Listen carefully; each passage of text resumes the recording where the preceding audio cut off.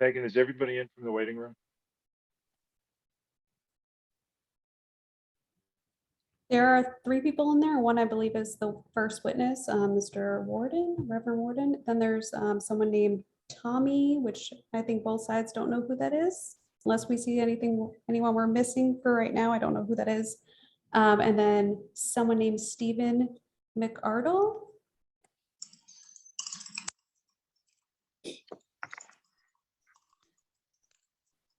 All right. Does everyone think we have everyone to get started at least? On the line? Okay. I think we're good.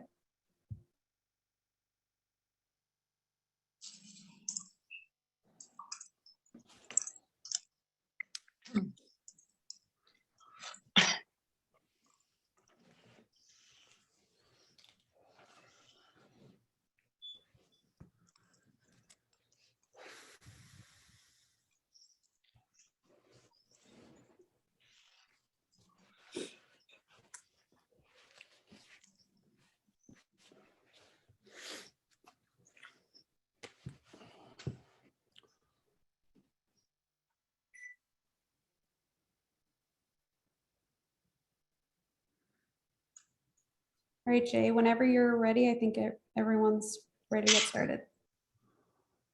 Okay, how come I don't, oh, I'm sorry. Or do you not see everyone? If you go to along the right-hand Yeah, side no, upper corner? I've got everybody. Okay.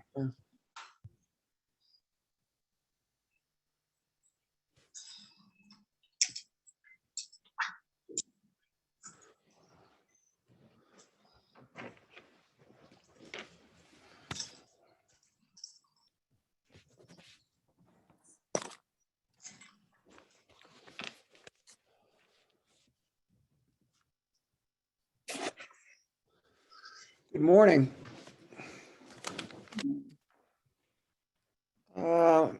This matter is before a hearing committee pursuant to Rule 11 of the District of Columbia Court of Appeals. I am Jay Brozos, Chair of the Ad Hoc Committee. And with me are the other members of the committee, Manya Bunch and Billy Laverne Smith. The hearing will be an adversary proceeding to determine whether petitioner should be reinstated to the bar. All proceedings before the hearing committee shall be open to the public. In this proceeding, the witnesses will be examined under oath or affirmation. Before we begin, I will note that the COVID-19 pandemic has required the disciplinary system to make adjustments to ensure that cases can continue to move forward without in-person appearances. Specifically, the disciplinary system has had to modify how it conducts these hearings via remote video conference, which we will be live streaming for public access through YouTube. The board staff has made every effort to make the hearing run smoothly, but we know that there still may be some inevitable glitches with technology that may arise. So we may need to exercise some patience. I will ask the parties to put yourselves on mute when not speaking, which will help to minimize the feedback and allow us to hear each person more clearly. At this time, I would like to remind the parties that they are required to keep track of the exhibits that are admitted, excluded, and not introduced into evidence over the course of the hearing. At the end of each day of the hearing, both parties will need to confer and agree to the entries they added on the respective lists. Following the hearing, the parties will need to agree on and sign final lists indicating the status of each exhibit using the exhibit list form that they filed before the hearing. If the parties disagree as to the disposition of any exhibit, that disagreement must be raised with the hearing committee before the end of the hearing so that it may be resolved before the end of the hearing. Those signed lists should be filed with the board office as soon as possible following the conclusion of the hearing. At this point, I'd like to swear in the court reporter. Ms. Smith, do you solemnly swear that you will faithfully and accurately report the present proceedings to the best of your ability as directed by the presiding officer herein? Yes, I do. Thank you. I'd like counsel to enter their appearances for the record at this point. Please, first the petitioner.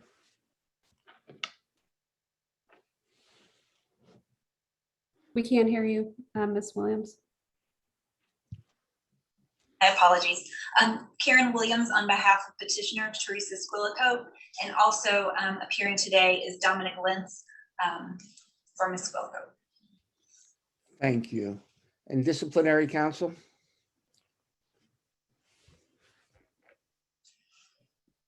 Sean, we can't hear you either.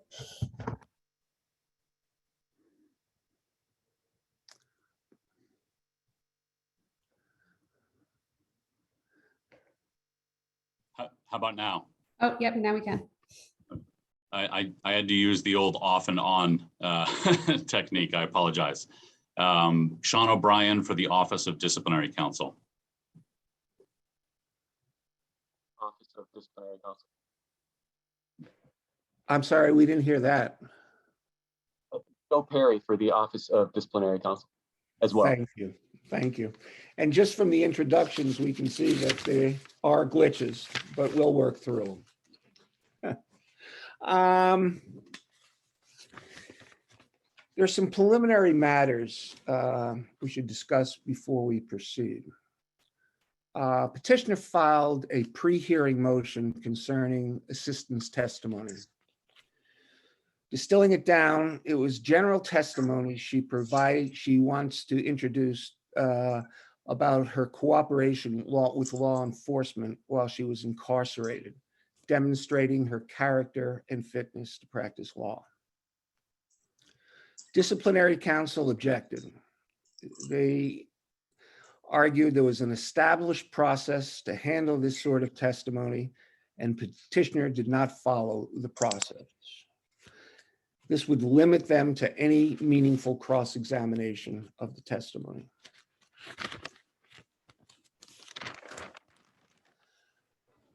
Disciplinary counsel has made a persuasive argument, and they have also demonstrated that they were accommodating and willing to work with the petitioner. Concern about this assistance testimony was heightened by the fact that in both the petition for reinstatement and the questionnaire, the criminal conduct of Ms. Squillacote, was juxtaposed with her offer to testify about cooperation and assistance that she provided. And clearly some national security issues were raised. Based on that, a written proffer was requested and so provided. Reviewing the proffer, there was no national security concerns raised. For the nature of the proffer, it is understandable how the specific facts and context would be difficult to convey.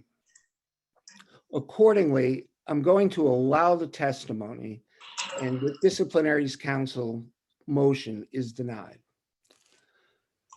Based on the limitations on the disciplinary counsel to cross-examine and of the hearing committee to probe that testimony, we will accord the appropriate weight and significance to the evidence as we determine is appropriate.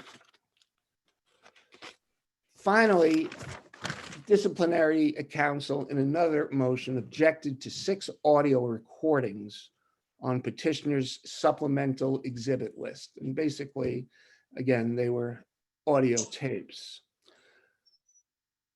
Disciplinary counsel wanted to reserve the right to object to the admission of this during the proceeding.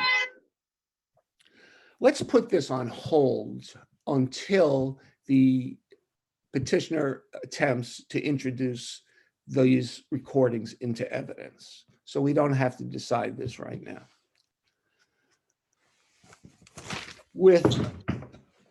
Are there any other preliminary matters that either party would like to raise before we proceed with the hearing? I just briefly, I think the chair just misspoke when he said neither of those issues were disciplinary council's motions. They were just objections that disciplinary council raised. So I just wanted to make sure that the record was clear. And the only other preliminary matter that I had was to revoke the rule on witnesses for the. I'm sorry, Mr. O'Brien. There was some clatter back there, so I didn't hear what you said. And if everyone could just remember to mute when you're not speaking, including the parties that don't have their video on, the microphones can still pick up the audio. But I'm sorry, I was saying the only other preliminary matter from disciplinary council is to invoke the rule on witnesses for the proceeding. And I agree with that. So witnesses will not be allowed in while other parties are testifying. Thank you, Mr. O'Brien. And Mr. Brosas, for the record, I have already informed the witnesses of disciplinary council invoking the witness rule, so they have been so advised. Thank you. Thank you. Okay. Would you like counsel to call your first witness? I had prepared an opening statement if the committee is willing to hear it. I also did want to just, as a housekeeping matter, outline the timing of what we envisioned. I know this hearing was scheduled for 3 days. At this point, however, I do believe we will likely conclude tomorrow. We have 4 witnesses lined up that we think we will probably be able to conclude relatively quickly this morning. And then Ms. Squillacote will testify, and we expect her to be the most lengthy testimony. And then tomorrow we anticipate to call 3 other witnesses that, as I said, we do not think will be as lengthy, but I did want to advise the committee members of that just because for timing purposes for you as well. That's very helpful. Thank you. And certainly, if you'd like to make an opening statement. Okay. Thank you, Mr. Chair. Members of the committee, my client, Theresa Squillacote, was disbarred almost 2 decades ago as a result of a conviction relating to engaging in espionage with her former husband and others.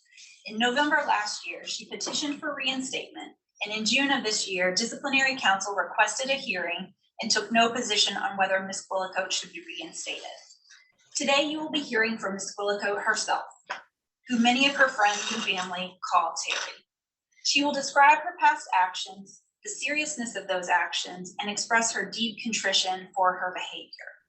That misconduct culminated in Ms. Squillacote providing classified documents to an individual she believed to be a foreign agent. She comes before you today a different person than she was in the 1990s. We ask you to focus not only on the person she was, but the person who she is today.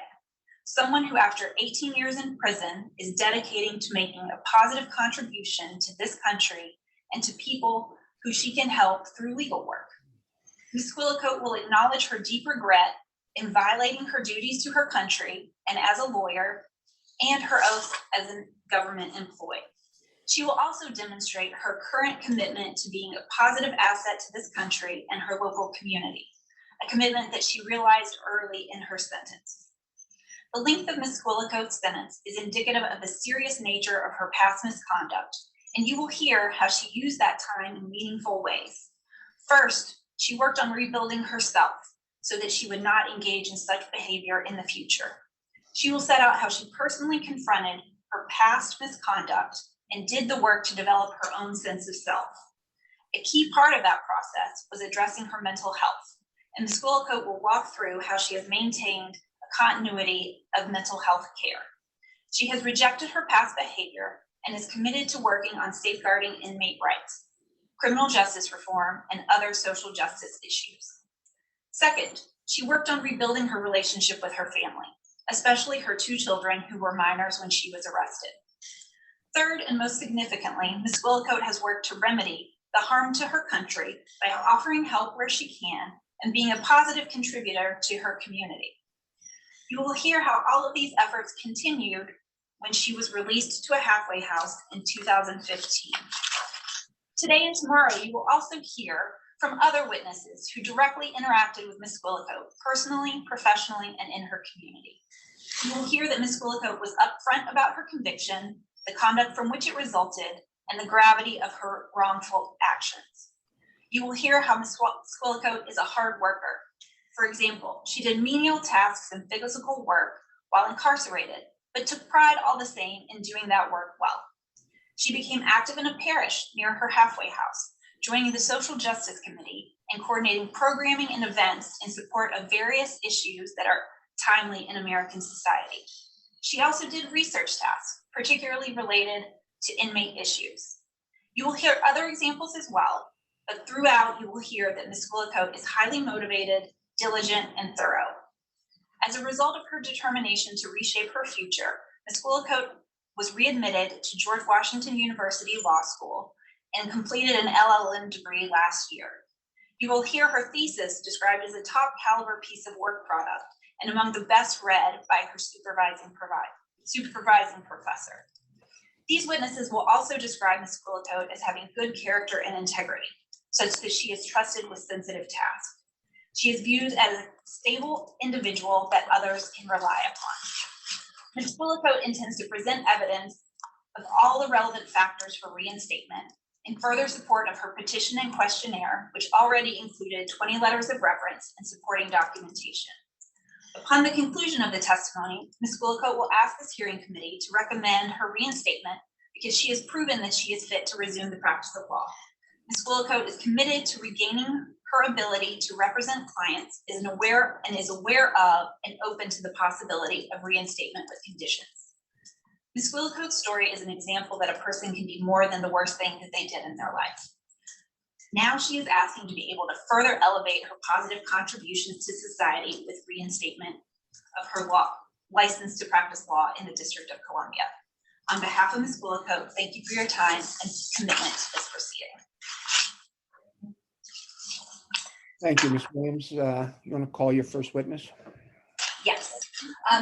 Petitioner. I apologize. I know that under the circumstances, disciplinary counsel took no position, but there was just a couple things that disciplinary counsel wanted to kind of point out for the committee's benefit.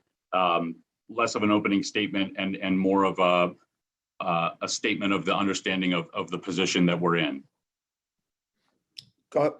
Proceed. So I'll start by saying that this is a unique case.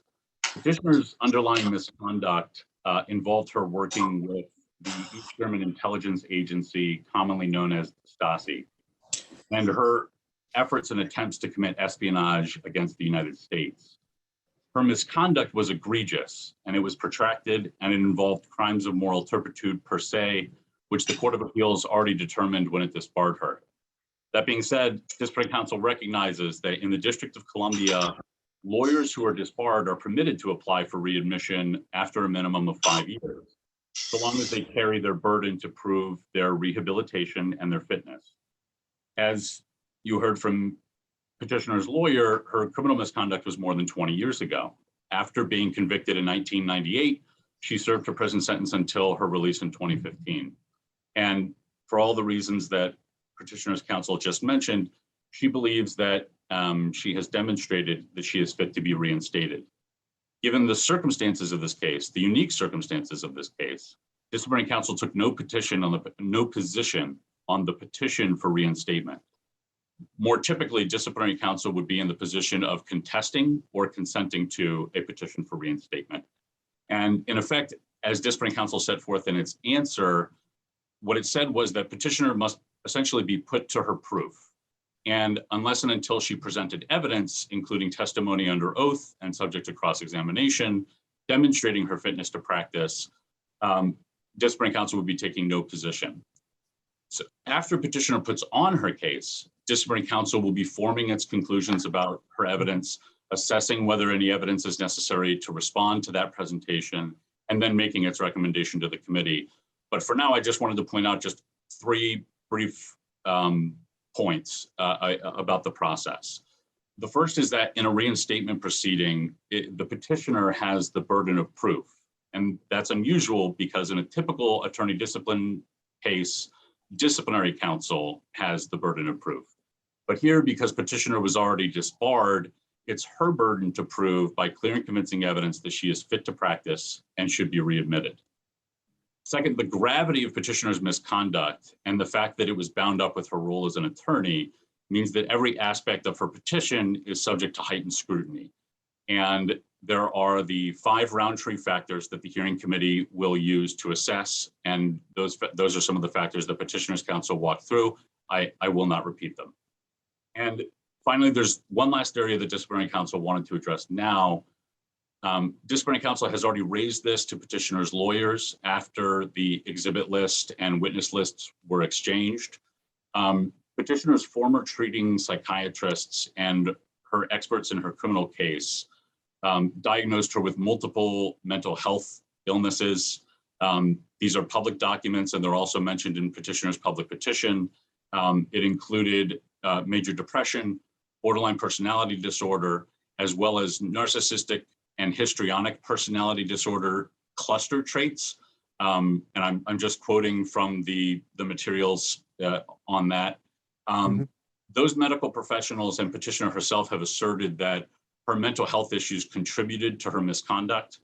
But despite asserting those issues, petitioner has not identified any medical health professional as a witness, nor are there any medical health records that she has offered pursuant to the exhibit list, which is why when the lists were exchanged, disciplinary counsel raised the issue.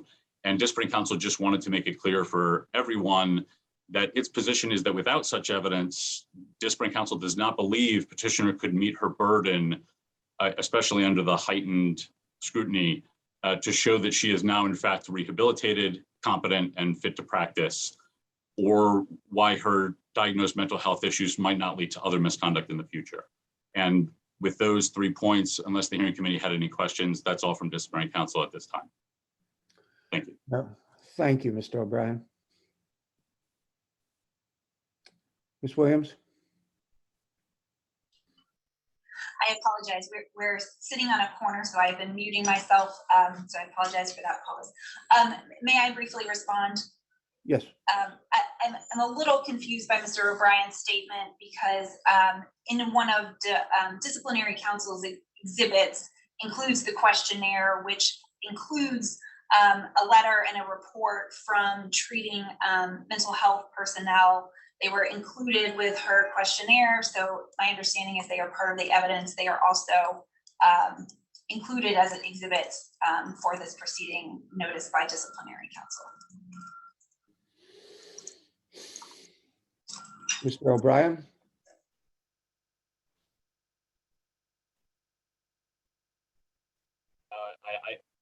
I'll respond by saying those letters, which are out-of-court statements that were not made under oath or subject to cross-examination, are part of the petition. So they are part of the record, certainly.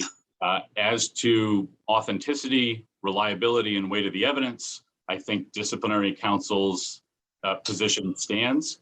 And perhaps that's something that would be better addressed at the end of the proceeding after the parties and the hearing committee is able to view what evidence petitioner does present. I agree. Let's see what happens during the proceedings, and we can address it at that point. Are we ready now, Ms. Williams? Yes, may I call the first witness? Yes. Petitioner calls Reverend Joel Warden, please. Letting him in now.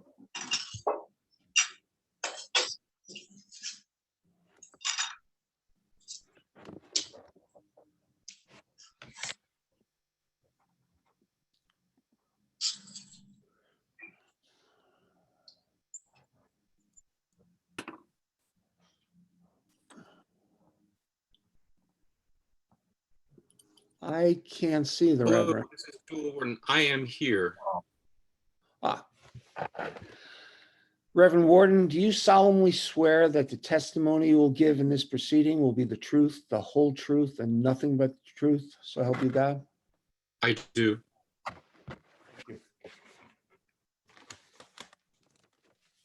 Reverend Warden, this is Karen Williams. Have you located my swear? Give me a moment. Hopefully my voice will identify where I am. If you're connected to the WDC Independence Conference, yes. You should see me, I think, under my own square, Karen. Oh, Williams. Karen, yes, there you are, Karen. I see you now. I'm in gallery view. Yes. Great. Could you please state your name and the city where you live? My first name is Joel, Joel. My last name is Warden, Warden, and I live in Brooklyn, New York. What is your current occupation? I am a college professor in 2 institutions and a clinical ethics consultant in a hospital. Okay. And how do you know Ms. Squillacote? Ms. Squillacote was a parishioner of mine a number of years ago at St. Boniface Catholic Church in downtown Brooklyn. At the time, I was a parish priest there. I was the pastor of the parish. And Terry was a member of our parish and held a number of responsibilities and roles as a layperson there. And what was your general role at the parish at that time that you met her? So as a pastor, I was responsible for the spiritual care in general of the community, as well as the financial and temporal administration of the parish as well.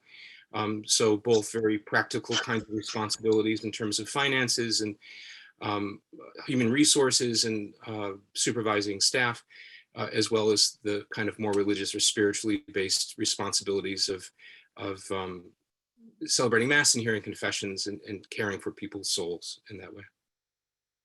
And could you describe your initial interaction with Ms. Squillacote? So I met Terry, I believe, around 2015 when she had moved to our neighborhood. And initially, Terry was a sort of new parishioner, a new face on the scene in the parish, a very welcome one. And over the course of time, actually fairly quickly, she began to volunteer to take on responsibilities to help with a lot of practical needs in the parish. And then that continued to increase as she became more acclimated to the community and the people in the community got to know her. And from that initial first Mass that she attended when she came to the neighborhood until a couple of years ago, she had responsibilities on our parish council, which is the group of lay people that help coordinate most of the activities and works of the parish. Okay. And for the parish council, how long does a person serve on that council? It can depend on whether, according to the bylaws, whether they're appointed or elected. Terry came on through one of our program committees, the Social Justice Committee, which is usually a 2-year appointment. Terry may actually, if I remember correctly, she may have been appointed beyond the 2 years because she volunteered for that and was so respected by the people on that subcommittee. So at least 2 years, if perhaps 3 years, perhaps 4 years. And the Social Justice Committee, what kind of programming or activities did that group do? Social Justice Committee at St. Boniface traditionally has helped to involve the parish leadership, both the lay leadership and the priests, and the wider community in various kinds of both reflective activities, retreats or roundtables or discussions having to do with topics ranging from migration issues, criminal justice reform, other kinds of climate issues, et cetera, reflective activities, as well as very practically engaged works of charity or works of mercy in the local community. It would always depend on the interests and the energy of the committee in any given year in terms of how much they would do or exactly what topics they would center their works around. my recollection is that the years that Terry was involved, they were a particularly active and energetic committee at the time. And do you remember any particular activities that Terry participated in coordinating? Off the top of my head, I can remember a round table in the parish hall that was attended maybe about 100 people. It was open not just to parishioners, but to people in the wider community. That centered around solitary confinement as a technique and the reform of that practice. I remember her helping to coordinate a parish-wide, a much larger event, our annual parish picnic, which had become kind of moribund over the years. But in the year that Terry was involved in, very much because of her interest and her energy about it, the event itself became open to many more people and was a tremendous success that year, and continued to be a success until the COVID pandemic kind of tamped down on things. Those are two particular events I remember Terry being involved with, but there were many more over the course of those years. Did you have opportunities to observe Terry when she interacted with other parishioners? Yes, both in general, kind of just at in public events where any parishioner would be, as well as on the Social Justice Committee and in the parish council itself. So both kind of in small settings and large settings.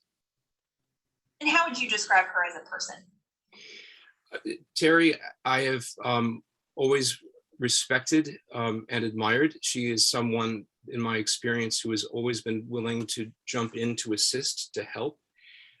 She's someone who doesn't seek praise or adulation. She's someone who would often always even kind of discern things that needed to be done or that could be usefully done, and then would volunteer to do them. I always found her to be incredibly cooperative, always, frank about her opinion about things, which is a respectful way to be as well in something like a parish community. But always wanting to assist and collaborate with other people within the parish. And did you, in your opinion, was Terry someone that was trusted within the parish community? Yes, absolutely. And did you ever give Ms. Squillacote any assignments or tasks that could require judgment or a level of sensitivity? There were a number of initiatives, I believe when she was part of the Social Justice Committee, probably because these would be appropriate to that group. One had to do with, I needed somebody who could act as a liaison between the parish and neighborhood groups that the parish had not really been in close contact with before. These were projects that involved anti-racism or, again, criminal justice reform, or support for individuals in our neighborhood who were recently incarcerated or who are now back in the community. Terry was willing to be a person who could be a liaison with these groups on the outside. Also, in the work that she did to help the larger parish council community with the that large parish picnic, there was a lot of, frankly, fundraising and solicitation of goods that had to take place in order to make that event work. We didn't have a large budget for that event, and we needed to rely on charitable donations, very often of practical things like food and other kinds of entertainment things for the children for that event. And Terry was very willing to be a person who would go out and, in the process of liaising with members of the community, also be able to bring some of that, some of that donation into the parish. Both of those, required a high degree of trust on my part of her, that she would represent the parish appropriately, that she would be asking for things appropriately, that she would be as upstanding as possible, and she certainly was. And has she appeared stable in your interactions with her from a mental health standpoint? Oh, in any interaction. Objection. As the foundation. Okay, I can ask it this a different way. Mr. Warden, have you encountered people struggling with mental health issues in your community? Yes. And are there certain indicators to you as a layperson, I recognize you are not a doctor, that may suggest a person is struggling with their mental health or emotional well-being? Yes. What kind of characteristics would Objection, sorry, is my voice coming through? Sorry, Mr. O'Brien? I'm sorry, are people able to hear me? Yes. Okay, I'm sorry, with the Zoom, I couldn't tell if it was muted again, I apologize. Mr. Chair, District Council, based on these questions, would just object. Mr. Warden was not identified in his witness list as anybody that would be speaking about mental health issues or anything like that. The parties, I mean, if you'd like me to just limit the objection to an objection, I can do that. If you'd like me to explain it further, I can. Why don't you explain your objection? So I think there's a couple bases for it. Number one, it's outside the scope of what Reverend Warden was identified as a witness for. Mental health issues are not something that were identified on the witness list. Moreover, the parties exchanged specifically lists about individuals that would be testifying in an expert capacity as to any kind of mental health issues or anything like that. As I understand the questions that were just being asked of Reverend Warden, those are questions that would really be laid to as the foundation for someone who was an expert witness based on their experience to in dealing with people with mental health issues, to be able to identify, as I heard the question from council, mental health issues or things of that nature. And I understand that Mr. Reverend Warden might want to talk about those issues, but this can't be an examination by surprise. I understand, Mr. O'Brien. Ms. Williams, as long as you question him what he observed, I don't want to hear any in-depth probing of what he feels about Ms. Squillacote's mental issues. So as long as it's cursory, what he observed, I'll allow it. Thank you, Mr. Chair. Thank you. Reverend Warden, let me reframe the question then, please. Can you please describe how you observed Ms. Squillacote's demeanor when you interacted with her? I consistently observed her communicating with myself and with other people in appropriate ways, in appropriate settings. I never observed her display any emotional outbursts or what would appear to me as irrational kinds of communications. I never observed her lash out at anyone, either in anger or frustration or hurt. And I always observed her following through with any kind of obligation she took on for herself voluntarily, or communicating very clearly when having accepted a task or an obligation through the parish, always communicating appropriately and clearly about how she planned to accomplish such a thing that she was asked to do. Are you aware of Ms. Squillacote's felony conviction? I am, yes, and I was very, very quickly upon her arrival in the parish. And what was your understanding of the nature of her conviction?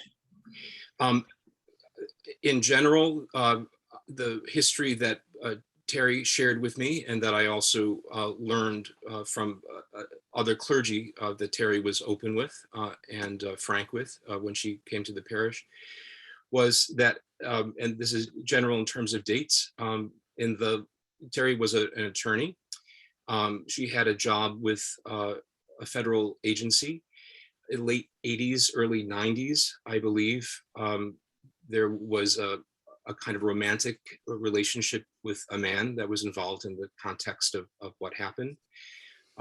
She had access to protected government information that she either did or attempted to hand on to a foreign agent or a foreign intelligence person. I believe this was in East Germany. that she was convicted on at least a charge that involved espionage, I guess, sort of lack of a technical word, that she spent, I think, about 20 years in a federal penitentiary, and that she, when released, that was the moment, that was the juncture at which she came to downtown Brooklyn and got to know us. So those are the contours of what my knowledge was very early on in Terry's arrival in the parish. Have you ever had an instance in which you doubted her integrity? No, You ever had an instance where you doubted her allegiance to the United States from the activities you observed? no, Did you provide a letter of reference in support of Ms. Squillacote's petition to get her license reinstated? I did. I'm going to ask to be displayed Petitioner's Exhibit 11. Reverend Warden, are you able to see that document? Yes, I can. And if we can scroll to the signature. Do you recognize this document? Yes, that is my signature, and that does look like the letter that I wrote. And have you had an opportunity to review your letter again before testifying here today? I did. Okay. And do you still agree with the contents of your letter? I do. And do you still support Ms. Squillacote's application for reinstatement? Yes, I do. No further questions at this time, Mr. Chair. I apologize. I would move for the admission of Petitioner's Exhibit 11 at this time. Mr. O'Brien? Are people able to hear me, or is it still kind of in and out? Oh, people, okay, no objection. Okay, it's admitted. Exhibit 11.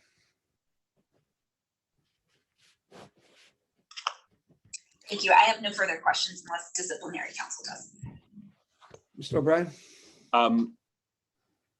District Council does have some questions. Could I just request a brief break? This is just a personal recess for 3 minutes.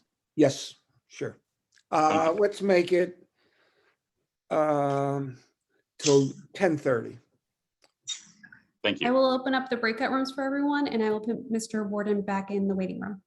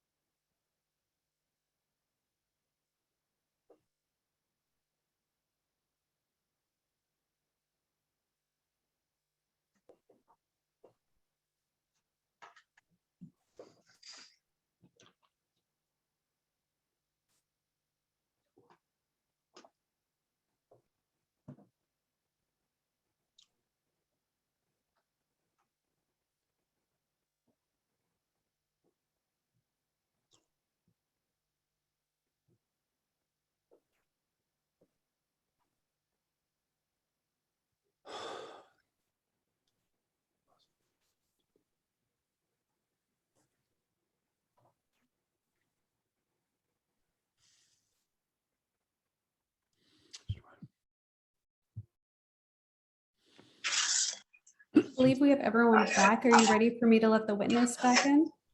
Yes. He is joining now. That whoever's doing the share screen would stop sharing screen just to the extent that that our office might need to use it. Thank you.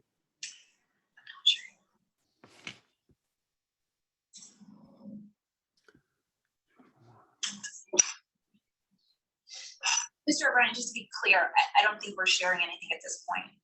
Oh, I was just double checking. Okay, no problem. Reverend Warden's there. I believe we're ready to proceed, Mr. O'Brien. Thank you, Mr. Chair.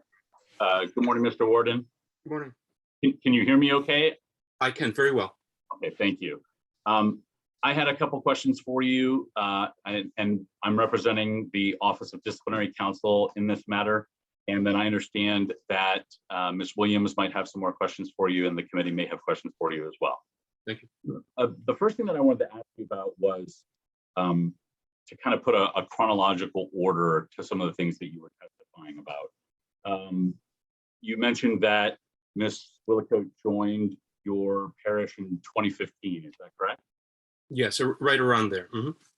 And is she still a member of the parish today? She may be. I have not been serving at the parish for 2 years. I transitioned out of my responsibility there September 1st of 2019. And I keep up with friends who are there, but I have not had responsibilities there for 2 years. And when you transferred out September 1st, 2019, since you transferred out of the parish, what has been your relationship with Ms. Squillacote since that time? It has been friendly. For example, over this past summer, I was researching some volunteer opportunities for myself to get involved in some local community work.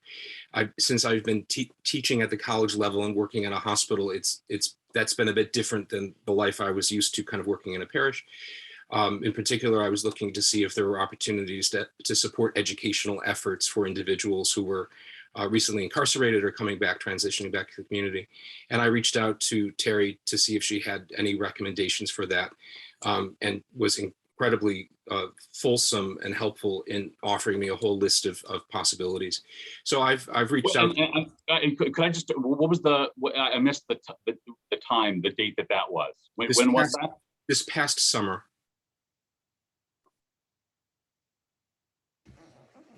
So that summer 2021 of this year, is that right?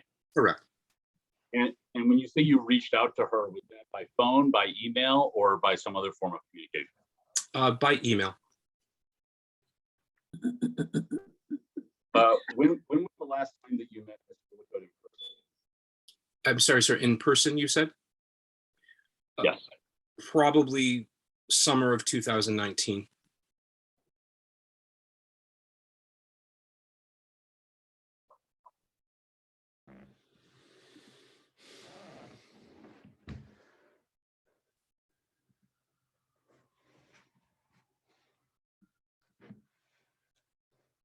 And you mentioned the project in summer of 2021.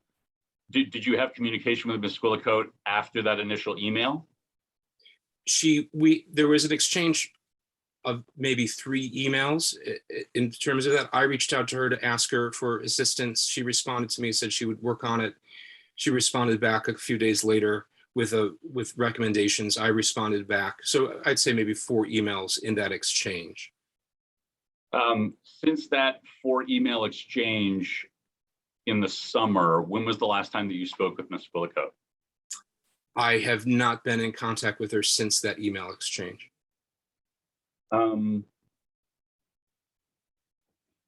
Unless, excuse me, if I can, unless I don't know the exact date when she reached out to me to ask if I would assist in this process, but that may have been Ms. Williams that reached out to me.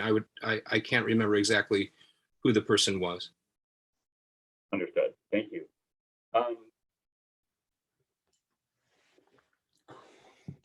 You talked about with Ms. Williams, the underlying. Yeah, Mr. O'Brien, when you look away from the camera, we lose your voice. Got it. Let me shift things if you'll bear with me for 10 seconds. And I might get a microphone headset and that might help with the audio cutting in and out issue. I apologize.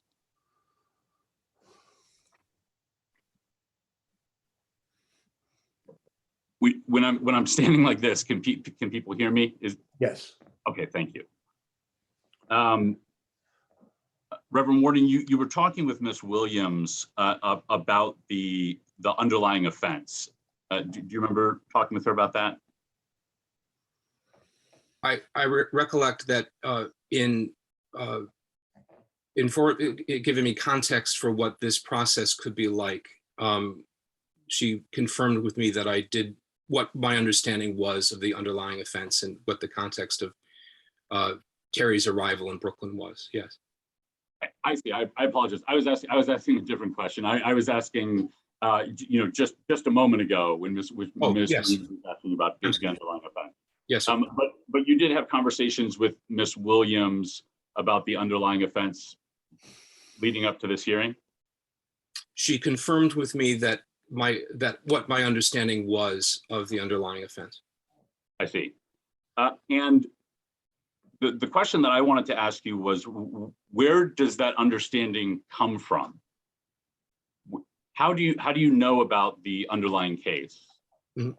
It comes from communications directly from Terry very early in her tenure, shall we say, in the parish, so 2015. Also confirmed by conversations that she had with other members of clergy who were in the parish that she was also frank with at that time. Everything was consistent in terms of what she revealed to myself or she revealed to other clergy colleagues who are with me at St. Boniface. How many times did you have conversations with Ms. Squillacote about the details about her offense? Early on, there were times when Terry probably connected to taking on new responsibilities where she would confirm with me that I kind of knew what the background was. I also recall moments in sort of small groups in the parish. For example, some of those roundtable discussions that were parish discussions on social justice issues. Her saying saying something along the lines of, well, from the context of someone who has been incarcerated, I can say. So she was, she always seemed to me to be open about those facts at levels that also were appropriate to the interaction that she was engaged in. Have you read any of the documents, the court documents from her underlying offense? I have not. Other than the discussions with Ms. Squillacote, are there any other sources of information where you would know about the nature of the offense? No, again, I think that early, frankly, it may have been an issue to me in 2015 when she first arrived. It may have been an issue to me when she began to accept responsibility for practical things in the parish.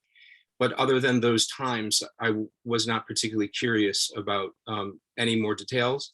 And to the extent that I felt reasonably that she was being honest, I didn't feel that I needed to know many more details. Understood. Have you ever, are there any media resources, articles or videos or other descriptions of the misconduct that you recall that you've watched before the hearing? No. So if I understand your testimony correct, like these conversations with Ms. Squillacote, those would have been early on. So we're talking 2015, 2016, you know, in the parish. So I understand it's a number of years ago. Yes. What was it that Ms. Squillacote said was her misconduct? I don't know if the exact word was used, but how I interpreted her description, a word like espionage. It was the full package of understanding was as I think I said earlier, that she was an attorney, that she had a job with a federal department or a federal agency. She may have very well said what it was. I just didn't remember whether, you know, what agency it was. That the geographical, geopolitical context of it was East Germany. I know late 80s, early 90s, so kind of fall of the Soviet Union kind of era historically. And that I knew that it was not financial in nature. I knew it wasn't violent in nature. I knew, you know, so things that may have been a concern to me as a parish priest were absent from what the facts that I knew from what had happened. So again, I use the word espionage. I don't know if that's exactly the word she used, but I would put together those pieces and use a word like espionage. In your letter that you wrote on behalf of petitioner that you were shown earlier, you referred to the fact that Ms. Squillacote had corrected what you called behavioral misjudgments underlying her offense. Mm-hmm. And I wanted to ask you, what did you mean by behavioral misjudgments? Well, she had, in those conversations, she had shared with me, and I had mentioned that somehow in the set of things that occurred, that there was what may have been, in my interpretation of what she shared, would have been an inappropriate romantic relationship with a man. That my sense of what was being shared was that there were various motivations for what she had done, that what she was convicted of, and that there are, you know, various motivations, like a kind of an unhealthy romantic attachment to someone can sometimes lead someone to make decisions that they wouldn't if they weren't involved in that other kind of scenario. So I think whatever duplicity or disingenuousness or secretivity that was involved in what she did and what she was convicted of were kind of what I meant by behavioral misjudgments. Earlier in your answer, you said that you were generally familiar with the kind of politics and news about the time period that was involved in the underlying misconduct case. Are you familiar with the former East German intelligence agency that's commonly known as the Stasi? I am not. Apart from general knowledge of having taken European history classes in high school, I've heard the word Stasi. It's a very, from what I can tell, a very bad reputation of a kind of group. But apart from that, I know no other details about. I'm certainly not an expert, and nobody would want to rely on my knowledge of political history at that time. And I was only trying to come up with a term that we could use to describe former East German intelligence agency that would be a little shorter. Is there a term that you feel most comfortable with? No, I'm comfortable with former East German intelligence agency. Okay. I understand what you mean, I think, when you say that. But and you understood from Ms. Squillacote that that was part of the underlying misconduct, correct? I did. Mhm. And how long did she say that she worked with the former East German intelligence agency? That detail was not offered to me. Did she tell you anything about how she was trained by the former East German intelligence agency? She did not.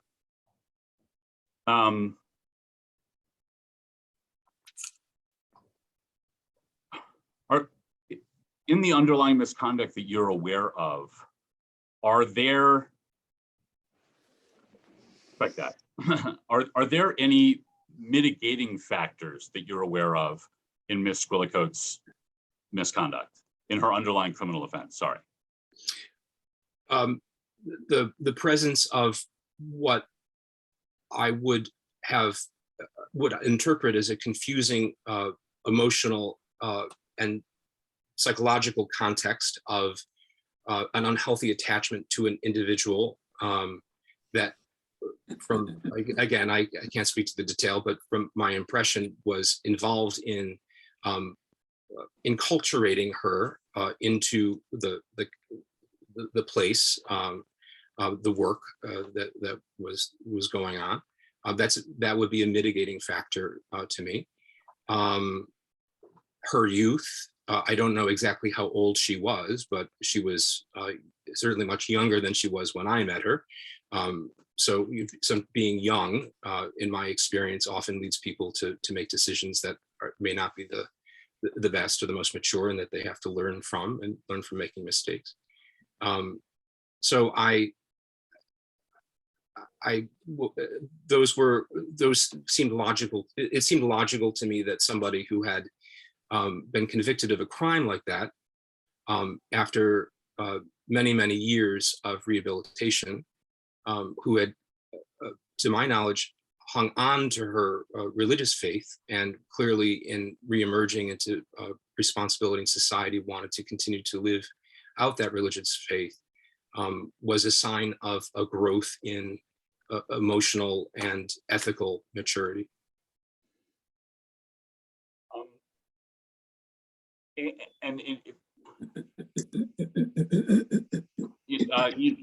No further questions at this time of this witness. Ms. Williams?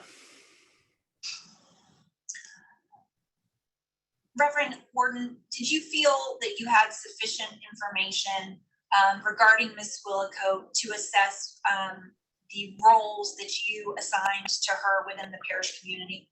Yes. And if you had any questions about her background, did Ms. Squillacote provide information to you in response to those questions? Yes. No further questions at this time. Okay, first let me ask Ms. Smith, do you have any questions?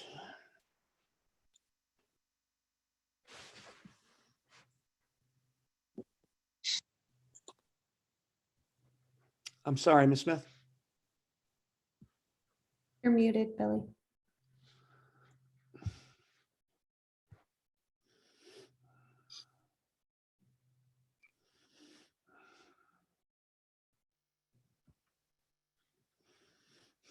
I'm so sorry. No, I have no questions at this time. Thank you. Ms. Bunch?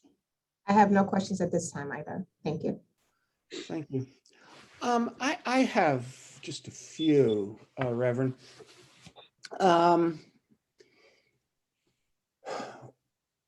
When Ms. Squillacote described the crime she was convicted of, you discussed her connection with these Germans. Is that correct? I believe it was more an explanation of where geographically the things took place. I do not recall any significant detailed description of or explanation of what any kind of structural relationship she had with East German political organizations or intelligence organizations, etc. But I knew that everything took place in East Germany. And- That was my understanding of what I had learned. Okay, and during what period of time did she explain that occurred, if you recall? My continued knowledge was late 80s, early 90s. I do not recall if she gave me exact dates, but in my ongoing kind of knowledge of her and relationship with her in my head, things had taken place in the late 80s, early 90s. I suppose that made a little bit of sense to me, just, kind of knowing basics from high school history class of political transitions happening in that part of the world in that time. Okay, in your discussions, did she indicate to you how she was basically captured in these activities? Do you mean what her arrest and prosecution at that moment? Yes. What prompted the arrest? No, I don't recall her discussing that with me. Do you recall at any point in time her discussing with you a sting operation? I don't recall. Okay.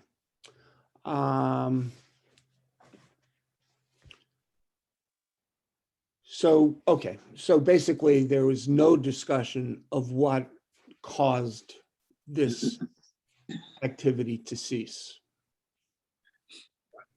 Most broadly, it seemed to me that she got caught. Okay. And that's what I was trying to inquire, how she got caught, but that was not conveyed to you. No, but she got caught. Okay. Thank you, Reverend. I have no further questions. And with that, Ms. Williams, could you call your next witness? Yes, thank you. Petitioner calls Mary Ellen Kramer. Letting her in now.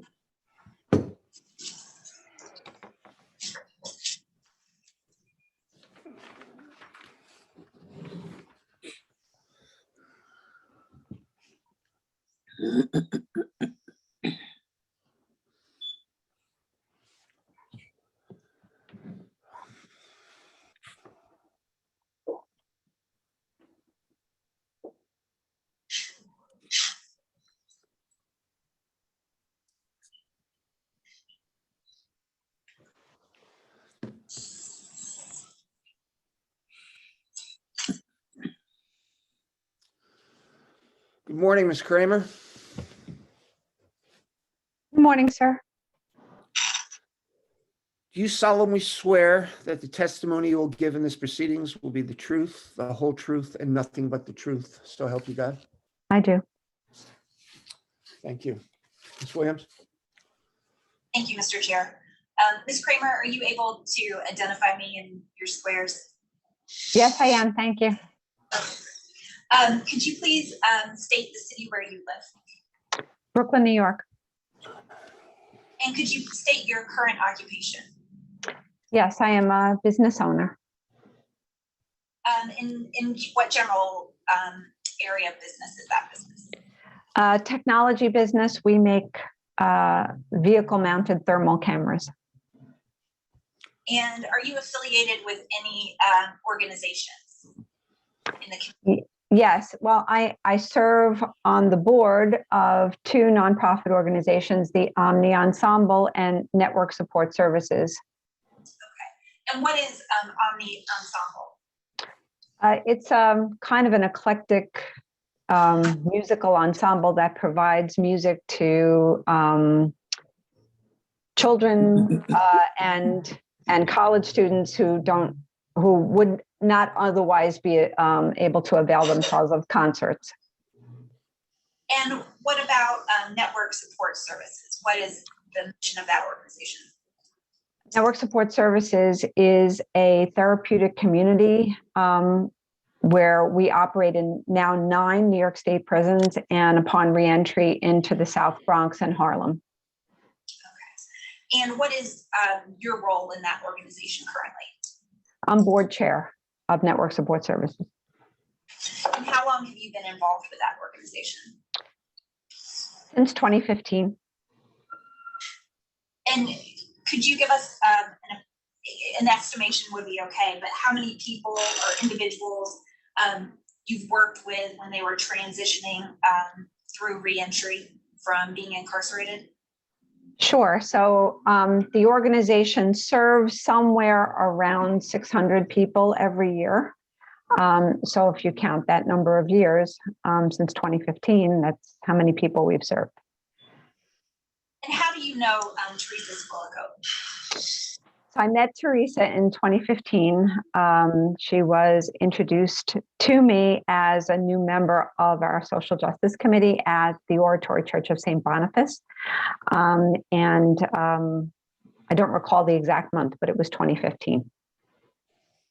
And can you describe your initial impression of Ms. Squillacote?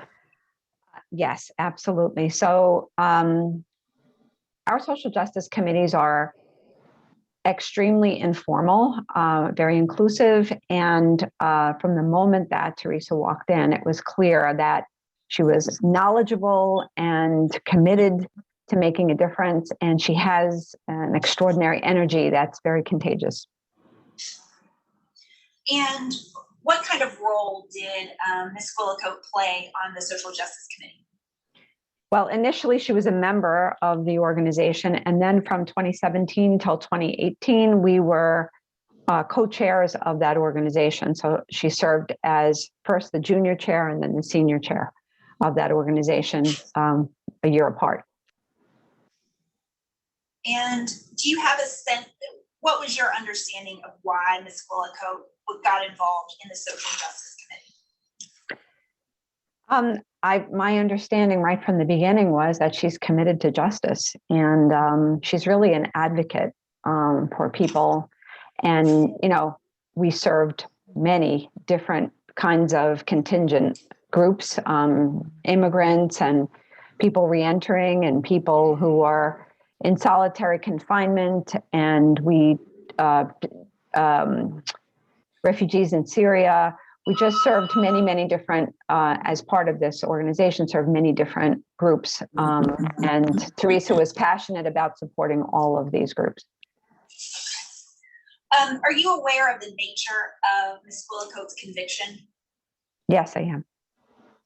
And when did you learn about that?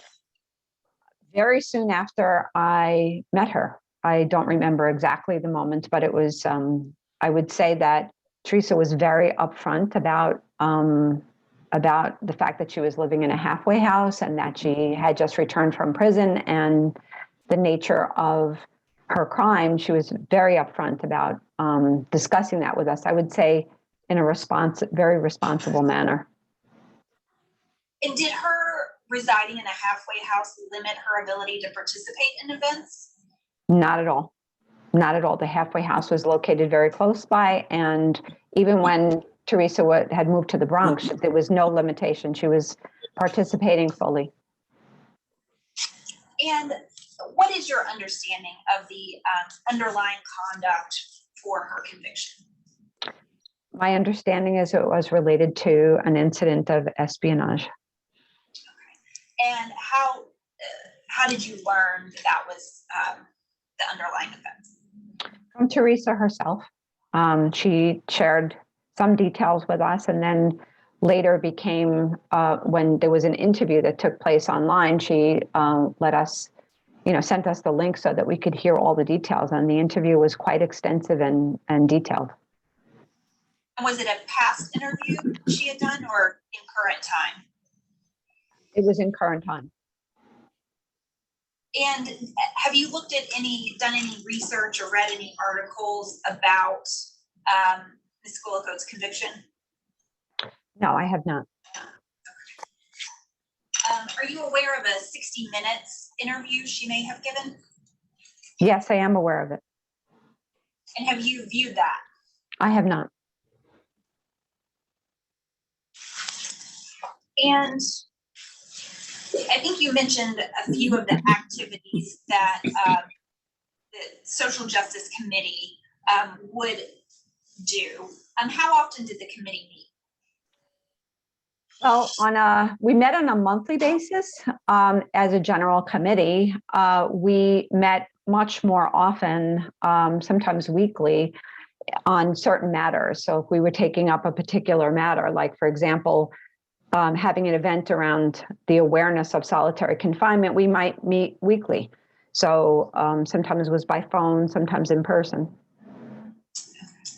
And what type of role would Ms. Squillacote take on for a project, such as solitary confinement? So I would say various roles. One role that always was part of her involvement was research.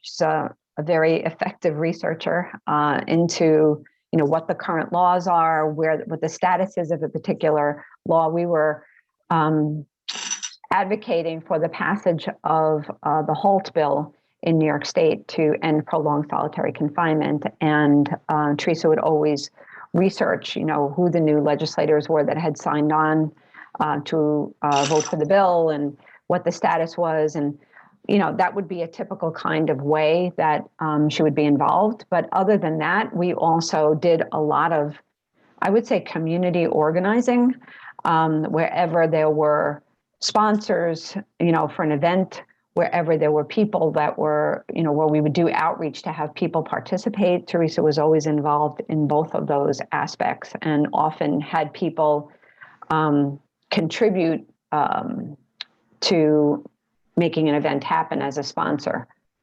So she involved the greater community, even more than just the parish, the greater community. Okay.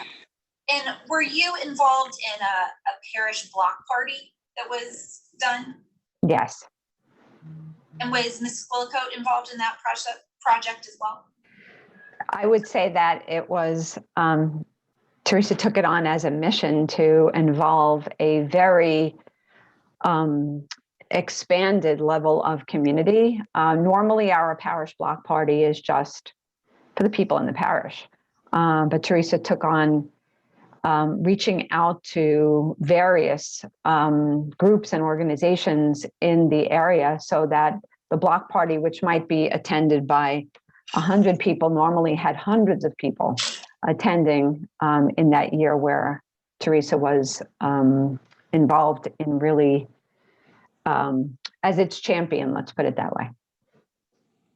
Can you describe Ms. Squillacote's demeanor when she was interacting with the committee members? With our committee, with the Social Justice Committee members? Yes. I would say enthusiastic, passionate, excited, creative. And I would say, like, a word that we've all used very frequently to describe her is just unstoppable. Like, this is going to happen, and, we're going to reach out to these people and they're going to be involved, and, like, just unstoppable in finding ways to connect. Have you observed her interact with individuals in the community outside maybe the committee? Yes, I did. And how would you describe those interactions? Does she conduct herself in a professional manner? Let me phrase it.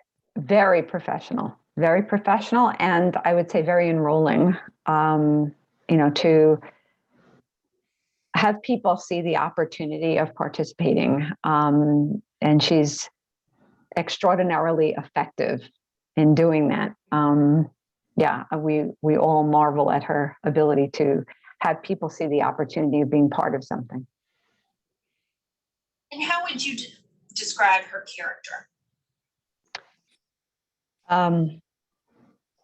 The first word that comes to my mind is courageous.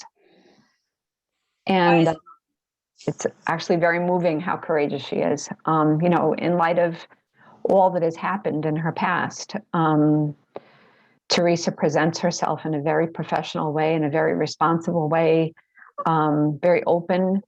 I deal with a lot of people that come home from prison, and I would say that she's probably one of the most courageous people in terms of just really putting her past in the past, being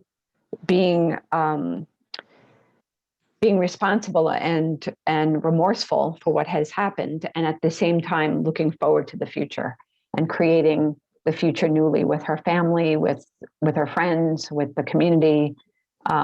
Yes, I would say that those are the two things that really come to mind: is courage and being responsible and passionate.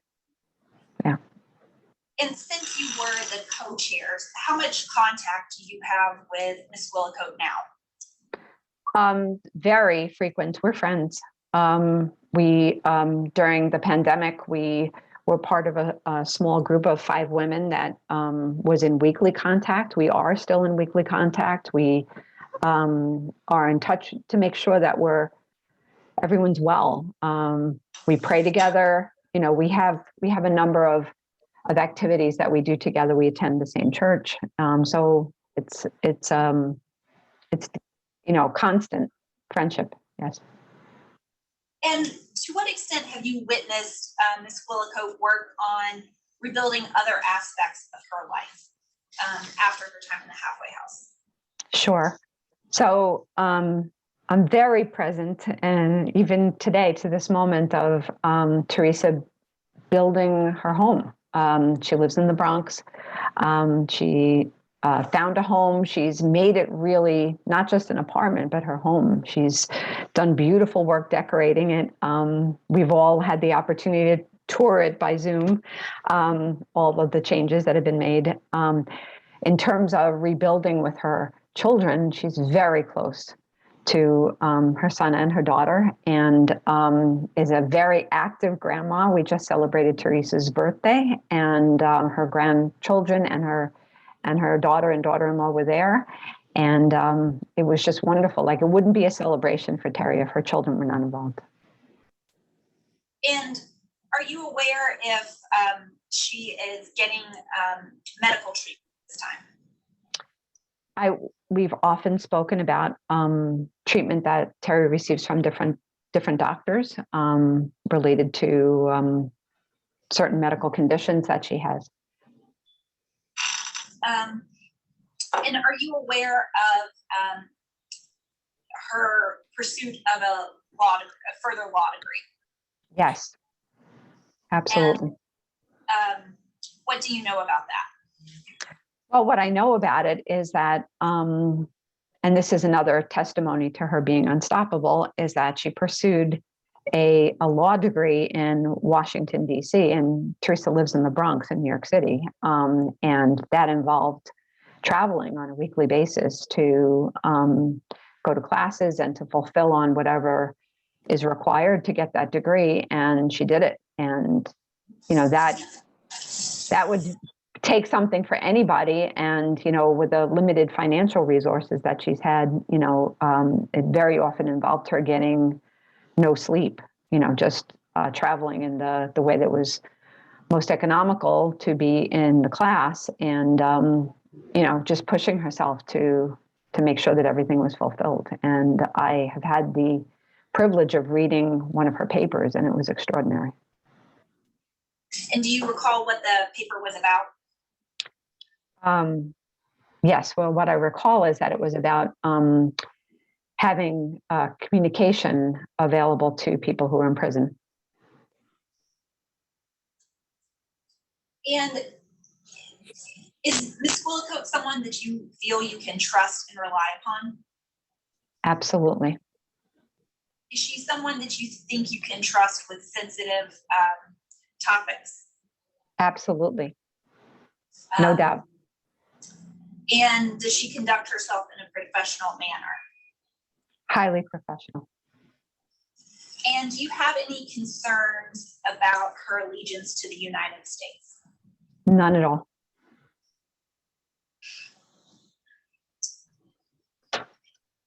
Has Ms. Squillacote shared with you why she pursued her degree back in Washington, D.C.? Yes, the intention of being reinstated, it was on the way to a pursuit of being reinstated to the DC bar is what I understood. And did you provide a letter in support for Ms. Squillacote when she submitted her petition? I did. I'm going to just ask to be displayed petitioner's exhibit 12 at this time.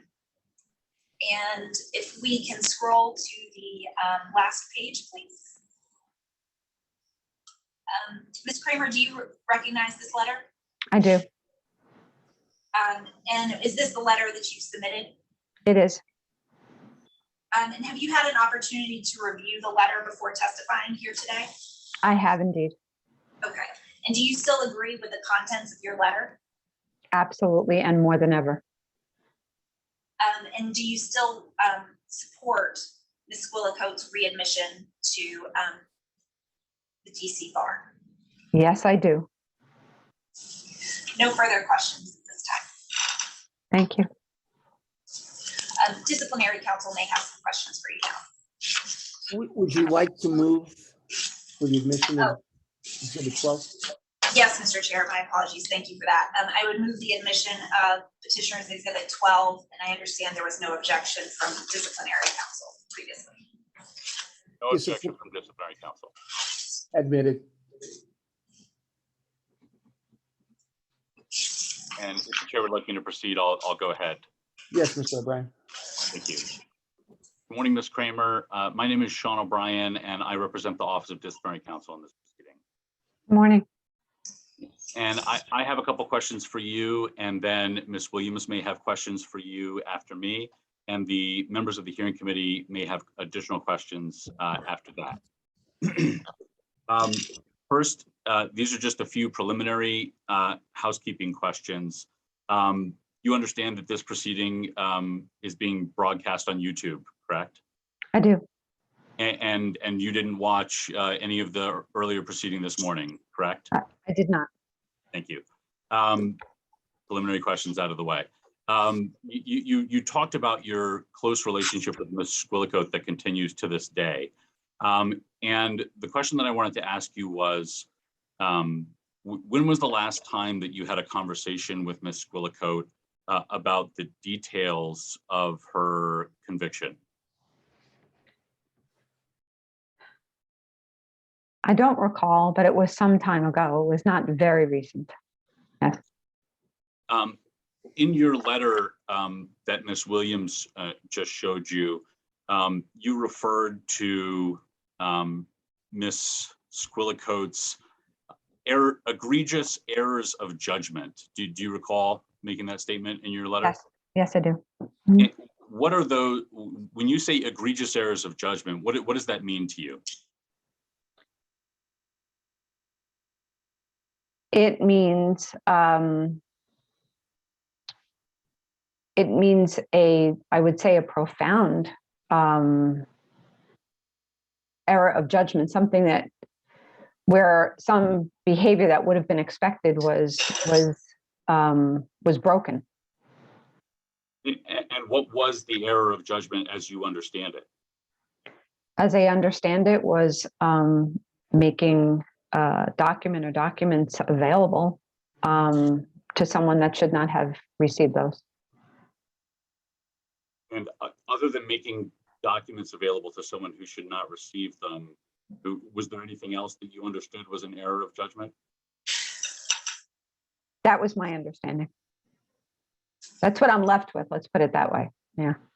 That's your understanding sitting here today. Exactly. Yes. I may have written this down wrong, but Ms. Williams was asking you questions, and you mentioned that Ms. Squillacote had sent you a TV interview. Is that correct? A link to an interview that was conducted. And can you describe that interview as you recall it?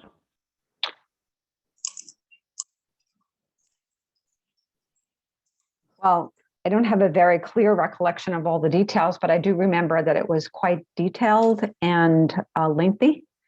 And took place over my recollection, several hours. Yes, and it was her being interviewed by someone who was asking a lot of questions about her case.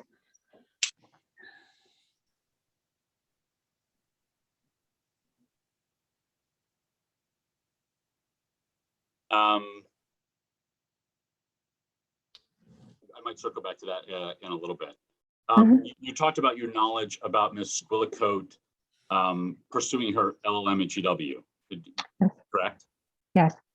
What's your understanding of when Ms. Squillacote first started pursuing her, about when Ms. Squillacote first started pursuing her LLM?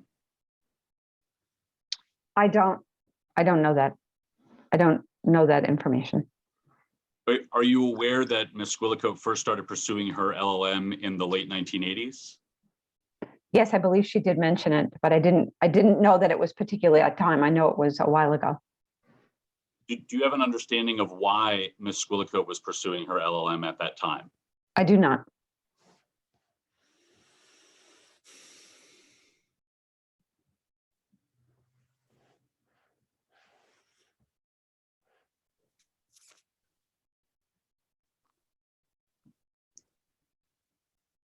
According to your understanding, Ms. Kramer, were there any mitigating factors in her criminal case?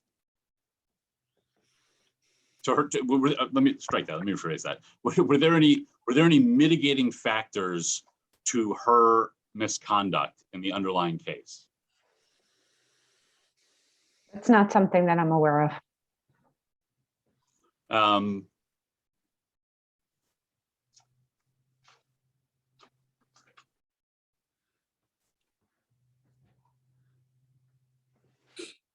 You mentioned in your letter that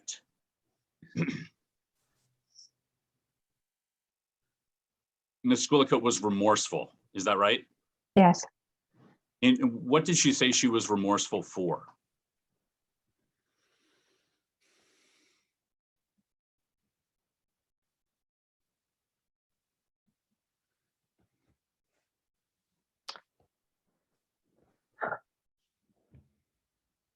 To be clear, I don't remember exactly what she said at all. If you're asking for what I was left with, I was left with her remorse was in connection with violating the trust that was given to her in the position that she was in. And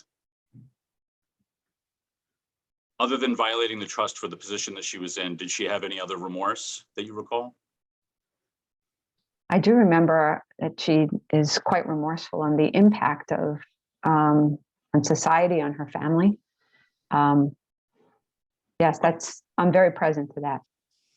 Let's take those in turn. What do you understand was the impact on her family? Well, both she and her ex-husband were incarcerated. Her children were left without parents and to raise them. And I know that this is something that she deeply regrets. And I'm sorry, what was the other thing you said? You said family, and there was one other thing. Yes, on society. On society. Thank you. And what was? Can you address the remorse about the damage to society?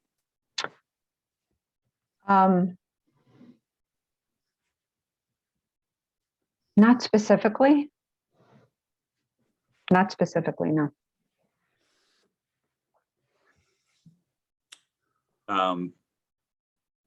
With everyone's indulgence for just 1 minute, that might be all the questions that I have.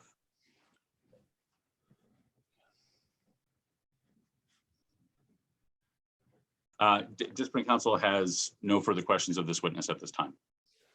Thank you. Thank you, Ms. Kramer. Thank you. Ms. Williams? Have you observed any behavior by Ms. Squillacote in the past 4 years that has made you want to learn more about her underlying conviction?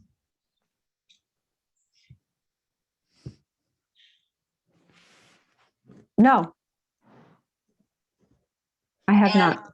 And do you have any concerns about Ms. Squillacote's ability and desire to be a law-abiding, productive citizen?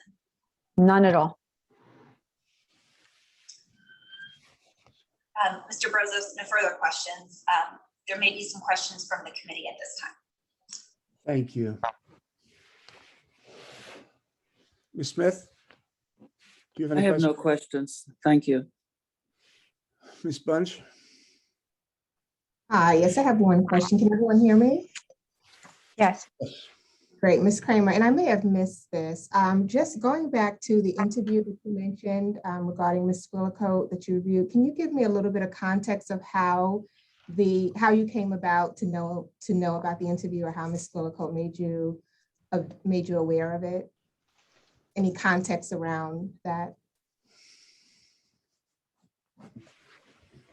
Well, what I recall is I actually remember where we were sitting. We were sitting at a meal together, a number of us, and she let us know that she was going to be interviewed, and that she was a little bit nervous, and we were all talking about, actually how she would dress and her hair, and kind of women conversation about the preparation to do with that, and that it was going to be. She let us know that.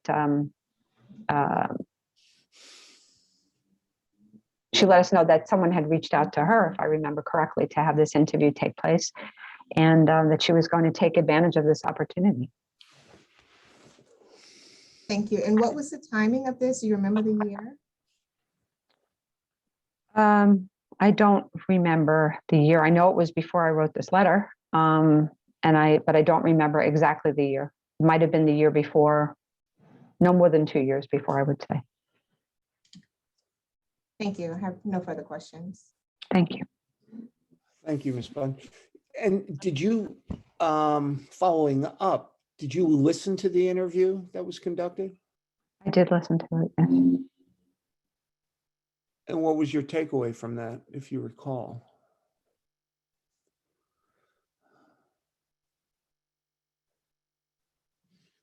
I mean, what I said before, kind of reiterate that, is just the courage of this woman to have come through all that she's come through and to reestablish herself in society as a law-abiding citizen. And that's what I got from it. And in this interview, did she discuss the nature of the criminal activity? Yes, I recall. I don't recall the details, but I recall, of course, that was part of it.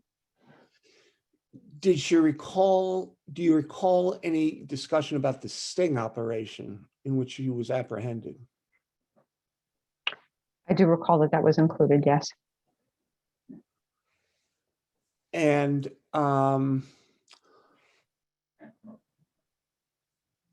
okay, well, we can leave it at that. But was it your impression that from that interview, she was caught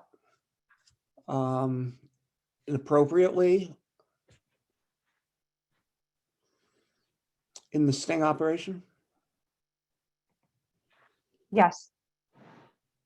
That's what I was left with.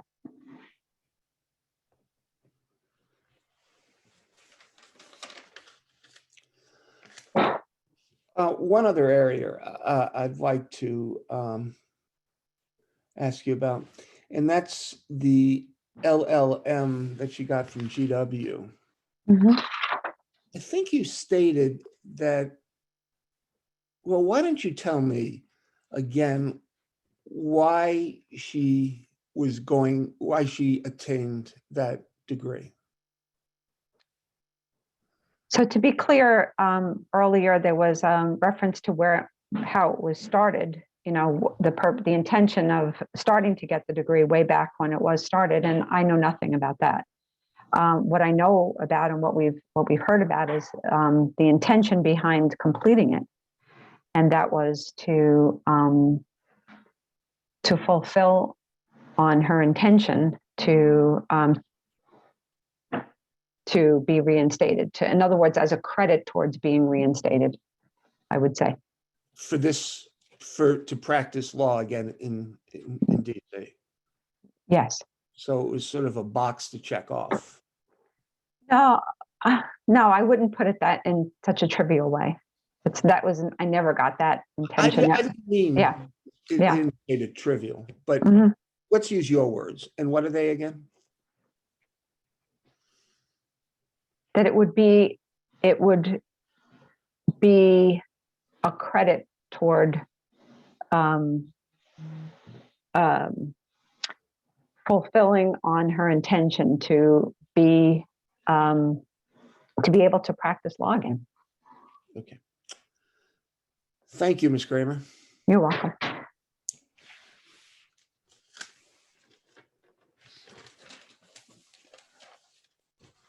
Ms. Williams? Yes, petitioner would call Henry Malingo. Letting him in now. He might be Hank, I would assume, in the waiting room. Yes, yes, that is correct.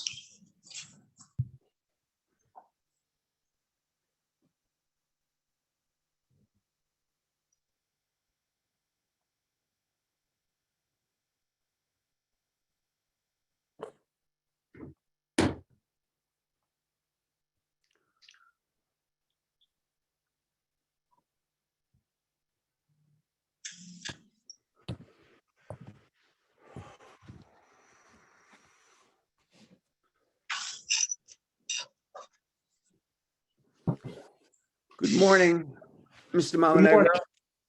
Good morning. I'd like to swear you in now. Do you solemnly swear that the testimony you'll give in this proceeding will be the truth, the whole truth, and nothing but the truth? So help I you do. God. I do. Ms. Williams? Sir, can you state your name for the record and the city where you reside?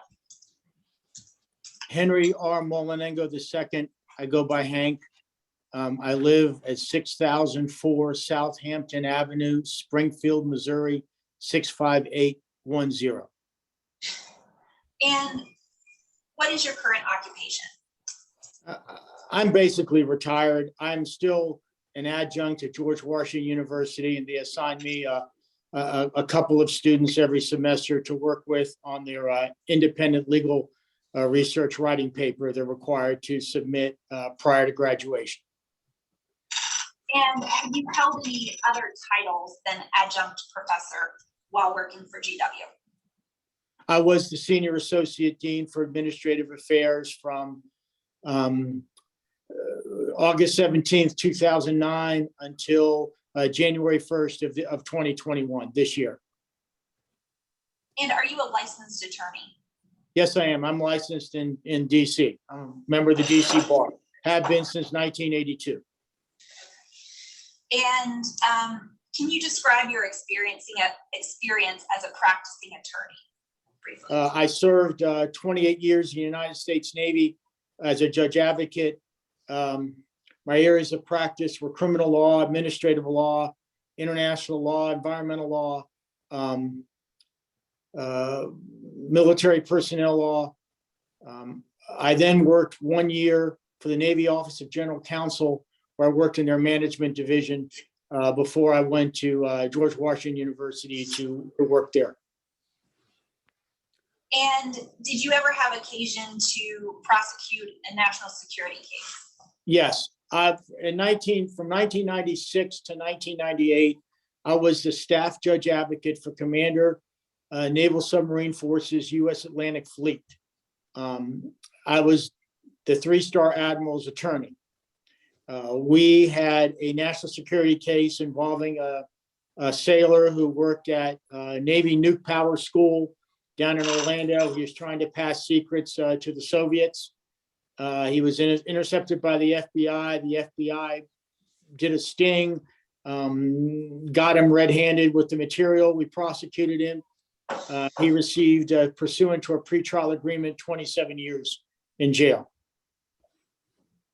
So is it fair to say that you are aware of what elements must be proven for an espionage offense? Yes, ma'am. And how did you come to know Ms. Squillacote? Okay, summer of 2018, Stephanie Allgaier, who was director of the graduate students office, came to me and said, Ms. Squillacote, she thought Ms. Squillacote was short credits for her LLM, and she didn't have too far to go. I believe she needed 6 credits. She came to me, she said, this is the story of Ms. Squillacote. I'm not quite sure of the actual sequence of events. However, she provided me a couple of links to a couple of articles about her conviction. Everyone knows I'm a retired admiral, United States Navy, a 1-star, in the Judge Advocate General's Corps. I think Stephanie was trying to feel me out. Ms. Allgaier was trying to feel me out as to how I'd feel about this Ms. Squillacote being admitted into GW. I said, from reading what I read about what she did, it was terrible. I can't condone what she did, obviously. However, getting a degree at GW is a whole different story. We need to go to the dean. We went to Dean Morant. I told Dean Morant the situation. Ms. Squillacote provided a chronology or basically a breakdown of what her life was, what she'd been doing. She got out of prison, I believe, in 2017. And after that, she started this little core legal support group, this little business. She's also trying to help other prisoners. She was engaged in the law. She was very much interested in getting her LLM, finishing her work towards her LLM, which she began while she worked at Navy Office of General Counsel before she committed her crimes and was convicted. Dean Morant said, I'd like to think about this. We thought about it as a team for a couple of months. And in January of 2019, he said, I'll give it some more serious consideration. I communicated with Ms. Squillacote, so did Stephanie Allgaier. We told her, the dean is on the fence. There's some concerns about allowing you to continue your studies here for a lot of reasons. So then she had a number of attorneys email Dean Morant. The names who come to mind are Mr. Barry Boss, Mr. Michael Tiger, who we all know. He has taught, he teaches at Duke, and he has taught in other schools and been on the road and done some things. Walt Pavlo comes to mind, and also some other individuals. Charlie Sullivan, who did things at prisoner reentry, contacted a couple of our professors who are on the staff, who Mr. Sullivan had worked with. They all went to Dean Morant, and they said they thought Theresa had, reformed. She was remorseful. She realized the seriousness of her actions. She would never do such a thing again. It would lead no discredit to the law school. In fact, the point they made was it might be good for law students to be able to sit with someone who's been on the other side of the system, might provide an interesting perspective to things. As we move on, it was in March of 2019 that she was readmitted. At first she was admitted as a non-degree but credit-seeking student. Then eventually she became a degree-seeking student. I spoke with Theresa personally. I never got into the details of her crime because to me, there was no point in doing that. I read what was online. I surely wouldn't be here today if we're talking about a security clearance for Theresa or a job with government for Theresa. She's lost that right. I would never support that. However, in talking with her, I saw how sorry she was. I saw how committed she was to the law. And so I agreed to be her advisor for her thesis, her independent legal writing paper that she needed to complete to get 2 credits for graduation. Okay. So when you say that she conveyed how sorry she was or remorseful she was, do you recall any of her comments specifically? I do not. I just know that she'd been through a lot in her life. She was in jail. Both of her children were not raised by her because she was in jail.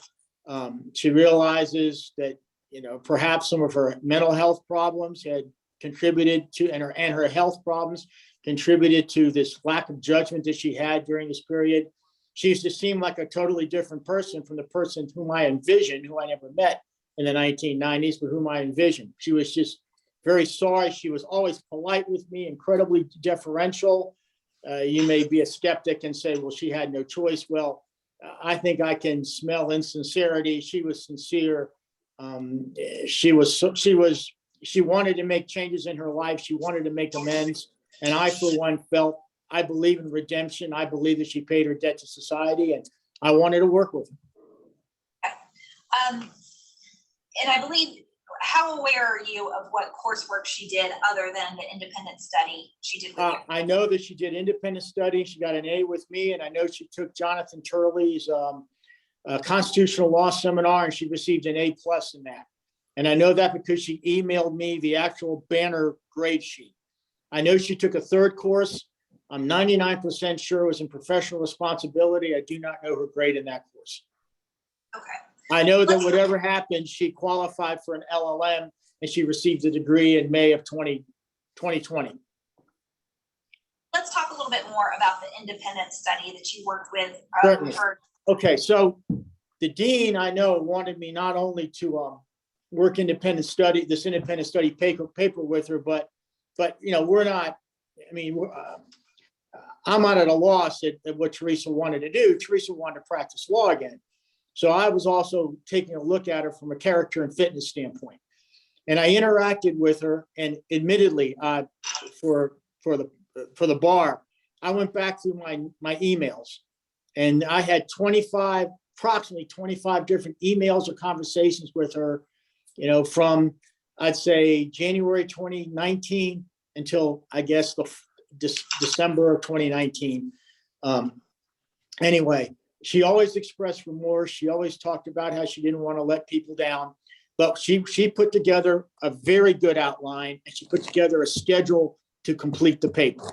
And I was able to give her some leeway on the schedule completing the paper because I didn't need the paper submitted to me in summer of 2019. I saw no reason to put her under any undue pressure. I said, if she got the paper to me the next semester because she was taking other coursework by December of 2019, that was fine.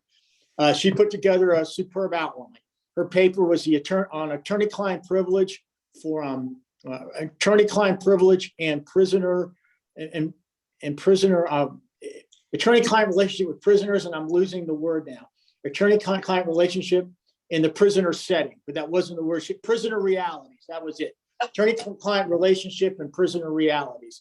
She put together a very nice outline. She began with the attorney-client privilege. She began with the attorney-client privilege as it applies to prisoners, and obviously, there's not much of an attorney-client privilege because a prisoner has to consent to monitoring. So the prison, the feds can monitor her interactions with her attorney to a certain extent. And she talked about the Sixth Amendment issues, the right to Sixth Amendment due process issues. She talked about any First Amendment issues. She talked about the types of communications, personal communications, hard copy letter, email, and then over the phone. She talked about the ways that prisoners could be given more confidentiality in these communications and yet not jeopardize the safety of the prison or the integrity of the prison. And she laid all this out. It was all well documented. She cited, in my opinion, she cited the Blue Book extremely well. She made all her other citations were very well. It was well sourced. Of course, she lived through a lot of this while she was in prison. I know that she tried to do legal assistance type work for others. And of course, since she was out of prison, she had her little business, and she was also involved in the National Lawyers Guild and other places. And she put together a very fine paper, and I gave her an A. Okay, thank you for that. Let me back up to one thing you said. I believe you talked about that in her paper, she also addressed the government interest in the security of a prison. Is that correct? Right. It was in this context, and I don't want to overstate it. The bar has the paper. They can look at that part of the paper. This is what I recall from the paper. She said, you don't need to make a videotape recording of, say, I'm the prisoner, of my conversations with my attorney. And I think, I'm reading between the lines here, I think what she was getting at was, you keep studying the videotape recording, you start reading lips, okay?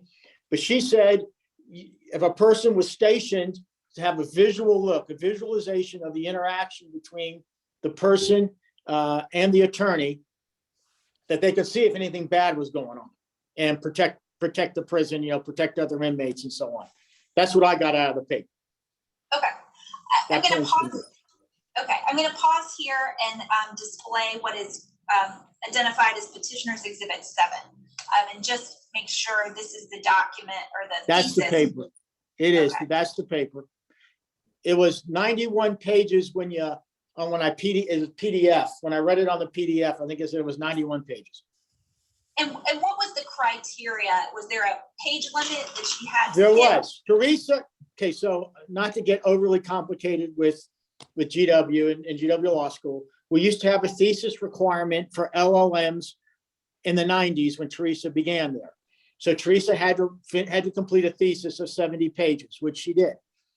And she only needed 2 credits for it because we no longer have a thesis requirement. It's either a 2-credit paper or a 1-credit paper, a 30-page paper or a 15-page paper. So she wrote the thesis because we wanted to make sure that we were true to how GW operated in the 90s when she began as a student. And how would you describe the quality of her thesis overall compared to others that you've supervised? I thought it was one of the best papers I ever read. And I reviewed, in my time at GW, I've reviewed over 70 papers. And in your interactions with her, did she demonstrate the skills necessary to practice law in your view? Yes, and there's no doubt in my mind she can practice law. To me, the issue for the bar, and if I'm out of line, I apologize. The issue for the bar is the whole character and fitness issue. It's not about her ability to be able to write. I think she writes exceedingly well. That's my opinion. And again, what I'm saying here today is I'm not representing GW Law School. I'm here as Hank Molinengo, citizen, member of the DC Bar, giving you my opinion as to what this is. I think she writes exceedingly well. And I know, in my opinion, she's also very articulate. I think she'd be a fine attorney, and she was a fine attorney from what I could tell up until she committed her crimes. I mean, she had a job in Navy Office of General Counsel, and I know those jobs are very competitive to come by.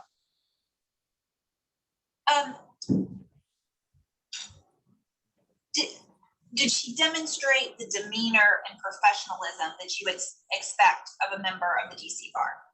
She was always incredibly polite with me, deferential, calm, cool, and collected. We had one memorable sit down together where we went through her thesis, basically page by page.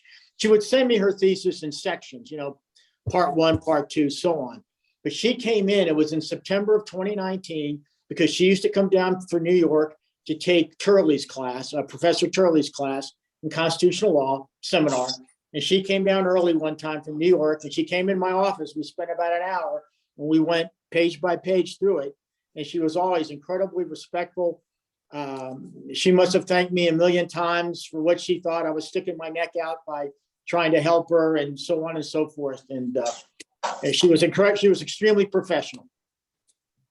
Have you ever had any reason to doubt her allegiance to the United States as she is now? I've known Theresa, I would say, since January of 2019. Since January 2019, I cannot doubt her patriotism. I do not condone what she did. I think she should never be allowed to work for the government. She should never have access to classified information. But in terms of being an attorney, if her goal is to help people who are underrepresented and to do human rights type law, I think she could do that work quite well. I think she would keep client confidences. I can't believe this is the same person who did what she did in the 90s. Are you aware of any of the commitments and obligations she had outside of her coursework? Well, it was her son. Her son had pancreatic cancer, or had a disease of the pancreas. I believe it was diagnosed as cancer. I'm 99% sure it was cancer, but her son had cancer. So she was caring for her son, and Theresa's not in the best of health. And in my opinion, I mean, she has some health challenges that I was aware of. And despite all of that, she maintained her coursework. She came down to GW and took Professor Curley's class. She got her thesis written and so on. Okay, so would it be fair to say that in your view, she was able to manage, dueling or conflicting commitments and responsibilities? Yes, ma'am. I'm going to display now what is marked as Petitioner's Exhibit 14.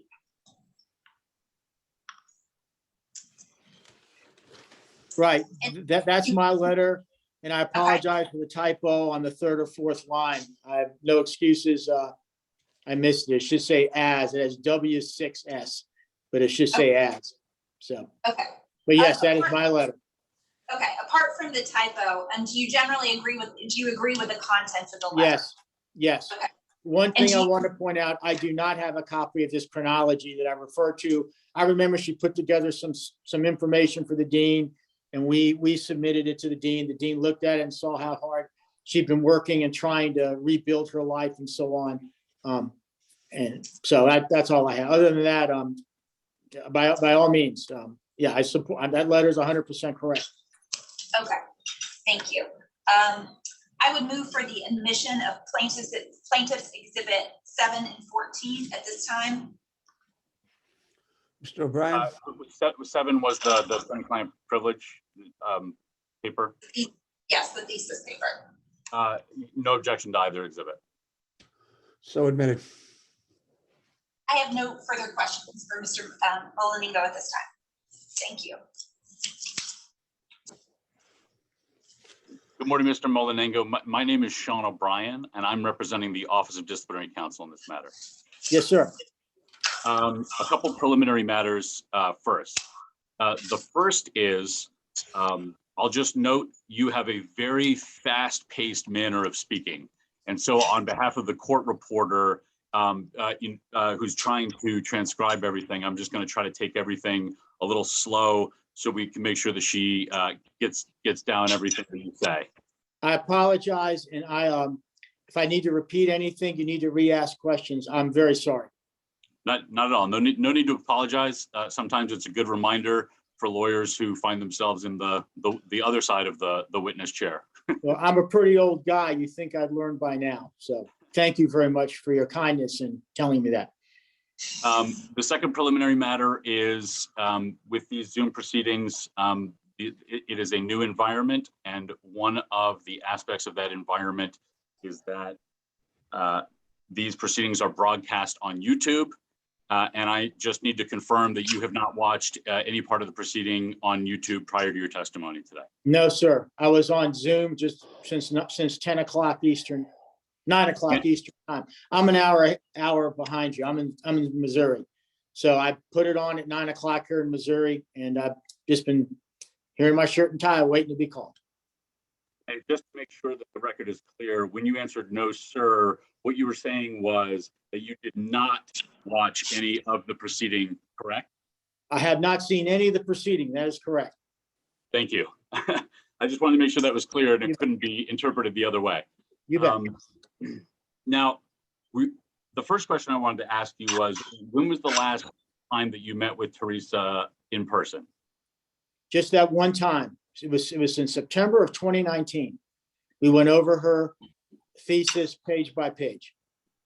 It was a draft. We went over her draft thesis page by page. When you were having the discussions with the dean about Ms. Squillacote's readmission, did you meet with her at that time? I did, I believe, in Stephanie Algara's office. Recollection's fuzzy, admittedly. We talked for a minute. That was it. I did not want to get into, I didn't want to get into a crime with her. I just saw no reason to get into the crime with her. The issue was whether we would readmit her as a student. And I thought starting out, the dean's decision to start her out as a non-degree, but credit-seeking student made a lot of sense. And then as she began going to Turley's class and I began exchanging emails with her and I saw her work, we moved her into back to the degree section. Now, in your letter that Ms. Williams referenced, yeah, you say in there that you are fully aware of the facts of the case. So given your testimony just now, do I understand that understanding doesn't come from Ms. Squillacote herself? It comes from materials that you've read? It comes from materials I read on the internet. Yes, sir. And so I'm just going to ask an open-ended question. What discussions have you had with Ms. Squillacote about the facts of her case? Zero that I can recall. It happened. She was convicted. She got sentenced 21 years. She got out in 18 or something, and that was it. I did not get into the facts of her case. I read about her case online. And so based on your testimony, when you were working with her on that summer 2019 thesis paper, those were the only interactions that you had with Ms. Squillacote in person? Yes. As best I can recall. So talking about your understanding of the facts of the case, in your letter, I believe you referred to it as her serious errors of judgment. Do you recall that from the letter? Yes, I was trying to be kind. She committed a crime. She committed a crime of moral turpitude. Okay, I mean, you know, she was trying to commit espionage against the United States, trying to, you know, help the South Africans or whomever. No sympathy here. I was trying to be kind in the letter. Absolutely, and you kind of jumped a couple steps ahead of me, but I was just going to come back and say, and maybe this will help put this in context. What do you mean when you say a serious error of judgment? What does it mean? What does it mean to you? Well, perhaps my wording should have been stronger. Let's just say that anybody that would turn their back on our country and try to help socialists or communists is very, very much mistaken in what they believe in terms of being right and wrong. I don't know how else to say it. I will freely admit I could have used, but perhaps should have used stronger words. I was trying to be kind. Understood. Thank you. You do understand, based on your reviewing the underlying case records, that Ms. Squillacote was working with the former East German intelligence agency, correct? Well, this is what I understood. I understood that, and again, this may be because I'm getting my information from the internet, and the internet, as we all know, may not be the greatest source. My understanding was she and her ex-husband were on a list that the Stasi maintained, and that the FBI or someone seized on their names. And then they got wind of her trying to pass information to the South Africans. The South Africans told the FBI, you have a bad guy in the Navy Office of General Counsel. And the FBI set up this sting and got some documents and arrested her. That's my understanding. I was never aware she ever passed secrets to the East Germans. Regardless of whether she passed secrets to the East Germans, did you have an understanding that she was working with members of the former East German intelligence agency? I did not. I thought that her ex-husband was, I thought running his mouth, bragging about that. They ended up on some lists, and the FBI seized on that when the South Africans went to her. Again, I admit I did not delve any heavily into the facts of what she did, except for to say she did it, she went to jail, and my focus was on her getting the degree at GW, whether or not she should be allowed to enroll and get a degree at GW. Turning to the degree at GW, you said on your direct examination that you understood that she only needed 2 credits. No, she needed 6. Well, she needed 6 credits. I apologize. No, I apologize. 2 credits from me, 2 credits from the class with Professor Turley, and then I think she took 2 credits in professional responsibility. She needed 6 credits. And you also mentioned that she had originally started her LLM earlier. Is that correct? In the 90s. She started it sometime in the 90s. Do you have any understanding about why Ms. Squillacote pursued her LLM originally, whenever it was? No, I don't. I believe she received a general LLM degree from GW when we conferred the degree in May of 2020. I don't know why she went to GW for LLM in the first place. Are you aware that a former East German intelligence officer congratulated Ms. Squillacote on her work in entering the government contracts field and told her to continue to pursue the field of government contracting in the late 80s and early 90s while she was pursuing her LLM at GW? I was not, and that sickens me to hear that the East Germans and Theresa would get involved in such stuff. That sickens me, because government contracting, you can get access to a lot of super sensitive secret material. I can tell you that from experience.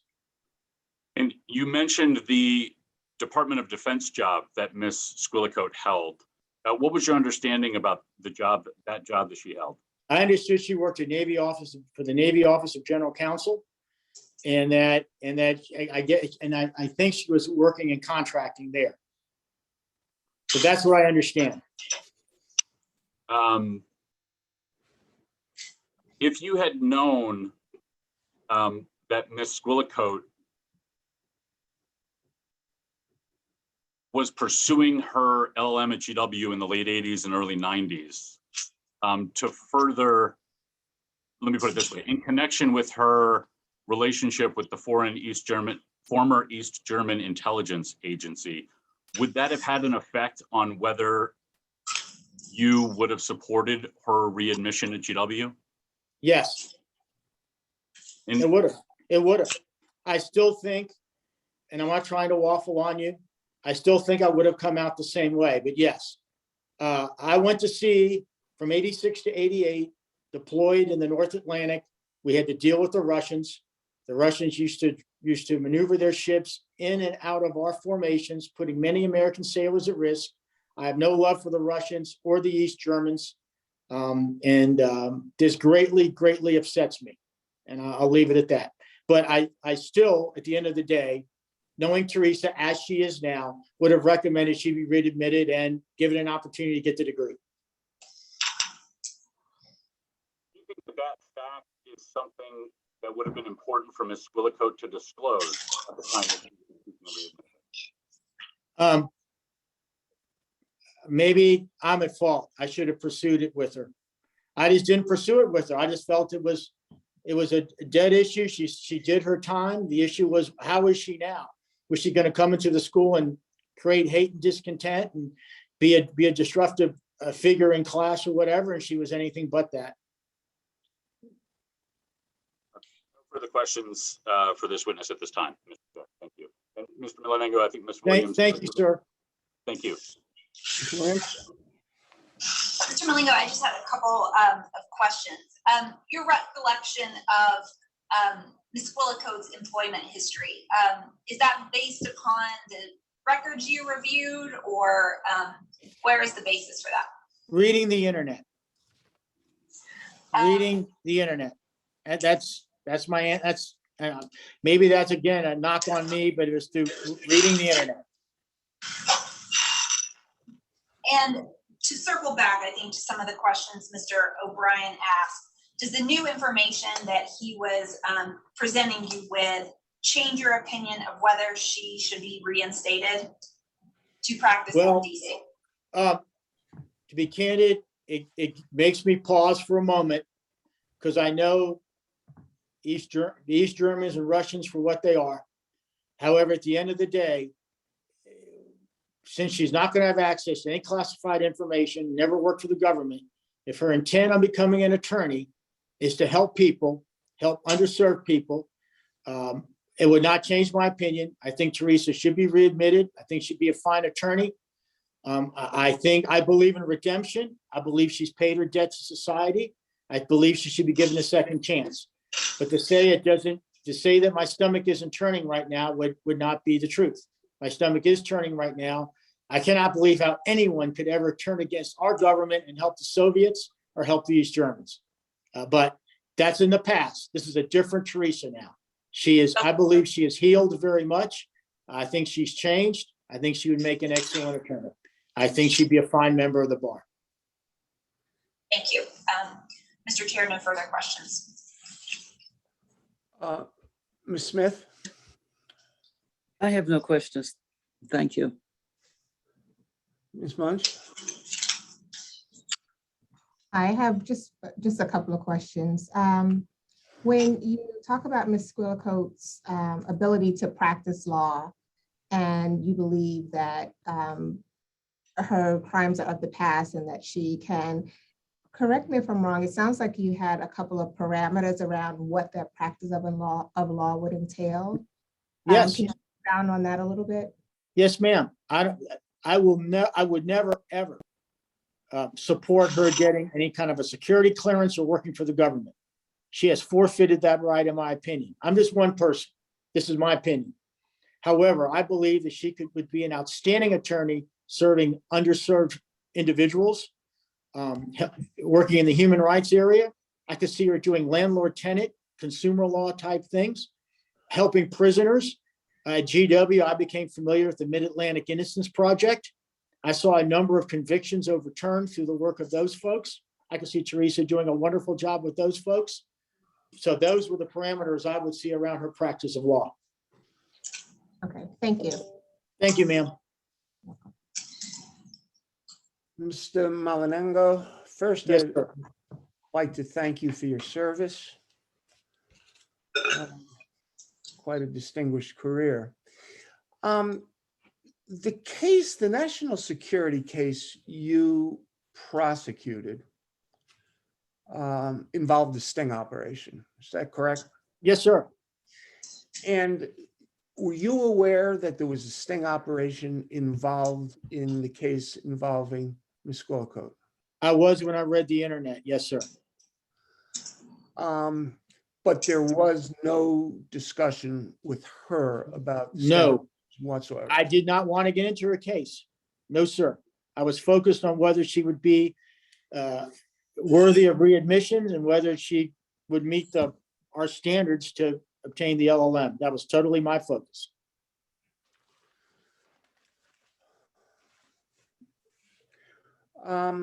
You have stated that Ms. Squillacote does have the skills to be a lawyer. Yes, sir. And you also said she has the demeanor to be a lawyer. Yes, sir. Her demeanor with me was always professional and outstanding. Okay. The issue that you had or raised would be her character and fitness to practice law. Yes, sir. That's what I believe that's what we're talking about. Now, as to working in national security, you indicated she forfeited that right. In my opinion, yes, sir. What does that mean exactly? I don't believe it would be fair to her. If you were to put her back in a government setting, everyone would be looking over their shoulder at her. No one would give her any credibility. They'd be concerned about her. They would wonder, is she just playing a big game? Is she an actress? And she wants to give more secrets away to bad guys? She should never be allowed to practice in that area. So your concern is for her, not for the United States? And the government. Oh, yes, and the government too. I mean, I'm not clairvoyant. You never know what's in a person's heart. As best I can tell, she is remorseful. She is sincere. She has changed. And she understands the error of her ways. But I've been wrong before. Well, again, you really haven't talked to her that much about the error of her ways, have you? I have not discussed what she did wrong. No, sir, I did not. Okay. Okay. In her criminal conduct, she betrayed the confidences of the United States. Absolutely. Yep. If she were to be readmitted to practice law in the District of Columbia, how do we know she wouldn't betray the confidences of her clients? I just think she's a changed person. I don't think she'd ever hurt. I don't think she'd hurt a soul for the rest of her life. I see the way she treated her son. I see how she went to the mat for her son while she isn't in the greatest of health, while he was undergoing his pancreatic cancer situation. my gut just tells me she would protect those confidences. That's the best answer I can give you, sir. I'm not saying we're bosom buddies, and Theresa and I talked on a daily basis. I went back through my notes and we exchanged 25 emails or so from January 2019 until I guess May 2020. We met on that one occasion in Stephanie's office, which is blurry to me that we met one-on-one in my office. And we exchanged emails, and I always asked her how her son Carl was doing. And we were talking, she would relay what she was going through, and she would come down to DC from New York to take the class with John Turley and then the professional responsibility case. But as best I can tell, you know, she has changed, and she'd be a competent attorney. I do not think she would violate client confidences. But you'll need to assess my credibility, sir. Thank you. Also, I just have one other question. If we were to vote to reinstate her, what assurances are there that you wouldn't then decide to represent other people besides what you just indicated, Well, as a practical matter, sir, if she tried to get it, if she applied for a job in government, all the bells and whistles would go off once they try to give her security clearance, and they would just revoke their offer to her of employment. But you're exactly right. There are no guarantees. I can't give you any guarantees. But in terms of security clearance, you never get one. But I just wanted it known, since I wanted, I care about my reputation, and I'm sure this is going to be get out somewhere. There's no way she should ever be given a clearance. There's no way she ever worked for the government. But I think she would be a tremendous asset helping underprivileged and underrepresented individuals and people with human rights issues, and representing prisoners in prison, much like the Mid-Atlantic Innocence Project and other innocence projects do. I think she'd be outstanding in that venue. Thank you very much for your time. Thank you, sir.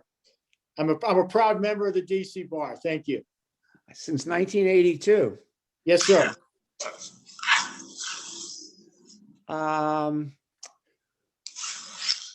With the witness excused, what do we want to do? Take a break and continue, or just take a lunch break? Mr. Chair, the witness, I believe, is in the waiting room. We defer to the committee as to whether you would like to proceed with her or go ahead and take a lunch break. Mr. O'Brien? I'm happy to go either way. I just need another quick recess. But if we do decide to go forward, which I'm more than happy to do, I would just need a quick break. Can I ask my? I'm sorry, Ms. Lewis. I wanted to provide, just so you had context, I expect the next witness to be, somewhat in the same length of time as the witnesses we've just been having. So maybe, 20 minutes, maybe a little shorter, to the extent that impacts the committee's view. Can I ask my committee members how they feel? I just need a short break. And we're going to take that. Ms. Bunch? I'm fine with the short break as well. Okay, why don't we recess to 12:15 and we'll continue? Okay. Wonderful. Sounds good. Thank you. Great. Opening up the breakout rooms now.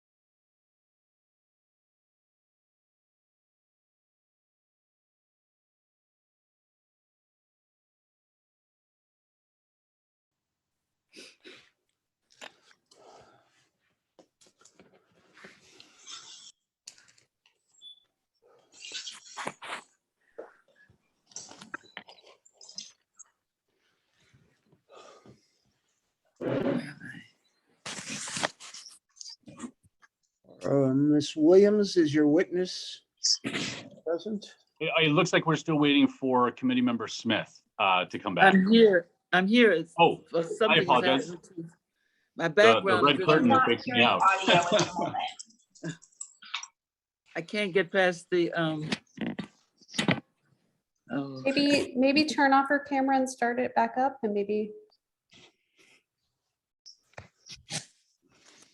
okay. I apologize. I don't know what's going on here. At the very bottom of your screen, there should be an icon that says stop video. Don't hit the icon, but in that little box in the very top right-hand corner, there's a little arrow. And if you hit the little arrow, you can go to something that says choose virtual background. And you can, from there, you can select none, and it should take away the curtain that's appearing on your screen right now. right? Okay. The screen is gone and so am I. Oh, I would shut off your video and then turn it back on and just see if that maybe takes care of it. Oh, Oh, my. it almost looks, I mean, I felt like I saw something in the corner, but it looks completely black now. Oh, Camera's up. let me see. the camera covered? Let's- By Yeah, anything? it might be covered. Oh, There we there we go. go. I'm so sorry. No problem. Now, Ms. Williams, is your client ready? Yes, petitioner calls Cecilia Valenti, please. So the only person we have in the waiting room is Evan Modelmog. Do you want to try and let them in and see if maybe it's her under a different name? Maybe her son. Yes, we corresponded with her during the break, and she says she is in the waiting room. So yes, Okay. give her, please. All right. Letting her in now.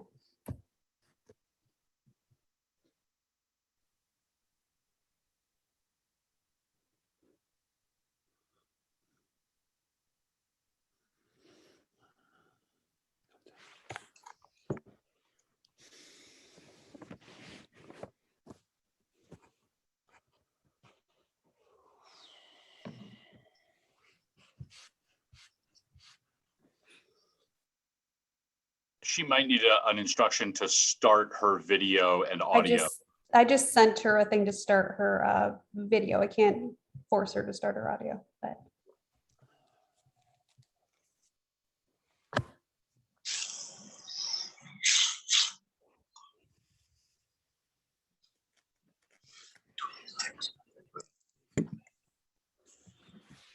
We are trying to text to troubleshoot with her as well. She's here in the waiting room. I just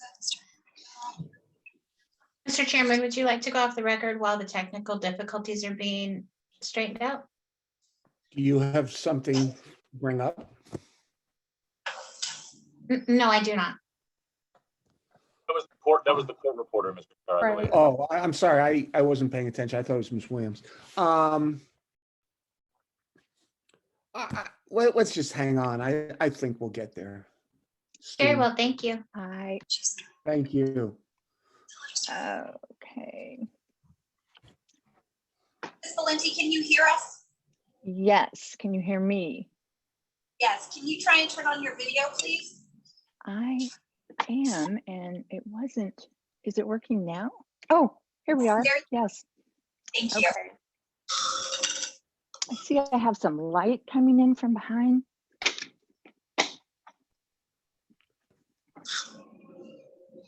Okay. I don't know. Hopefully that's better.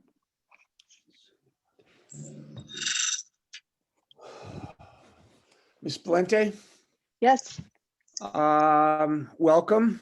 thank you. Do you solemnly swear that the testimony you will give in this proceeding will be the truth, the whole truth, and nothing but the truth? So help you God. I do. Thank you.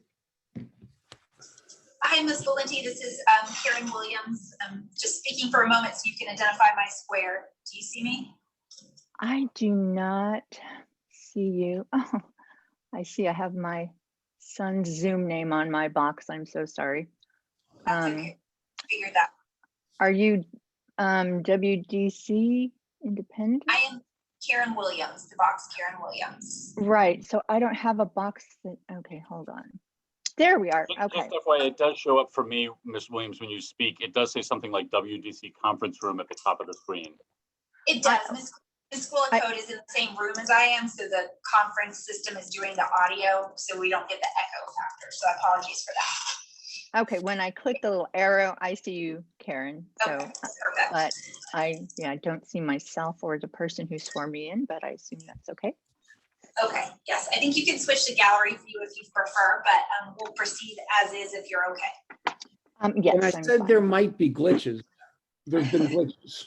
Okay. So, okay. I'm a man of my word. Ms. Bellini, I'm going to ask you one question. This proceeding has been being conducted over YouTube this morning. Have you observed any of the proceedings this morning? I have not. Okay, thank you. And in what city do you reside currently?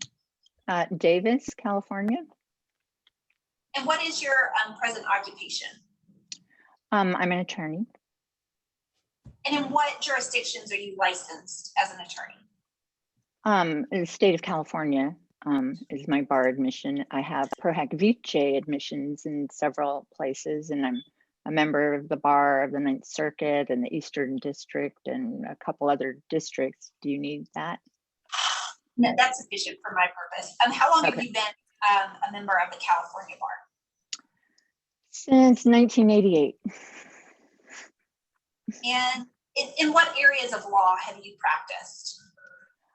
Primarily litigation and appellate work for many years, insurance coverage, business litigation, and then in the past couple of years, criminal, focusing on compassionate release. And when you say compassionate release, can you explain a little bit what that is? Under the federal statute that allows prisoners to make a motion before the court requesting compassionate release on the basis of multiple factors, but in this case, COVID-19 and the extent to which their facility puts them at greater risk. And how did you meet Ms. Squillacote? In the course of that work, I really can't pinpoint when I first became aware of her. I think we may have been on the same conference calls or something like that, but I was connected with her as a highly recommended paralegal to help with this, with compassionate release work. Okay. Sometime after the beginning of the pandemic and lockdown, I can't pinpoint what date that would be. Okay. And do you recall who recommended her to you? It was probably Jack Donson, who runs Prisonology, who's a former BOP administrator. That's my best recollection of who I first heard her name from. Okay. And what type of work did Ms. Squillacote perform for you? Well, paralegal work, primarily collecting public information from public health agencies about their handling of the COVID-19 through various prisons, getting that information, aggregating it, making charts and graphs. And on at least one occasion, I instructed her on how to prepare a motion and went through, kind of the bullet points, and she prepared a motion under my supervision. Okay. And were you satisfied with the work that Ms. Squillacote performed for you? Yes. And was she able to work, would any of the settings in which she worked for you, would they have been stressful or time sensitive? Well, yes. I mean, yes. And how did you view her ability to work in a time sensitive or stressful environment? Excellent. Better than mine. And were you able to observe her reasoning and analysis skills? Yes. And how did you view those? Excellent. Do you believe that Ms. Squillacote has the skills and knowledge necessary to resume the practice of law? Yes. And are you aware of the nature of her conviction? I don't know the details, but yes. She told me about it and referred me to some kind of summaries or something, and I think I reviewed something in her case, and so yes, I was familiar.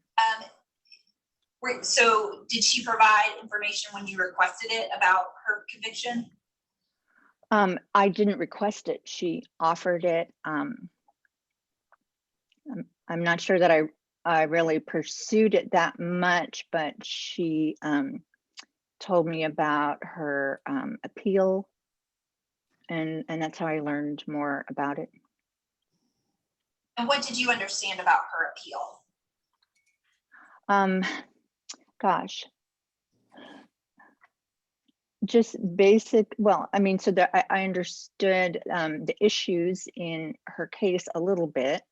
To the extent there was, you know, some extenuating circumstances, I think, with her just being under mental stress at the time. And I just understood that she was requesting consideration for readmission.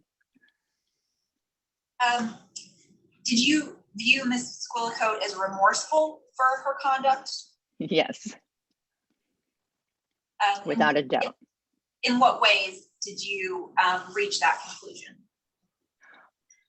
Well, I say that primarily because I was so struck with, I had never worked with another paralegal or attorney who was so knowledgeable about the rules of ethics and so determined to educate me about them and issue spot those type of things, and just not tolerate, you know, any kind of skirting of ethical issues. And that has been my biggest takeaway from her, and I've concluded that that's a result of, you know, her experience, and I chalk that up to being remorseful. Have you ever had any concerns about Ms. Squillacote's ability to maintain the confidences of your clients? No. Have you had any concerns about her integrity in the time that you've worked with her? No. Have you observed any ways in which Ms. Squillacote is or was trying to remedy her past conduct? Well, yeah, definitely this adherence to this very strict ethical code. I can't say that I have discussed it with her that much, but I do know she has, just from talking to her, I got the impression she had been very reflective about it, and that has been my conclusion about it. I'm going to display now what is marked as Plaintiff's Exhibit 10. You should see it on the screen in just a moment.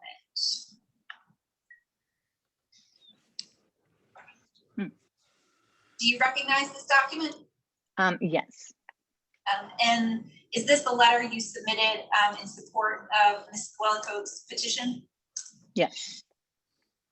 And have you had an opportunity to review this letter before testifying today? I just skimmed it before this call. Okay, great. Do you still agree with the contents of the letter? Yes. And do you still recommend Ms. Squillacote for readmission to the DC bar? Yes. I have no further questions at this time. Disciplinary counsel may ask you questions, and then I may have an opportunity to ask you some more before the committee does. Thank you. But before we do that, because I keep forgetting to do it, may I move for the admission of Plaintiff's Exhibit 10? No objection. Minutes. Thank you.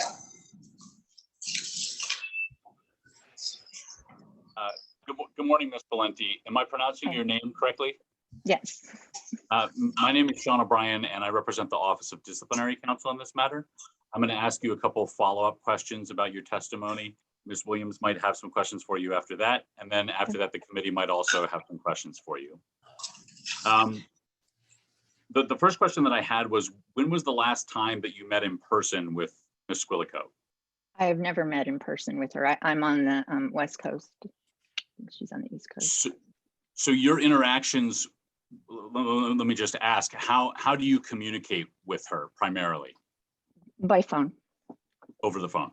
Mhm. And I assume also that would include email messages? Yes, I have emailed her, yes. And would that also include Zoom or something like Zoom so that you can communicate with her, or is it just phone? Yeah, just phone. Oh, wait, no, I think I maybe had one Zoom call with her. I can't swear to that, but I feel like I might have. But yeah, no, just mostly by phone. And all of your contact with her has been since the pandemic. Am I understanding that correctly? Yes, yes. In the letter that Ms. Williams referenced, you say the substantial mitigating factors in her case, such as the mental health crisis she faced during the time period, weigh in favor of her reinstatement. Mm-hmm. Do you still agree with that statement today? I do, yeah. And I wanted to ask you, is the mental health crisis the only mitigating factor in her case?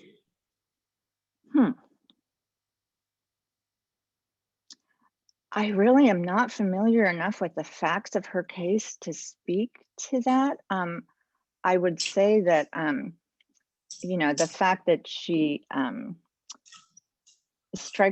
the reason I wrote that is she does strike me as extremely remorseful on involving something that involved ethics, and I see that now as her defining quality.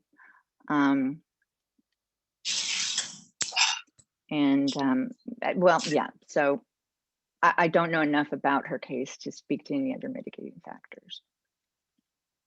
Let's talk about that remorse piece. You say that you see the expression of remorse through her thoroughness on ethical issues. Is that a fair way to put it? Well, so that reinforced for me that she felt very remorseful about it. Her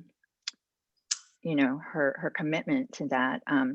But I don't want to try and quote anything specific that she has said to me, because I don't specifically remember her words, but I certainly have, she's conveyed to me that, she feels she made a stupid mistake, language similar to that. And I just see her working very hard for causes I believe in, and being committed, to what I see as, justice and following very, close ethical guidelines. So that's what has contributed to my sense that she is extremely remorseful about having, made these choices.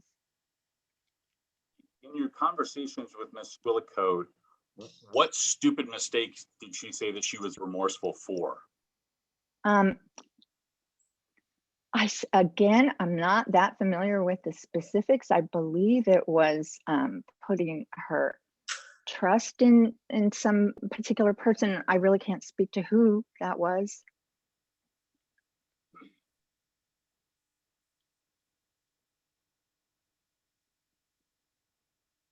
Going back to the first question that I asked you about the mental health mitigating factor, what's your understanding about how mental health is a mitigating factor in her misconduct? I don't, I'm not familiar with the specifics, but I'll tell you my takeaway was I got the impression that there were many factors that were contributing to her feeling overwhelmed and under stress, and that she felt she was not in a position to make a decision, a good decision, or a decision she was proud of later.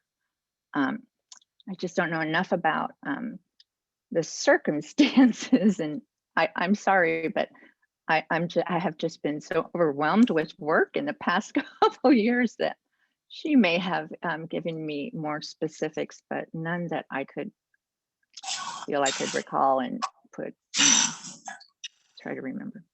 Maybe they're to see her today. You understand that she's remorseful for her Sorry, misconduct. I'm sorry, Mr. Chairman, I didn't hear the beginning of Mr. O'Brien's question. Right. Sure, I'll restate it. Thank you. Would it be fair to say that sitting here today, you understand that Ms. Squillacote is remorseful, but you're not sure precisely what it is that she is remorseful about? Yes, I couldn't speak to the exact conduct or decision that she made. What about in general terms as to her conduct or decision that she made? Gosh.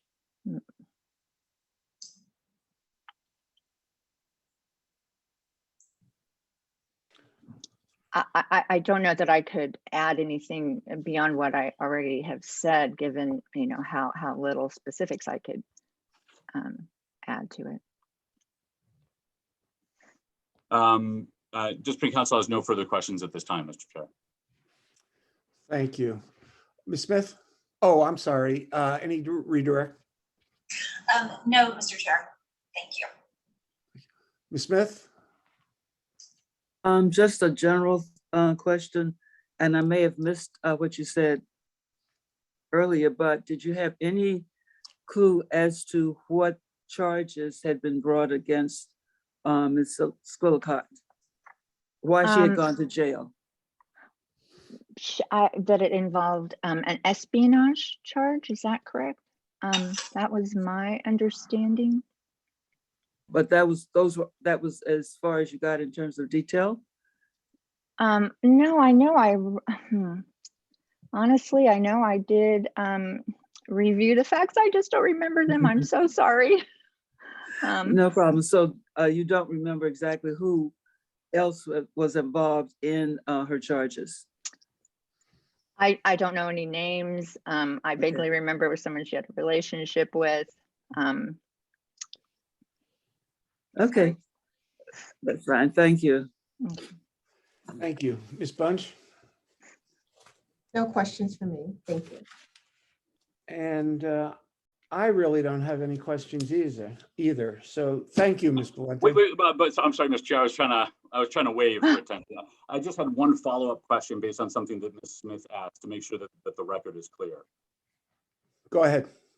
I think when committee member Smith was asking you questions, you indicated in your answer that you recalled something, but you didn't remember exactly what it was that you had read. I just wanted to see, was there, do you have an understanding that there was some other details that Ms. Squillacote provided you, or was it that there was other details that you had learned from another source, like reading materials or articles or something like that?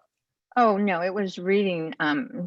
Yeah, it wasn't that she told me anything that I didn't see in the papers or whatever I had reviewed. Right.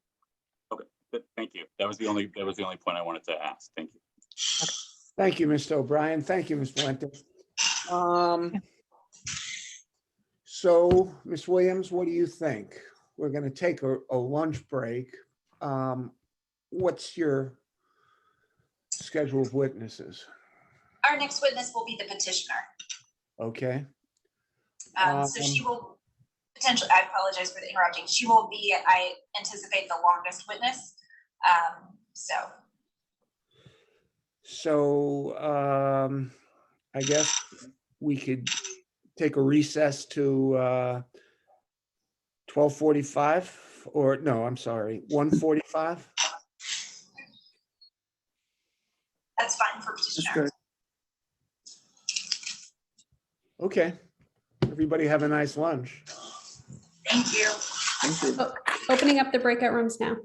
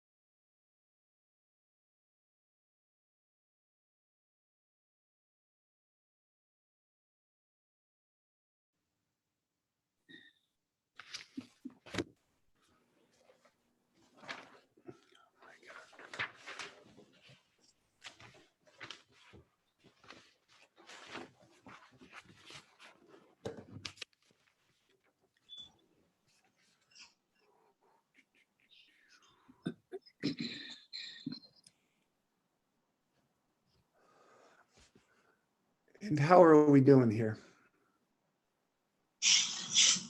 Looks like we got everybody. Excellent. Ms. Williams?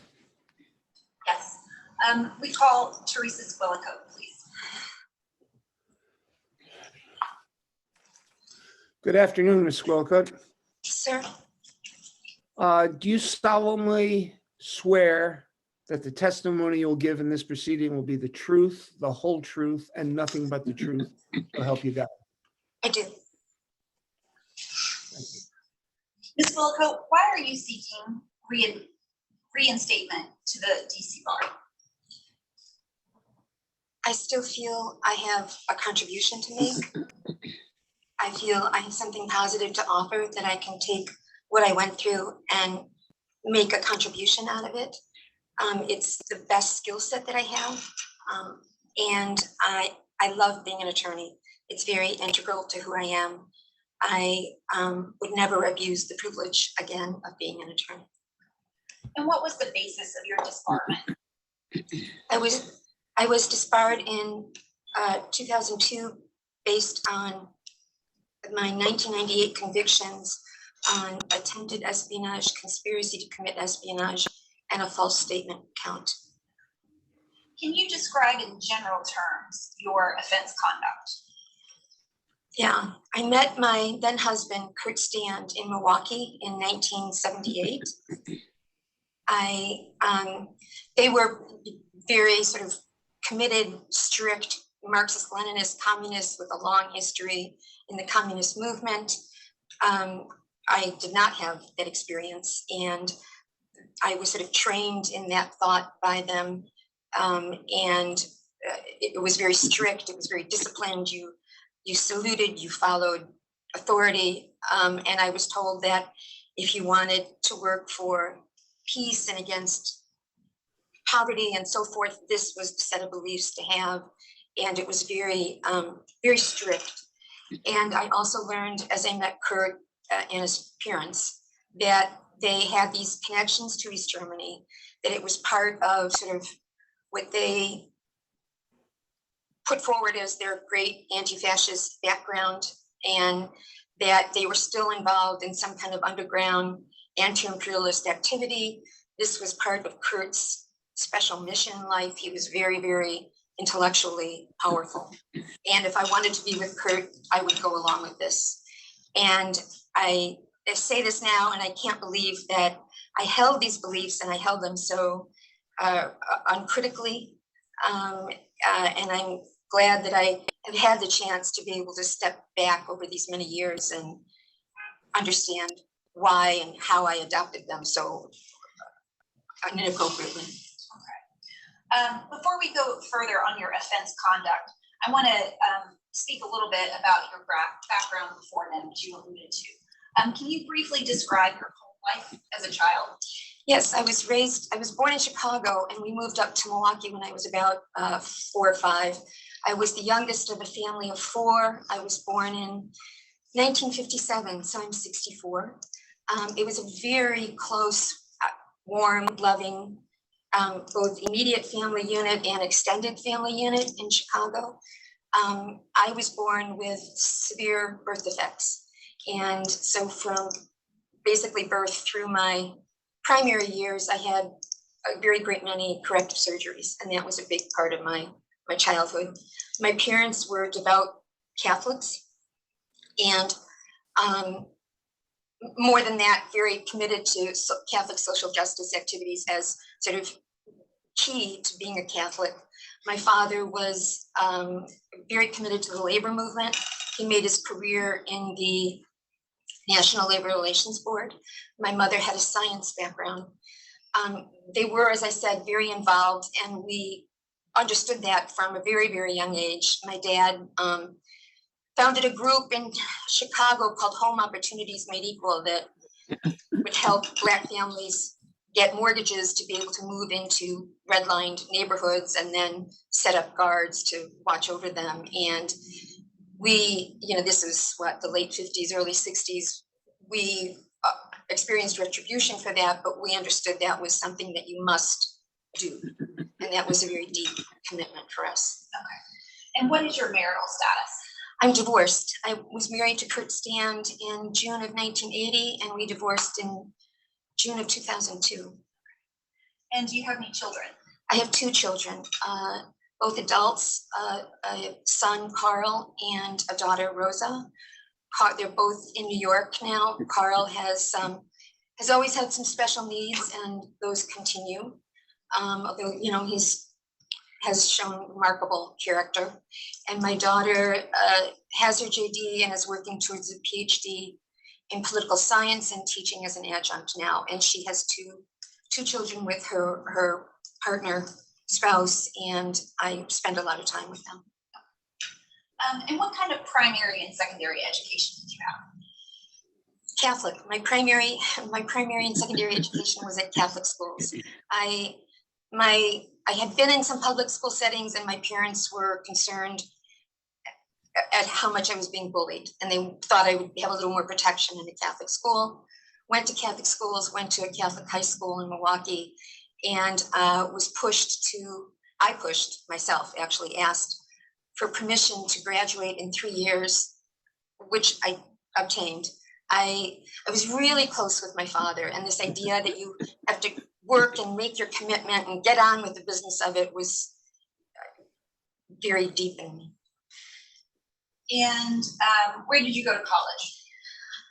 When I went to University of Wisconsin-Madison my first 2 years, I was 16, 17, I was way too young, and I floundered.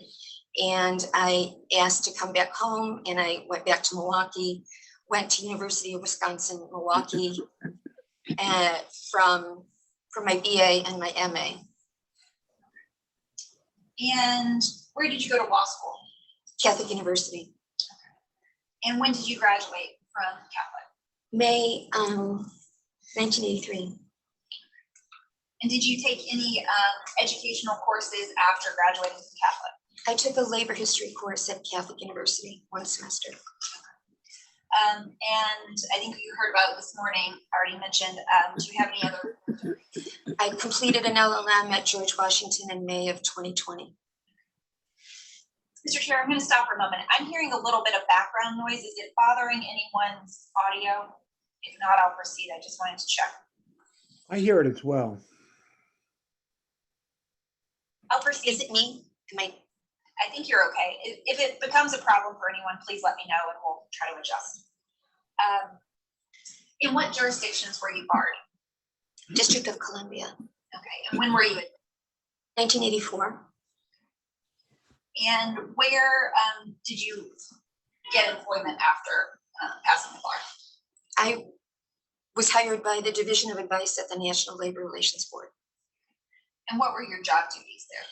The Division of Advice, the NLRB administered the Taft-Hartley law, which oversaw federal labor relationships.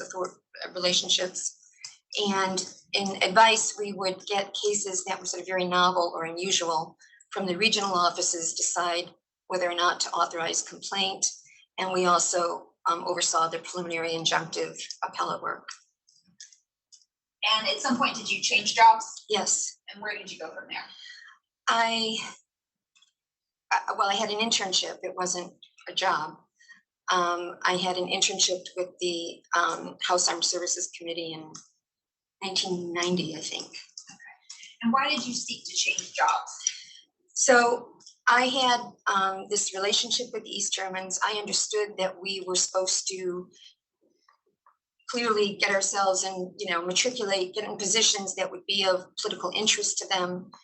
And I had sort of not really pursued that. I also saw that I had, once you got to a certain level in this office, you were basically stuck there. Once you got to a certain GS level, there were very little opportunities to move on. And I had been raised and born and bred on Taft-Hartley law. And I thought I should, based on those reasons, all of those reasons, I thought I should try to expand my opportunities. So I thought that getting the LLM in contract would give me some opportunities. And I also particularly looked for opportunities on Capitol Hill. And I wrote to members of Congress to which we had any connection, family or by virtue of being in Wisconsin. And Les Aspen answered. He was a close friend of my father's from when he had started his career.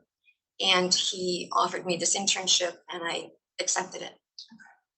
I'm going to display now what's marked as plaintiff or petitioner's exhibit 26.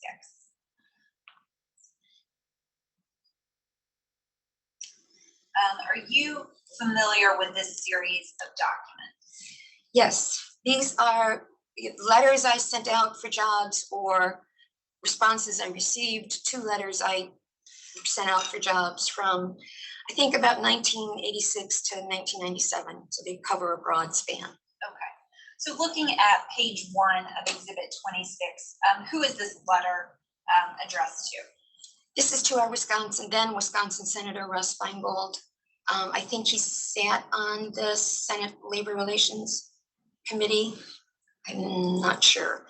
And I was interested in trying to get a position as a labor law staffer. Let's look at page 2 of exhibit 26. And what is this document? Oh, let me correct myself if I can. Okay. This one is the one for the labor law slot. And I'm writing to someone at the AFL-CIO. The Feingold letter, it was for a congressional slot. I'm not sure which one. Okay. And let's look at page 3. We're not going to go through all of them. Yeah, this is the labor slot. I had done an internship at the UAW, and I was writing to someone I knew there, seeking support for trying to get a labor law job on Capitol Hill. And if we look at page 8, I believe this is the Inter-American Development Bank. Yes. And what was your interest in this position?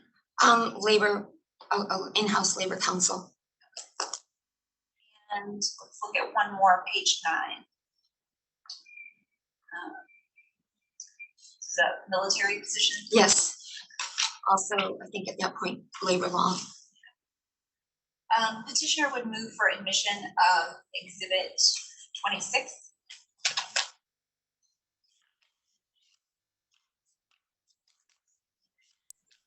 No objection. I'm sorry, Mr. O'Brien, any objections? Or Mr. Perry? I'm sorry, Mr. Perry will be responding during this Squillacote examination. Okay. It's no objection, Mr. Chairman. I'm sorry, I didn't hear you. Mr. Perry? Can you hear me now? Yeah.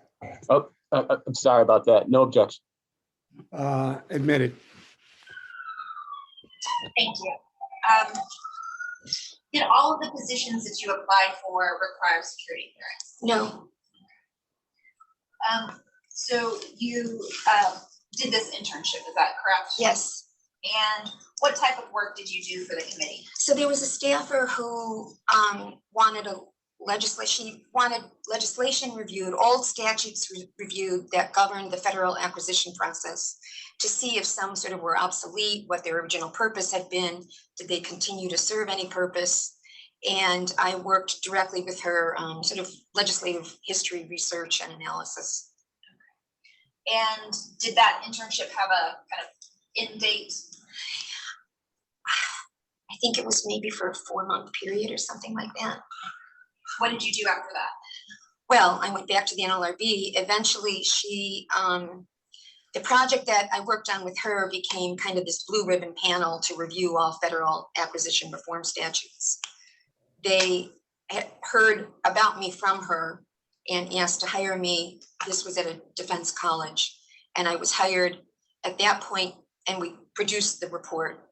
And at that point then, I believe, after President Clinton was elected, Les Aspen became Secretary of Defense. The staff person then was put in charge of an office to reform the acquisition process.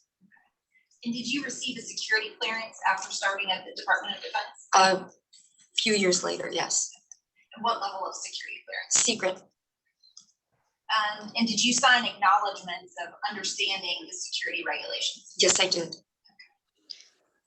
And why did you leave the Department of Defense? Well, for several reasons, primarily because it was a really difficult scope of work, in particular for my boss. She was really kind of vilified by people in the system, and she was fired, and I quit to support her in her being discharged. Okay. And when you left DOD, did you have to take any action regarding your security clearance? I had to sign a statement that I had no protected information in my possession.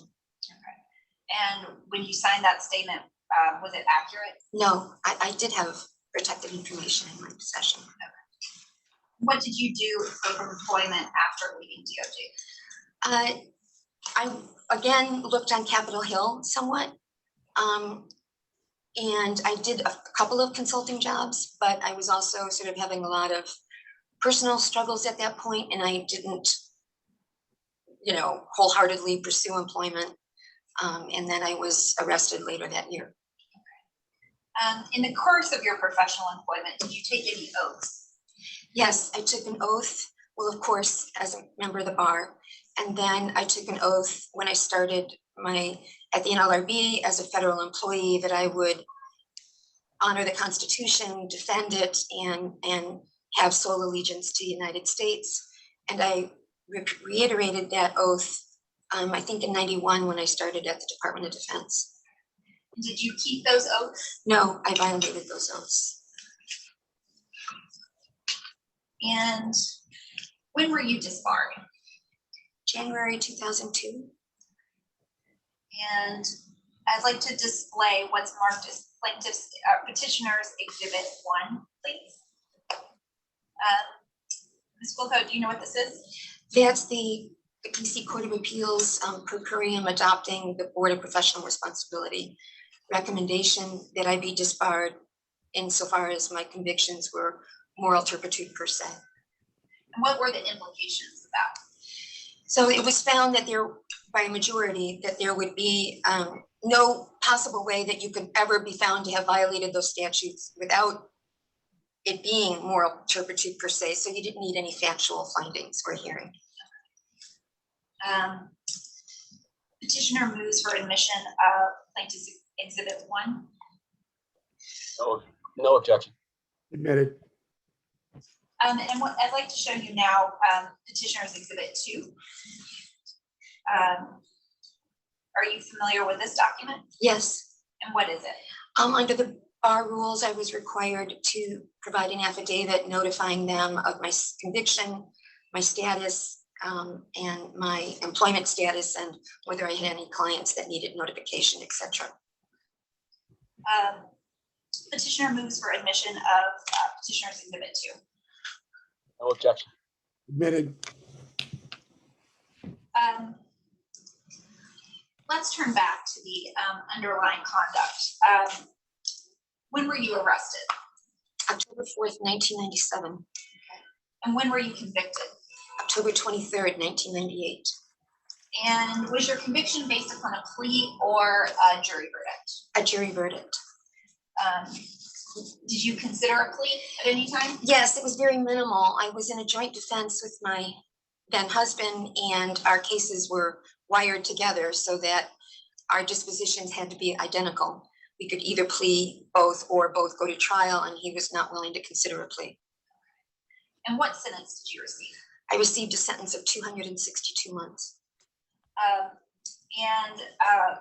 Did the government agree with that sentence?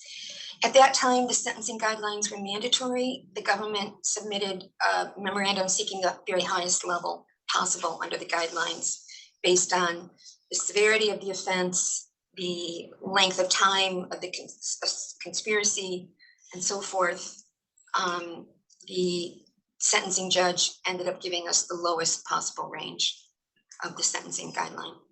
And how much of the 262-month sentence did you actually serve? Just about exactly 18 years. We have, in the federal system, you get 15% good time credit, assuming you don't lose it for disciplinary reasons, etc.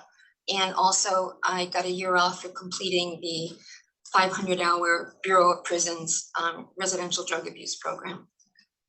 So I take it because is it correct that because you got the good time credits, you didn't have any disciplinary actions while you were incarcerated? I received maybe 4 or 5 write-ups, but nothing that resulted in any loss of good time or anything significant. Okay. And what facilities were you located at? So the Alexandria Detention Center, then FCI Tallahassee. Then I was at the Women's Medical Facility in Carswell for a while, back to Tallahassee. Then I went to Danbury to be nearer my kids. And I was at the FCI, then the camp there. And I went also to Greenville, Missouri to complete the RDAP program, back to Danbury, and was released from there.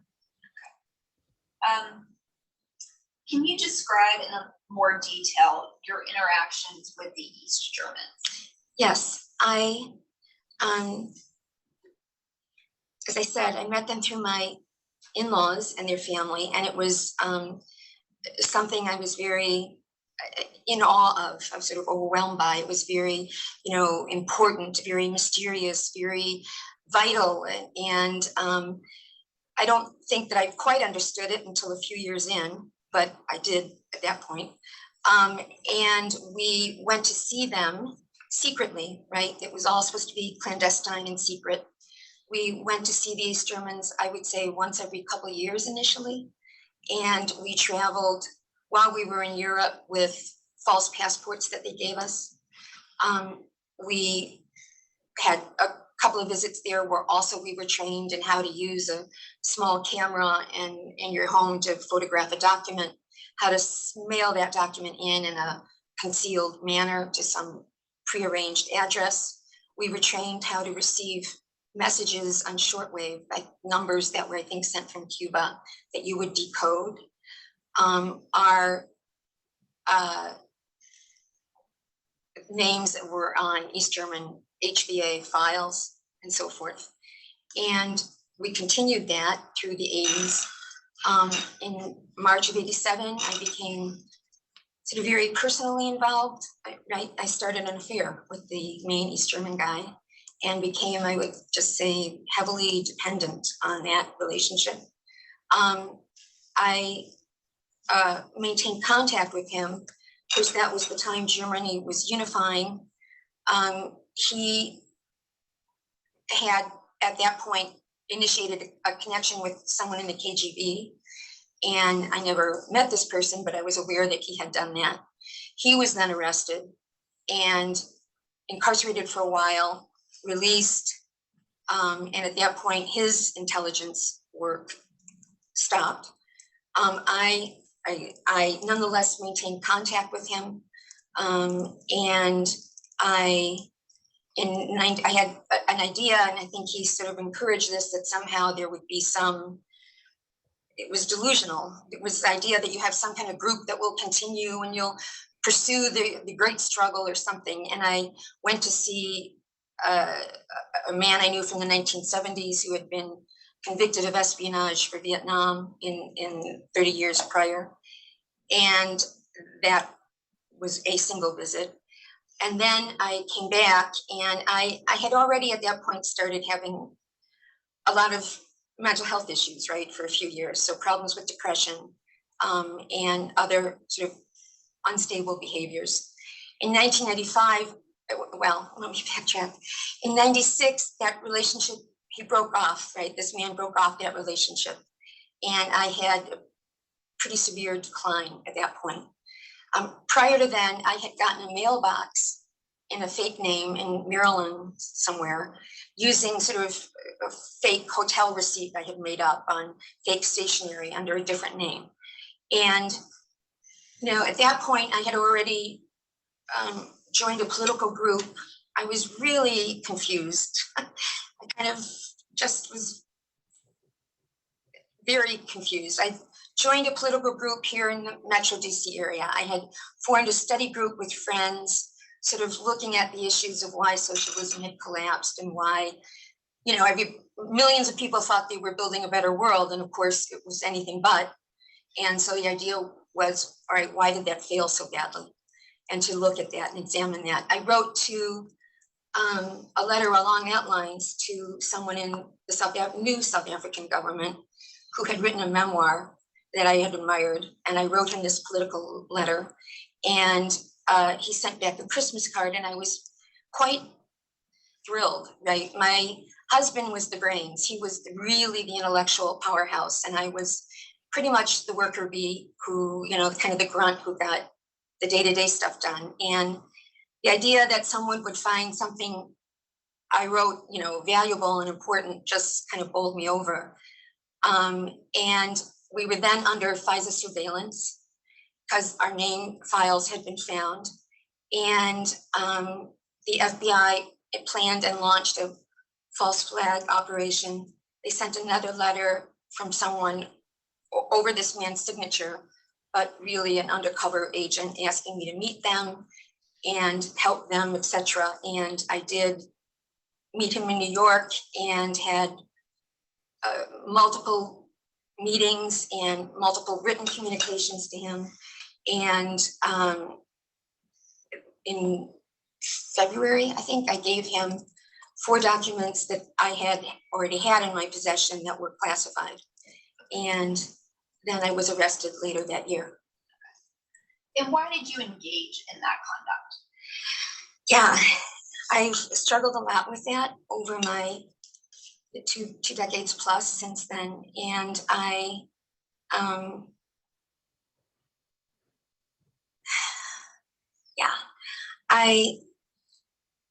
it was so deeply ingrained in me that this was the way you work through the right side and the good and those who were fighting against war. And I was, especially initially, I was simply too immature to be able to sort of question that, to step outside myself and look at that for what it really was. I just didn't even think of questioning it. And then as I sort of began to, I just was struggling so much with mental health issues. Not to step away from my individual responsibility in the least. I don't mean to say that, but there were, I was struggling with depression.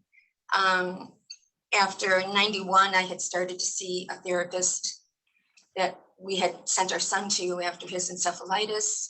She wanted to put me on medication. I didn't want to go on medication. I ended up having another sort of bad bout in 96. And at that point, I did start seeing a psychiatrist. I understood I'd been having sort of maladaptive behaviors, right? Impulsive, angry, very histrionic, very emotional, for frankly, a large part of my adult life. And I didn't really understand that, except now here it was really aggravated by, depression. After my sister's suicide was the first time I heard about borderline personality disorder. And I understood that it had relevance to me. I came to understand it a lot more, but I certainly began to understand at that point that it was relevant. And it, I think that the deepest part of it is sort of a very profound lack of any sense of who you are, independent of a relationship, right? So you exist because of this person or because of that person, and you meld yourself to be what they want to be. And there's a lot of abandonment, there are issues, there's a lot of codependency, there's a lot of impulsiveness and anger. And I was struggling with a lot of these issues. And I was very fortunate in a way, because by virtue of what happened, it was so presented to me that I really had to wrestle with it and deal with it in the course of my incarceration. You mentioned before your communications with the undercover agent. Can you describe some of the statements you made to him? Yeah, I was really off the deep end. I would say things that I clearly picked up would make me feel, or make me hopefully appear to him very important, very tough. So yeah, you know, I violated the law lots and lots of times. Yeah, in the old days, I would have photographed that. Yeah, I was going to hightail it out of the country with my kids. Yeah, this job will give me, you know, straight freaking line. And I made very outrageous, horrible statements that I can't even conceive of what state of mind I was in. And they were terrible. They were awful. And did those statements come in during your trial? Yes. And after your conviction, did you appeal? Yes, we did. And why did you appeal your conviction? We had received long sentences. I needed to try to do everything I could to get back to my kids. They were deeply traumatized by this. My son still had a lot of special needs in particular. And there seemed to be some as legitimate issues, you know, privilege and other issues to raise on appeal. And did you further contest your sentence after the direct appeal? Yes, I filed a post-conviction motion, essentially a habeas. And what was the resolution of that motion? That was denied after an evidentiary hearing. And at any point during your case, did you do any press interviews? Yes, we had, I think actually one in Milwaukee, but most particularly there was a 60 Minutes interview early in 1999. And the wife of our counsel had some connection there. And I was, you know, at that point still actively pursuing the appeal. And I think also pretty angry. I, you know, had understood the state I was in. I was, you know, feeling like I'd been, you know, in a kind of vulnerable spot. And also that my in-laws and husband's family had kind of done sort of a, you know, Judas thing or Pontius Pilate thing. And I was sort of left carrying a lot, and I was pretty angry. I said, you know, this isn't my fault. This is the government's fault. And the shame lies with them, not with me. And that I was just some, you know, naive little Shirley Temple. And how do you view that interview now? Yeah, I mean, I've had the chance then to really review my conduct, accept it, take responsibility for it. And that's unequivocal, right? Regardless of whatever I think of whatever else happened, my responsibility for my conduct is my own. Do you believe you're guilty of the charges for which you were convicted? Yes, I do. I feel that I definitely crossed a line into illegal conduct. I think I was something I'm very ashamed of. I, you know, was sort of deeply confused at times. I think there were some times when I was sort of unclear what my purpose was, but regardless, I did the acts that I was charged with, and I was found guilty. And how do you view your conduct now? I think it's reprehensible. I think when you're in it and you're going along this track and you have sort of no capacity, or at least I felt like, to sort of step outside and look, well, what are you really doing here? I knew when it was going on that it was unclean, right? I could feel it. I could touch that it was unclean, but I didn't allow that to rule me, to come to the fore. I felt that it was horrible, and I feel now that it was horrible. You can't go against your own country. It doesn't matter whether you think X is right or wrong. If you have a set of beliefs, put them forward, argue them, and move on. But your primary allegiance must always be to your country. And I shortcut that, and I allowed myself to be convinced. But again, it's my behavior that that everything you did was justified because you were fighting such a bad, right? There was this quote Kurt used to wow when I first met him, a Bertolt Brecht quote. Those who want to lay the foundations of kindness cannot themselves afford to be kind. And it was, I guess it's sort of a end justifies the mean kind of thing. And you're doing this and you'll hold on to the cause and everything else is justified in that. And that's nonsense. It's absolute nonsense. It's never, the end never justifies the means. And you have to hold on and be principled no matter what. I hurt my country. I hurt my profession. I hurt the bar I was a member of, and I would like once again to apologize. And I hurt the people I love, terribly hurt them. I traumatized them. I traumatized my children. I wasn't there for my elderly father when he was making his transition, right? I saw at the prosecution table coworkers, right, who were my friends, who looked at me with such deep betrayal. And I was shocked at myself. I just was shocked. And have you attempted to remedy some of that you just described? Yes, I think I did. I think I took it on pretty straightforward. I had, you know, it was very thoroughly laid out, right, at trial. Everything you did, everything you said, everything you were feeling, and you just kind of watch this and you are just like, that was me. And I felt that there were several tasks I had to undertake. I had to reset my thinking about right and wrong, in particular as regards my country. I had to try to make amends to my family, or at least minimize the damage I had done to the greatest extent I could. I had to try to be as constructive as I could in the circumstances that I was in. And I had particularly to address what were really severe mental health issues put in front of me. I want to stop you there. When you said you had to reset your thinking, I think, as to your country, what did you mean by that? You know, in that milieu, you couldn't be patriotic. You couldn't root for your team at the Olympics. You couldn't, you know, all that was looked upon sort of as, I don't know, looked upon askance, right? And that's wrong. And I wanted to reclaim that. And so I wanted to recognize the legitimacy of authority. So I wanted to help the government anywhere I could, both with respect to any criminal activities or with respect to prison rules. I did that, and I did other things.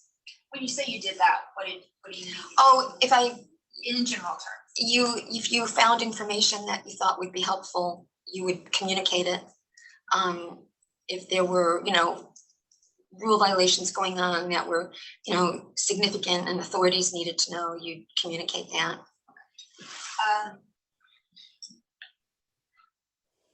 Do you have an estimate of how many times you might have done something like that? In the entire course of my incarceration, I would say about 20 times. And how did you try to make amends with your family? Yeah, I tried to make myself as present in my children's life as I could. And I tried to minimize my burden, so not to ask for money, not to ask for this or that, and to try to do whatever it was I could to help them. In particular, again, with my son, whose situation had become drastically worse at that point. And what kind of outreach would you do? I would interact with his healthcare providers. The prison, in particular at Danbury, was really supportive and helpful and very kind to me to help me communicate to his providers.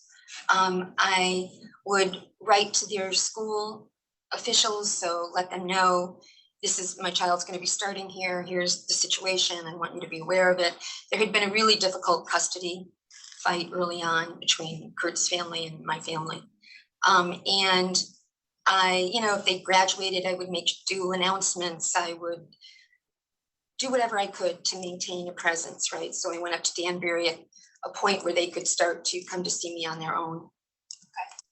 And have you continued to work on your relationship with your family since your release? Yes, I have. I asked to be relocated to New York to be near them. And I think it's gone pretty well. It's not been without its difficulties, right? But I think it's gone pretty well. And I also worked to make amends with my extended family members who were absolutely shocked, and rightfully so. And you just apologize and say, I'm horribly sorry, this was terribly wrong, and try to contribute where you can contribute. And what kind of jobs did you do while you were in prison? I did a variety of jobs. I worked in a kitchen, I worked on the compound, I worked as an orderly, I worked in visitation. And I took pride that I could still sort of do some pretty physical jobs and do them well and make other people feel comfortable. And I also eventually worked in law library settings. Well, like at Alexandria Detention Center, she wanted me to, the library was a mess, and she wanted me to organize that and get that set up. And I worked in the law library at Tallahassee and at Carswell, and then eventually in Danbury. And I helped to make sure that the inmates had the resources they needed to be able to, assert their rights and defend themselves and try to, move their lives forward. And I also worked on trying to educate and train, because a lot of the inmates had so little familiarity with even just basic civic parts of government, not understanding why can't my judge just change my sentence or things like that, and how they might best advocate for themselves. And did you take on any leadership roles in prison facilities? In some instances, yes. At Tallahassee, we had a Catholic parish. It had been, and it was one of the first things I grabbed back onto was my Catholic faith, right? Or religious beliefs. And there was a really wonderful chaplain there, and we worked to build a Catholic parish, literally a congregation that was recognized by the Archdiocese, and that was really gratifying. And how many inmates participated in that parish while you were there? It might have been 30 or more. And did you have any other leadership roles at other facilities? Yeah, I was on, for example, an inmate council at Danbury, where we sat with the warden and a various group of inmate representatives and discussed issues regarding prison life or prison rules or conditions. And did you participate in coursework or programs while you were in prison? Yeah, a lot. They,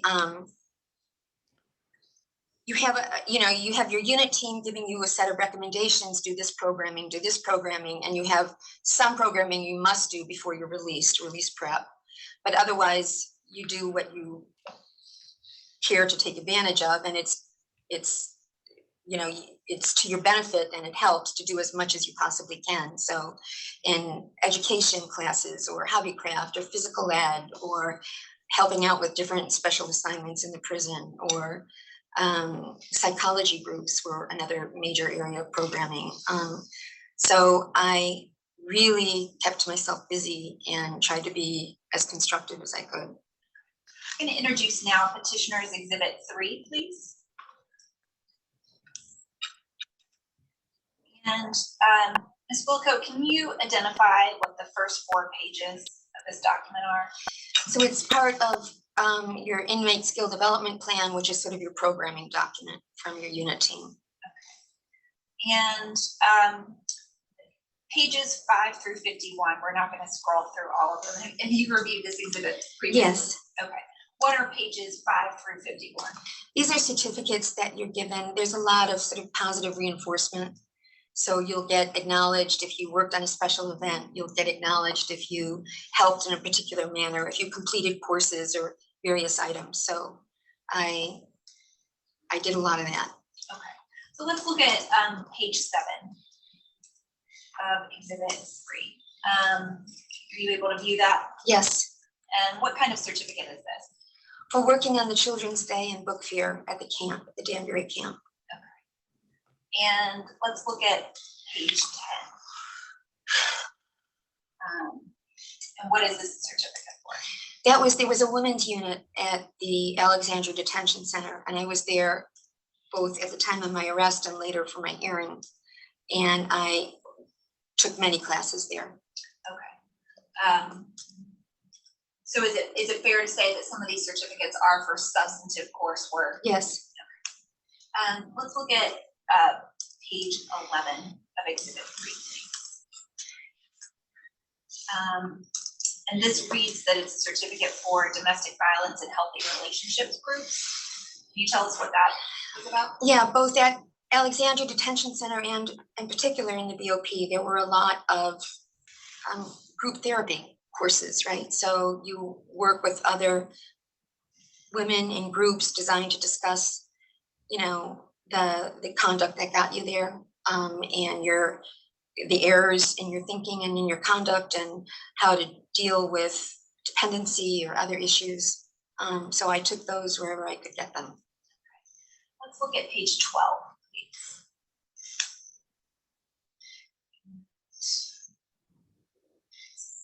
Reads for outstanding interview skills for the employment readiness skills training instruction.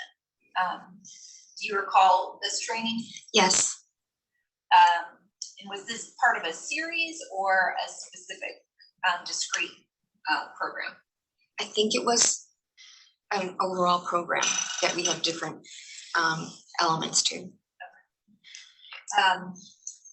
And did you generally take advantage of kind of job readiness programming? Absolutely, everything. I programmed everywhere I could. Even though you had a rather lengthy sentence early on, were you taking programs? Yes, from the beginning to end, I programmed. Let's look at page 14.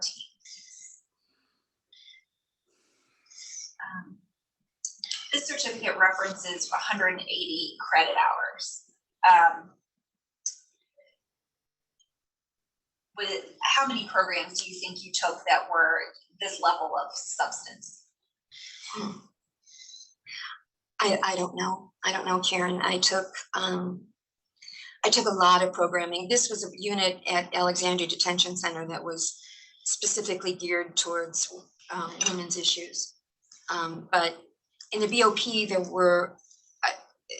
were a lot of therapy groups you could participate in, and it really was in your interest to do so. It helped. It helped, keep you humble. It helped get a good perspective about yourself and to recognize the needs of others, the situation of others. Let's look at page 38, please. This is a certificate for a boundaries group, and it has a psychologist and a psychology intern. Is this another example of kind of group therapy that you're talking about? Yeah, and it was especially good. I mean, I knew, as I said, I knew about personality disorder. I want to say from 1998 was after Miriam died was the first I really heard about it and began.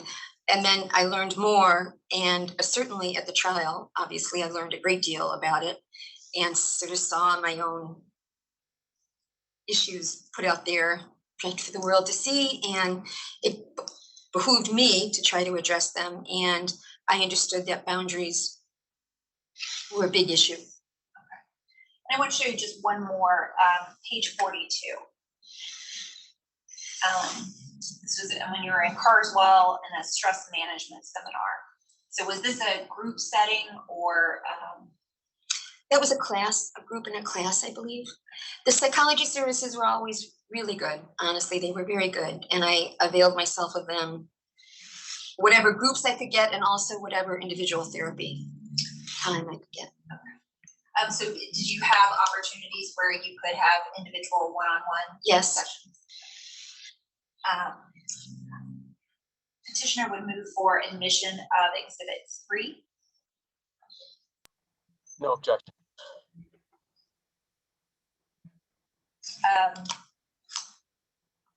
So we've already kind of started talking about it, but what what did you mean when you said that seeking mental health treatment was part of remedying your past misconduct?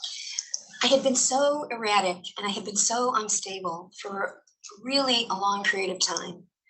And it was a burden on my family. It was, it clearly certainly involved in my offense conduct, and that I felt authorized to take shortcuts, to do things my way, to violate the boundaries of others, I could be overwhelmed by histrionic, and it was I have no boundaries to how I expressed it or the burdens I put on others. And it was a very big theme at trial, and it was very very difficult, right? There's a lot of shame because you hear and see really unpleasant, awful things about yourself, and you did them, you said them, you have to own them. And and it was difficult because, to be honest, I felt like, my husband's family and his friends were very much like, what a mess, poor Kurt, he had to deal with this, and I was like, I had to say, yeah, that's true. He did have to. And I was, angry and bitter in some respects, many respects. And I felt it was, I could either hide from it and excuse it and push it on other people and sort of run from it, or I could go about the business of trying to take ownership of it and confront it. And I thought that that was a really big element of what was in front of me if I wanted to ensure that my conduct would be stable and ensure that I would not be a burden on those I loved in the future. And I really read a lot on personality disorder, really a lot, and the other issues, this sort of cluster B. And I looked at it and studied it in these groups and studied it in individual therapy, and in particular, the 500-hour RDAP program. Can you explain what RDAP is? Yeah, it's the Residential Drug Abuse Program in the Bureau of Prisons. It is basically 6-month in-house program, and it's cognitive behavioral therapy. And it's in a modified therapeutic community, and it's very, very rigorous, right? It's very challenging. It's very rigorous, depending on the location. Ours was very rigorous, and you really are challenged to look at your conduct, to look at your thoughts, and to come about and understand that things don't happen to you. So often we'll say, oh, so-and-so made me really angry. No, so-and-so did not make you angry. It's what you think and believe about what somebody might have done that's making you angry. So it's the purpose of looking at your thoughts and your belief system about something as to why that's causing you to engage in irrational, unlawful, unpleasant, unstable conduct. And it was really, really life-changing. If I had had that in my 20s, my life would have been different. It's like stepping outside yourself. So it's like, you look at that person's behavior or what they're thinking, and that's you, but you're outside looking at it and going, wait a minute, is that really what I want? And why am I thinking or doing that? And you can do it sort of without shame, right? You can just look at it, say, now, wait a minute, let me correct that. He's really not hurting me here. And there were so many times when something would happen and I would just feel like I was in the middle of a tornado or maelstrom, right? And that you had no control over it. This was something enveloping you. And when I began to learn these techniques, like challenging your thinking errors, it just alleviated it so much. It was like, yeah, no, that's not the case. And it was a relief. It was a relief. Good. And so I exercised that and worked very hard with those skills. Okay. And do you still use the cognitive therapy, behavioral therapy skills that you learned in your life today? Yes, every day. They're integrated into me. And it's a real relief it makes my life so much better. I wouldn't want to be without them. Yeah, in all of this treatment, I felt like the core was to develop a sense of who I am, independent of anyone else, and what my own intrinsic values are, right? So define me as a person and to go about living sort of my authentic life rather than it having be an agenda someone setting for me or dependency or a irrational belief system. And that was what I tried to do. And it was pretty difficult. And I feel like I've really made a lot of progress. What type of mental health treatment have you received since your release? So when I was getting ready for release, I knew it was going to be pretty difficult, right? My father had died. I had the kids to come back to. Carl was in a sort of tenuous situation, and I didn't have anything. And I was in a new city, and I expected that it would be difficult, and I found it to be difficult. And so I asked my probation officer for help, and she connected me to a psychologist or mental health treatment group that the probation office used. And I started getting weekly therapy there in January of 2016 for about 2.5 years and saw a psychiatrist. Did you seek a letter or report from that psychiatrist for this petition? Yes, for the questionnaire. I would like to show Disciplinary Council's Exhibit 2 at pages 29 to 32. And are you familiar with this letter? Yes. And who is it from? Dr. Jennifer Hope, the psychologist I was seeing by virtue of the probation office. Okay. So is this the provider that you were seeing on a weekly basis? Yes. And in this letter, does she offer a recommendation or a position on whether you should be reinstated? Yes, she felt I had shown a lot of stable growth, and I had done a lot of positive things to secure my reentry, and was managing, my mental health treatment effectively, and I was competent to be reinstated. And after you left the treatment with her, as you kind of described, did you seek a replacement? Yes, I was seeing her by virtue of the supervision. Once the supervision was terminated, I had no access to her, so I made arrangements for private treatment at Mount Sinai. And did your provider from Mount Sinai also provide a letter? Yes, one of them. Okay. I would like to move still within Disciplinary Council's Exhibit 2, but to pages 33 through 36. Is this the report that was provided? Yes. Okay. I'd like to direct you to page 34 of this letter. And on this page,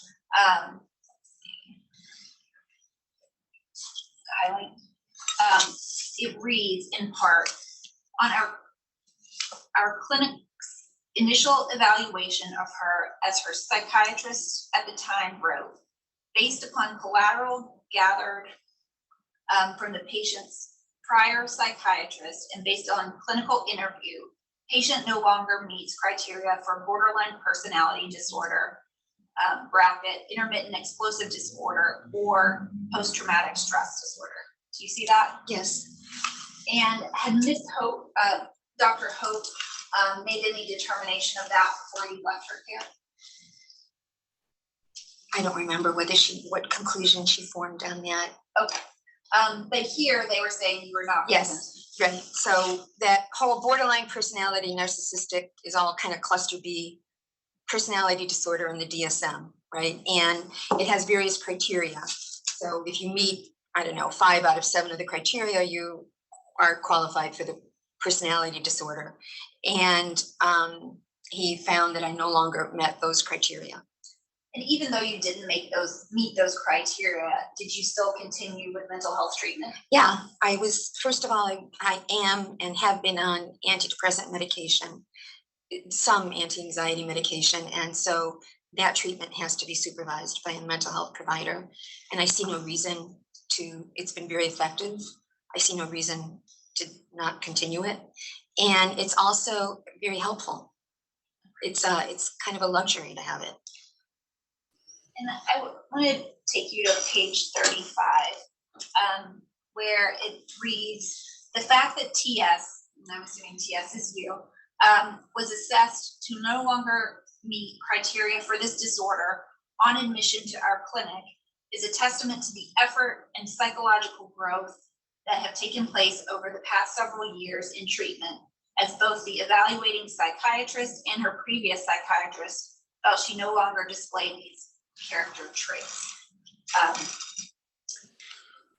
Do you feel that your current course of treatment has you in a place to continue forward without reverting to these disorders? Yes, I do. And do you feel like you have the skill set and knowledge to recognize if your behaviors or thinking is becoming problematic? Yes, I do. And are you can take the exhibit down, thank you. Are you still seeking treatment at Mount Sinai? No, it got a little bit difficult with the pandemic and I sought treatment local to me, more in my Bronx neighborhood. And how often are you seeing that? I see a clinical social worker once every 2 weeks and, excuse me, the psychiatrist once a month. And how do you view your approaching your mental health going forward? I don't think it's anything I would take for granted. I don't think it's anything where I would say, for example, I'm cured. I don't need this. I'm done, you know. And I think it is, for whatever reason, a vulnerability in our family. You know, my mother, her siblings, my sister, my brother, my son. Clearly, there's some vulnerabilities here. And I think that's something that I should always pay attention to. At the same time, I feel proud of what I've accomplished. And I feel good as an individual in understanding that I can stand on my own 2 feet and I know better than I ever have who and what I am as a person. We already heard testimony about this today, but where were you assigned, and I think you may have already spoken of it as well, where were you assigned when you transitioned out of prison? I was assigned to Eastern District of New York. It's common that your original sentencing district is where your supervision is assigned, but when you have a lengthy sentence, you often lose ties to that original sentencing district. And so, of course, at that point, I had no home, no marriage, no nothing there. So I knew the kids were in New York. They had spent their teen years with their father's brother here in New York, and they were there now, independent adults, and they expected and I wanted to be near them. So I sought and obtained relocation. Okay. And when did your government supervision end? August 2018. And I'd like to display now Petitioner's Exhibit 4. Can you identify what this document is? It's my sentencing judge's order granting early termination of my supervised release. So how long were you supposed to be under supervised release? 5 years. And how long were you? 2.5. And what did you have to do to obtain early release of your supervised release? We filed a motion for early termination and got a recommendation from my probation officer and, you know, other letters of support, and put forward what I was doing in my current life, how I'd achieved, you know, some successful reentry at that point. And I would move for admission of Petitioner's Exhibit 4. Objection. Admitted. And I'd like to now display Petitioner's Exhibit 29. Are you familiar with this document? Yes, that's the letter my probation officer for termination. Okay. And just for clarity, I have already added some highlighting for some text I wanted you to focus upon. Towards the bottom of page 2 of Exhibit 29, the text reads, on October 3rd, 2016, she was transferred to our district's low-intensity caseload as a result of continued compliance and genuine efforts to change her life as a productive member of society. Could you explain what the low-intensity caseload means? It's the lowest possible degree of supervision. And what level of contact up until your supervision was released were you generally having with your probation officer? Monthly. And I'd like to direct you now to page 3. And here your probation officer wrote, she has demonstrated having the necessary skill set to remain on the positive track as she ventures forward on. Had you discussed your kind of plans for reentry with your probation officer? Yes, I had. And what were those plans? Well, to try to resolve the medical issues I had at the time, to try to obtain work or support for obtaining work through book rehab, to provide whatever support to my kids that I could, and to rebuild my social ties in the community. Petitioner moves for admission of Exhibit 29. Objection. Admitted. Thank you. Did you take any other actions regarding the impact of your conviction after you were released? Yes, I sought restoration of my rights in the state of Virginia. And what did that process entail? There was a particular office in the governor's department in the governor's office that handled such requests. I submitted an application. I gave various supporting documents and was granted restoration of rights. I'd like to display Petitioner's Exhibit 15. Is this the acknowledgement of your restoration of rights? Yes. Petitioner moves for admission. Admitted. Can I ask a question, just a clarifying question? Sure. On Ms. Squillacote, that restores your right to vote. Is that in US elections or was that just in Virginia?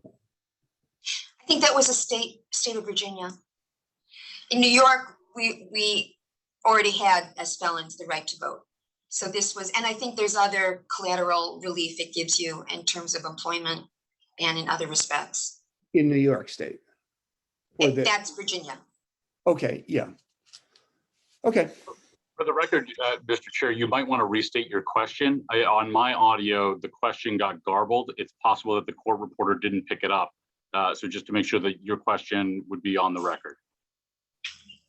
Well, I was questioning whether the restoration of rights in Virginia sort of transferred to New York and whether you would need a special authorization in New York. And I think you answered that the restoration of felon rights is already granted in New York State. To a large extent. Okay. That was just curious. Can you vote in US elections? Yes. Okay. Yes. All right. I'm sorry to interrupt, Ms. Williams. Sure. Have you been involved in any civil litigation since your release?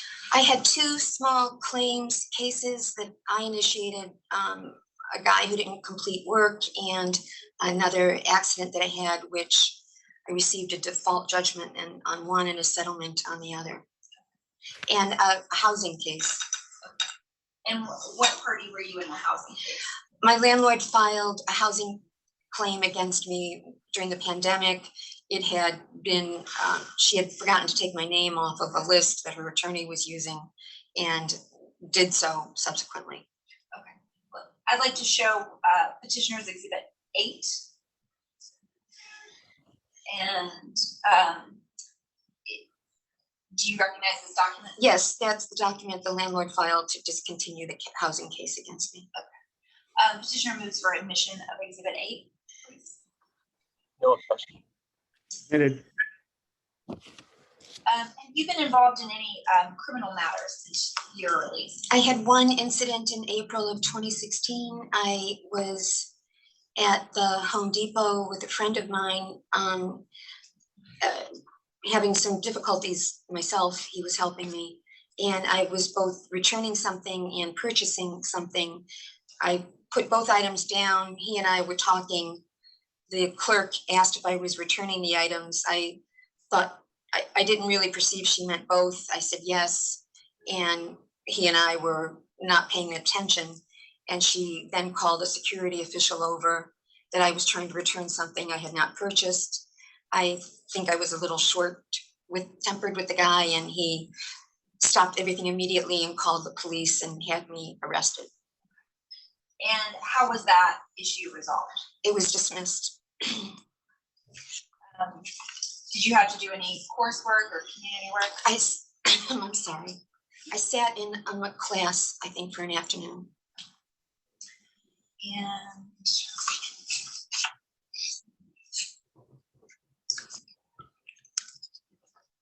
how are you involved in your community? Well, you saw, right, those witnesses from this morning. It was wonderful. It was the most amazing good fortune to be able to find them and to find them so quickly. And yeah, it was a miracle. And I got involved with them, through them, in sort of criminal justice work, Brooklyn-wide work, borough activities, archdiocesan activities. Then I got sort of more broadly involved in some of the New York state criminal justice reform. So there has been a big move for ending solitary confinement, for bail reform, for discovery reform. And there were a lot of concerted efforts made around those that I participated in. Campaigns to close Rikers I participated in. And I also have tried to get more involved in my local Bronx community. And how have you tried to do that in the Bronx? There's an aqueduct, right, that runs from the Croton Dam all the way down to Manhattan. And it looks actually like a odd aquifer tunnel. And it has historical landmark status. And in some areas, more well-to-do, it's well-maintained. In others, it's really pretty rough. And so I worked with a New York City Parks group to try to restore and reinvigorate that park. And then when the pandemic started, I felt as I think we all did, very helpless. It was really severe up there, and it was like immediate, right in my neighborhood and everything. And there was nothing you could do, or much. And there was one way that there was, I think, maybe a city private mixed group that maintained a list on the internet of people who would put in requests for help to pick up medication or go get food or help them in some fashion. And if you were available to help, you put in your name and address, and then you were assigned people who were near you. So I engaged in some of that during the beginning of the pandemic. And I still participate in the Social Justice Committee. I would say once I restarted the LLM and after Carl's illness, I narrowed down what I was involved in. Okay. And so what have you done to reestablish yourself professionally before pursuing the LLM? I met someone actually through Mary Ellen. That group network she mentioned, I was in their building and I saw someone who was connected with South Bronx Economic Development, someone I knew actually, and they referred me to Start Small, Think Big, which is a group that sort of helps young, small entrepreneurs get started. And I set up Core Legal Support. I mean, it's not an LLC, it's just a sole proprietorship, but they help me get a web page and so on. And I started doing paralegal work, right? Drafting, research. And have you been involved with any professional associations?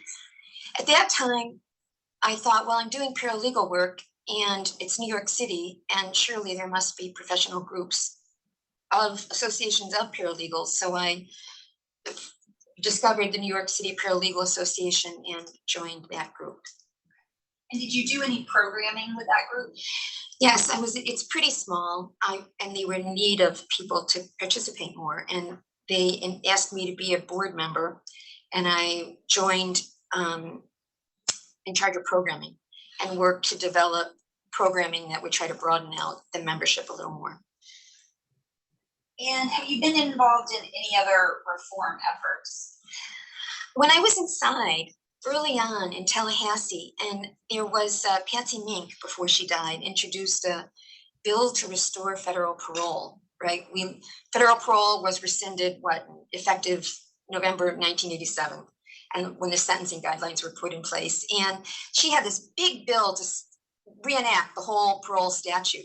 And at that point, I started looking at it because I was interested in learning about it. And also I was interested in legislation, how it worked. And I discovered that, not to bore you to tears, but that the old parole statutes actually were never fully repealed. They were kind of kept in limbo for people who were in the federal system before that date, what they call the old law.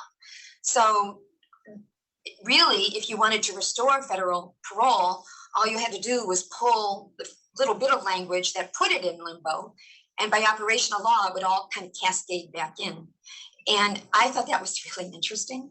And I also thought that you could tailor it, right, to try to find a middle ground rather than full restoration of parole, or rather than these elaborate changes to the mandatory minimums. If you could give people one shot at parole, everybody deserves a second chance. I think a lot of people agree on that. And so I developed this so-called one-shot bill, and another inmate and I wrote it up. And we tweaked it so that you only got one chance. If your parole had been jerked, you couldn't apply again. And then we submitted it to CURE and to FAM and to a friend of mine, Bishop Gumbleton in the church, did a congressional distribution of it. And it got some attraction and interest, and I was pleased with that. And I updated that several times. I want to stop you there, just so everyone is on the same page. What are CURE and FAM? Citizens United for Rehabilitation of Errants is a prisoner support reform group that's been around a long time, that Charlie Sullivan and his wife Pauline head up, were heads of, and it has actually an international presence, and it's really well regarded. And then FAM, you might know, is Families Against Mandatory Minimums, Julie Stewart and so on. And what steps? I'm sorry, Karen. Would this be a good time for a break? Are we at a good or? Yep, we are. It's a natural pause for us. Okay. If I could just request like a short 5-minute break. Why don't we go to 3:15? Zoom. Thank you. Opening up the breakout rooms now.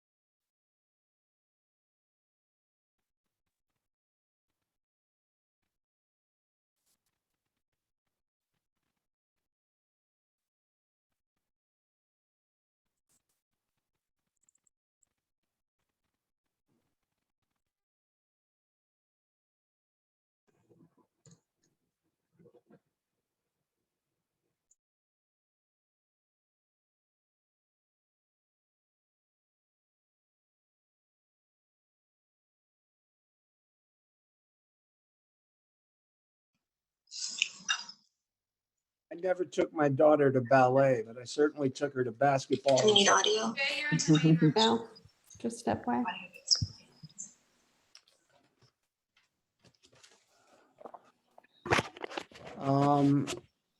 We're all back.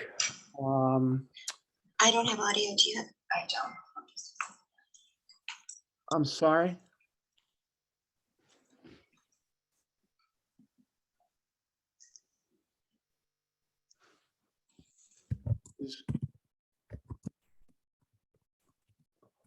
Ms. Williams, are we ready to proceed? She just messaged me that Can you hear they- me? Yeah, that she can't hear us, but we can hear her for some reason. Who's that? I'm sorry, Megan. Miss Williams just messaged me that she can't hear us. I can hear you now. I'm not sure. Okay, why. good. Yes, it must just be a delay or something. Thank you for your patience. With that, we're up. Thank you.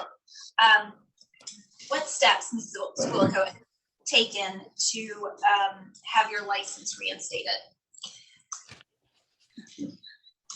I worked through with council a plan, and part of that included the idea that I should complete the LLM, that would be in my interest to do that and to show that I had still the professional skills intact to function as an attorney. And also, frankly, I didn't like the idea of leaving a degree unfinished, going to my grave with a degree unfinished. But so I contacted GW Law School and worked through with Ms. Allgauer and Dean Hank, submitting materials to try to get readmitted. I'd like to show petitioner's exhibit 5. At this point. And what is this, Squillacote? That's my Master's of Law degree. So you were ultimately successful and completed the degree? Yes. Petitioner moves for admission of exhibit 5. Counsel, No objection. admitted. And why did you pursue, was there a focus to your LLM degree? I knew that I wanted to work on this attorney incarcerated client issue, right? That was one of the big things I noticed inside was the complete inconsistency in the ability of prisoners to contact their counsel or to have confidential communications with their attorney, both, of course, in their criminal case, but even in civil or domestic relations matters. And it was just all over the map. It was catch as catch can. Any facility, it would depend on your case manager. Did they like you? What the it just, there was no consistency. And I was fortunate because I had, the education that I could say, yeah, I need a call. You need to give me a call.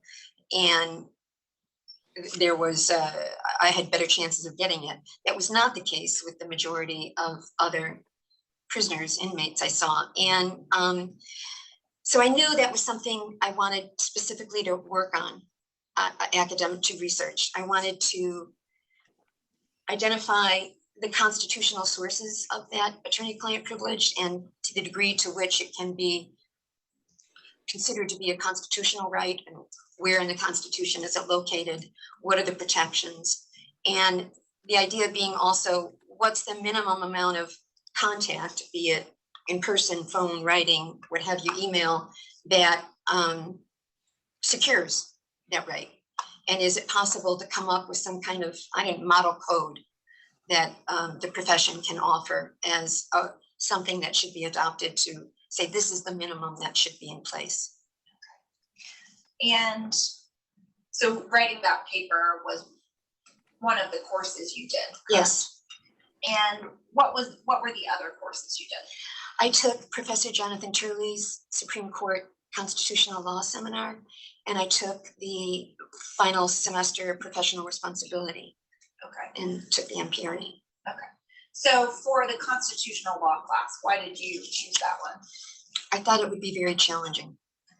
Did you find it challenging? Yes, I found it challenging. And what kind of coursework did you have to do for your grade? He was tracking the actual Supreme Court docket, which that session had a lot of really high-profile, contentious, challenging cases on it. And we would study all of the briefs for any particular case. We would discuss them each course, and then the paper assignment was to take one of those cases and draft 2 opinions, either of whatever, a majority and a dissent, or a majority and a concurrence, or whatever. And I did that. And what grade did you earn on that? I got an A+. And how often did that course meet? Once a week. Was it a seminar or a lecture? Seminar.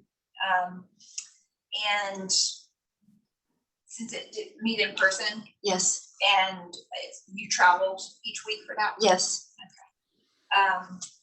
Let's move to the professional responsibility class. Did you also have to travel for that class as well? Yes, until about March, at which point it went virtual. Okay. Was that because of COVID or something Yes. else? Okay. And how large of a class was that class? That was fairly large. It was a lecture hall, 50 to 60, something like that. And were you required to take the professional responsibility class? No. Why did you choose to take it?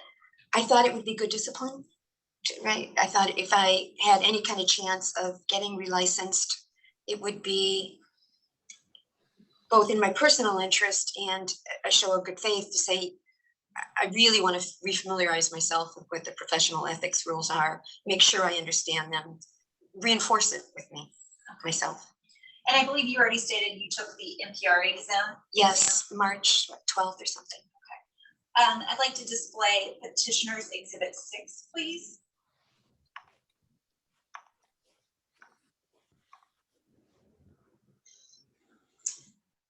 And are these your score results? Yes. And in your understanding, is this a score that would be passing in jurisdictions? Yes, I think it's regarded as a pretty high score. Petitioner moves for admission of Exhibit 6, and I don't believe there were any objections previously. I just want to note the score is higher than what my son got.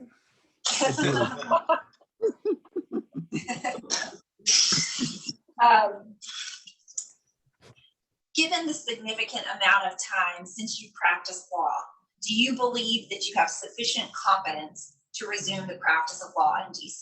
Yes, I do.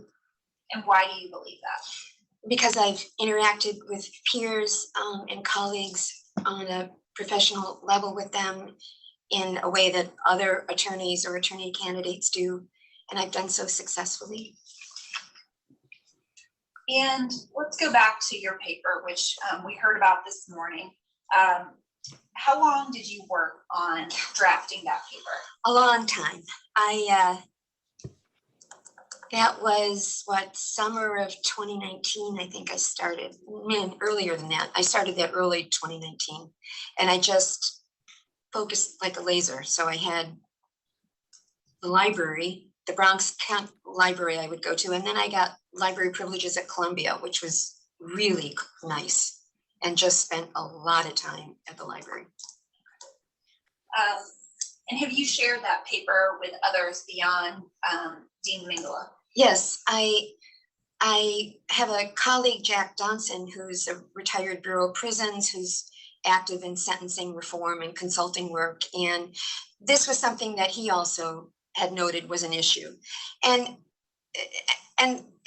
it pops up, right? Other groups out in LA or elsewhere, there'll be legal journals that address a particular aspect of it. You know, the BOP email system, for example, there was a major brouhaha on EDNY and SDNY about the U.S. attorney monitoring emails that inmates were sending to their lawyers. And there was a big thing in Lexington about software, or Leavenworth, I mean, where the software failed. And so a whole bunch of attorney calls were monitored. So it pops up a lot.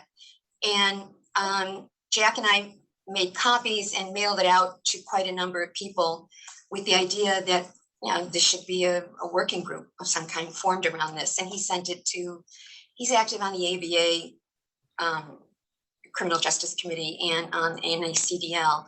And then the pandemic started and everything kind of went inward. How would you describe your present character?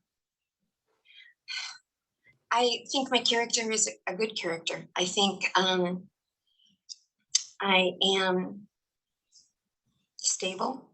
I think I'm well liked, reasonably well liked. I think I am pretty caring towards other people. I think I have a good focus.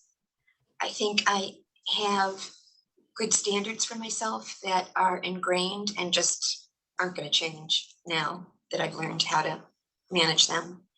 And I think, as with any human being, I can improve and find new ways to make myself a better person, a better mother, better colleague. What steps have you taken to ensure your stability and to balance your personal and professional obligations? I think staying in therapy is really important. I just don't know that, and certainly staying on medication is important, which necessitates therapy because it has to be supervised. And I think that's something that is just beneficial to me. I think that I take steps to make sure that I'm not overwhelmed by problems as they arise, right? There's been some kind of tricky medical things to navigate, and I made sure that I had support in place to look at those. There's a case manager on my insurance that I stay in close contact with to sort of work through problems. Yeah, and I'm comfortable to ask Mary Ellen or anyone to, I'd like to sit down and talk with you. I don't know how to deal with this situation or something. It's comfortable. What do you believe you have to offer to the DC bar and potential clients if reinstated? I can offer good faith. I will never, ever engage in conduct anything like what happened. That will never happen again. I repudiate it and I'm ashamed of it. I can offer a good faith that I will work conscientiously for any client or party or effort that I'm involved in. I think I have good skills that I can bring to the table. I think I have a contribution to make out of what happened to me. You heard earlier today, Dean Malingo have concerns about if you were to seek government employment or a security clearance again. Is that something you aspire to do? No, I don't think it would be something that would ever even be remotely possible. Okay. So what area, if any, do you intend to focus on if you resume the practice of law? Advocacy. I think I'm well suited for prisoner advocacy work. No further questions at this time. Thank you. Thank you. Mr. Perry, your witness, are you ready to go? Yes, I am, Mr. Chairman, if the committee is ready. I'll proceed. Ms. Squillacote, good afternoon. First, and I apologize, I just want to be 100% sure I have the pronunciation right. Squillacote. Yes, you did correct. Okay, I know it's been a recurring issue. You understand coming into this hearing today that one of the things you were going to have to talk about was the nature and circumstances of your past misconduct. Yes. Correct. And I think when early on in your testimony, when you first started describing your misconduct, you talked about your former husband, Mr. Stand, and his family and their sort of strict Marxist-Leninist philosophy. Is that right, Mike? Yes, yes. And so that was something that was an influence on you. Yes, an overwhelming influence. Yes. Overwhelming. I'm going to take you to your petition for reinstatement, which we've marked as our Exhibit 1. If we can pull that up at Bates 8. And I'm going to be using the Bates numbers, Ms. Squillacote, and that's in the bottom center. And I'm sorry, Yes. because of the pagination is different than the petition itself, but we're going to be talking about that bottom center number as we go. Yes. Do you see, just generally first in this, the first paragraph on this page, this is going to kind of that strict Marxist Leninist philosophy you were talking about? Is that a fair Yes. characterization? Yes. And then when you go down the page, I think 5 lines up, it starts against their background. There we go. Against their background, I accepted what I was told completely. That we were part of an underground anti-imperialist secretive effort. Yes. I mean, that's still sitting here today. That's a fair characterization of how you view things. At that time, that was how I viewed things. That was how it was presented to me in 1978. Understood. And then in that sentence, the last sentence there, it says, in this context, I accepted the legitimacy of clandestine communication methods used by my in-laws, parens, sending messages by small film or radio, traveling under different names, etc. Initially. But at that time. Yes. Okay. And so I want to focus on the acceptance of the legitimacy of clandestine communications, if I could. And have you had a chance to review disciplinary counsel's exhibits? Yes. Okay, all right. Okay, so as I said, we're talking a little bit about clandestine communication. I want to take you to disciplinary counsel exhibit 25.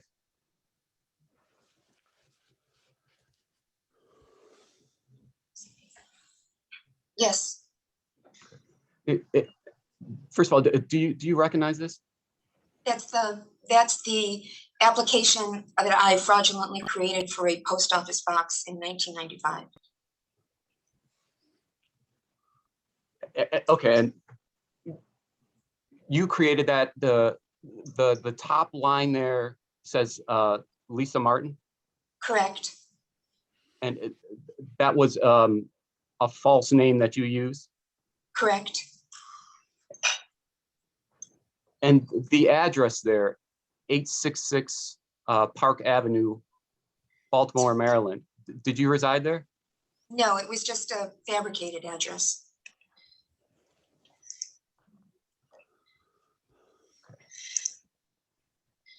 And you understood at the time that you were filling this out that this was a government form.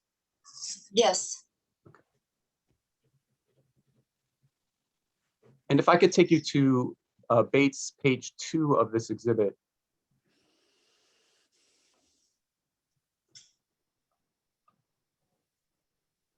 Can you identify what those numbers are? The amount numbers? I think it was a payment amount for the box rental. And based on what we're seeing here, it's fair to say that you were maintaining this box at least in 1995 and 1996? Correct. Okay, let me take you to disciplinary counsel exhibit 23.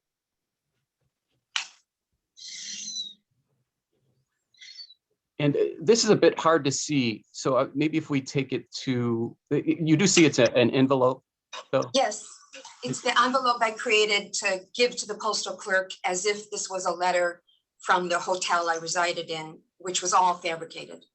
Okay, and that, let's go to Bates 3 of this exhibit. Oh, I'm sorry, well, one more, Bates 4. There we go. This appears to be stationary, correct? Again, yes, something I fraudulently created. And it's using the same address? Yes. Okay. And this, do you recall, was this taken from your house after your arrest? I think so. All right, and I'm going to take you to one more exhibit in connection with this topic. If we go to Disciplinary Council Exhibit 24. And do you recognize this exhibit? Yes, it's a receipt book. I think I created a receipt to show that somehow I've been staying at the hotel or something like that, which I gave to the postal clerk. Okay, and if we can go to page 2. And is that the receipt you were referring to? Yes, I think so. And you created that to I get guess create the illusion that that was a real address Yes, where you resided. yes. Okay. So, and we can take those exhibits down. Looking at those kind of exhibits together, so you provided a false application to a postal employee, correct? Yes, sir. And that was, is it fair to say that was to create kind of a channel for clandestine communication? Yes, I think that would be a fair statement. But you would agree that whatever communication was going on, the steps that you took were dishonest, correct? Yes, sir. Now, that type of dishonesty or the dishonesty from those acts, was that part of what you thought was acceptable based on Mr. Stan's influence and the influence of his family? I mean, certainly initially that was the case. It was very, I was 20 years old. They had an inordinate degree of self-importance about them, right? So it was, you were a, little middle-class punk and they were glorious heroes. And certainly at that point, that is how it was presented to me. I mean, eventually I think I understood more about it as the years went by. At that time, and we're talking, what, 1995, correct? Yes, that sir. the post office box was maintained. Even in 95, were you still convinced that that sort of dishonesty was okay?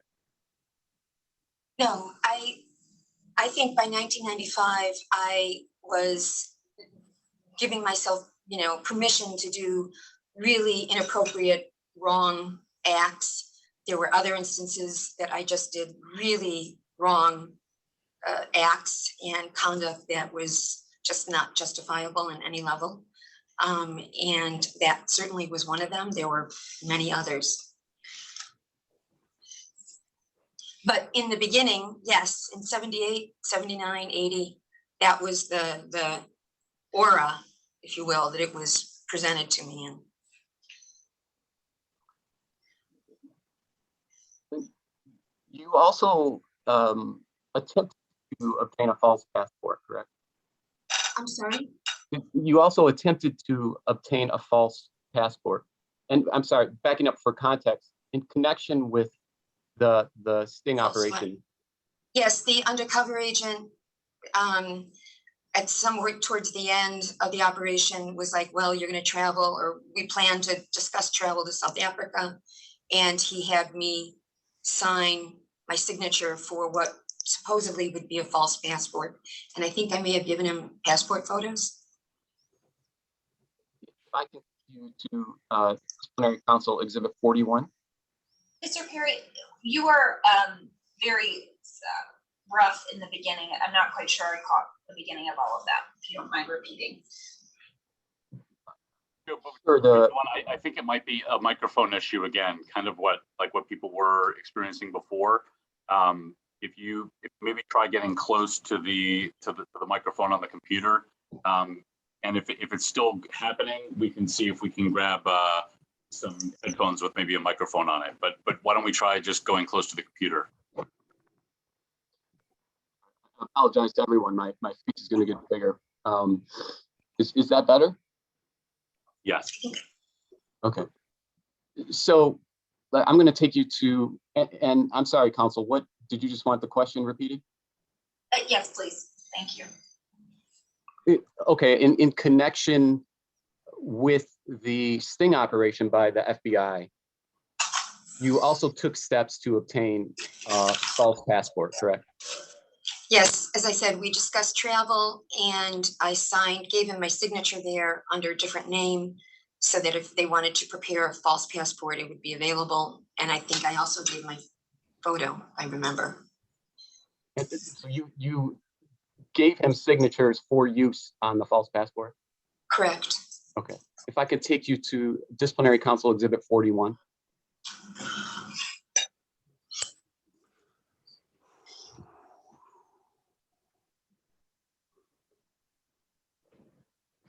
I think we've got a bit of a technical issue here. Yeah. Azada, you have the wrong screen up. You're showing his outline. Oh, sorry. Another glitch. Yeah. Is it working now? Nah, we got it. Okay. And do you recognize this? That's the signature that I mentioned, or the spelling. I'm not sure. Well, actually, if I can show you page 2 of this document. Yes, I gave him my signature of that name. Okay. So Patricia Cunningham, clearly another false name, correct? Correct. And then if we go to page 1 of this, and you see in parentheses, Anne under Patricia Cunningham. Yes. And that's another false name that you used, correct? I think that might have been the intended middle name of that name. I'm not sure. But yes, it's not my name. It's a false name. So again, it's the same question as before. As I understand your testimony, initially you accepted clandestine communication as appropriate. Yes. But the creation of a false passport, is that something that you learned was appropriate? In the real world, no, it's highly inappropriate. It's unlawful. It's illegal. It's conduct I would never engage in. In the universe they presented to me when I was 20, and I think for some time thereafter, it was, I don't want to sound flip, but it was part of their, super secret, important underground work. And they did this in Germany. They did this, to fight Hitler. It was almost, they connected it, if you will. I know it's absurd. I know it's absurd now. When I was 20, it wasn't absurd to me. Give a ballpark at what point you realized it was absurd in terms of your age or the year, say.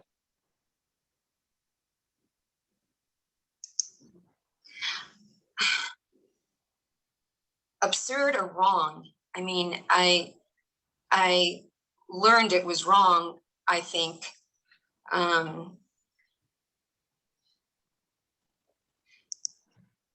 Within fairly short order, right? I mean, I don't know if I learned it was wrong. I intellectually understood that was something that you should not do. In terms of how it was presented to me, yeah, I think I was, very confused about what it meant. I was willing to accept all kinds of behaviors that were outrageous. Now that I can look back and see them for what they were, I did not have the capacity at that time to really appreciate how awful they were, but I did eventually. I don't know if that answers your question, Mr. Perry. I think maybe if I heard there that at some point you intellectually understood that it was wrong. Is there, yes. At what point did you intellectually understand this was wrong?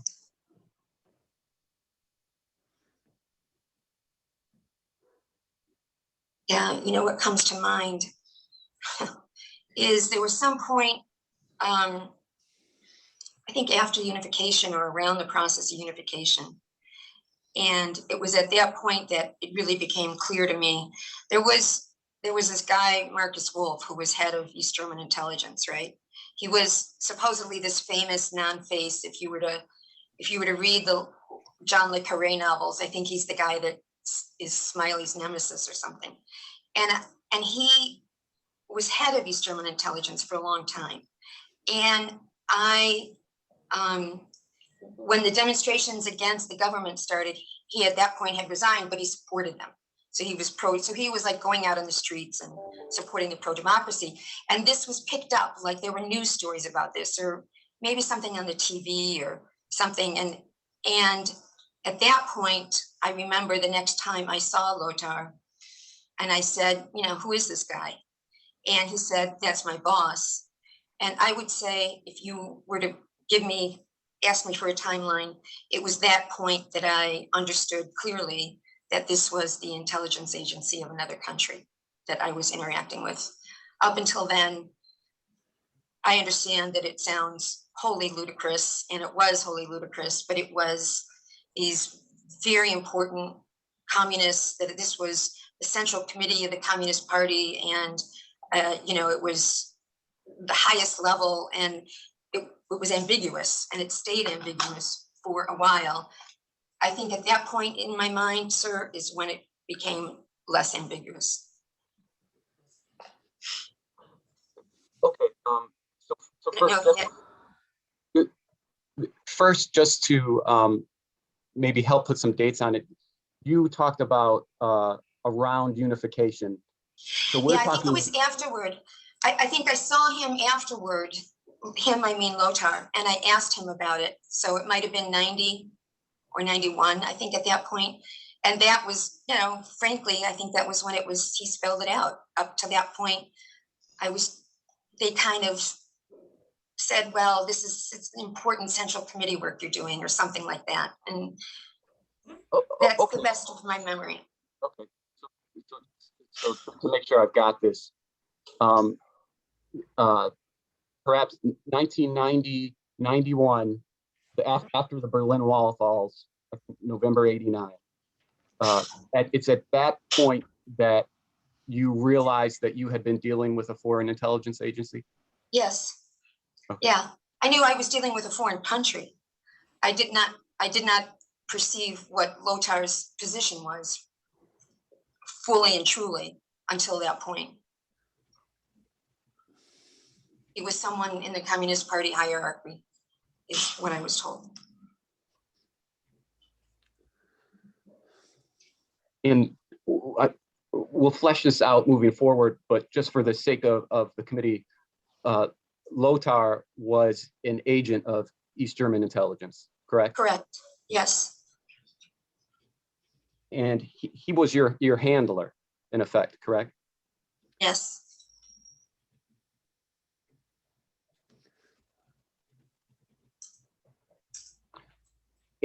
And just to parse this out,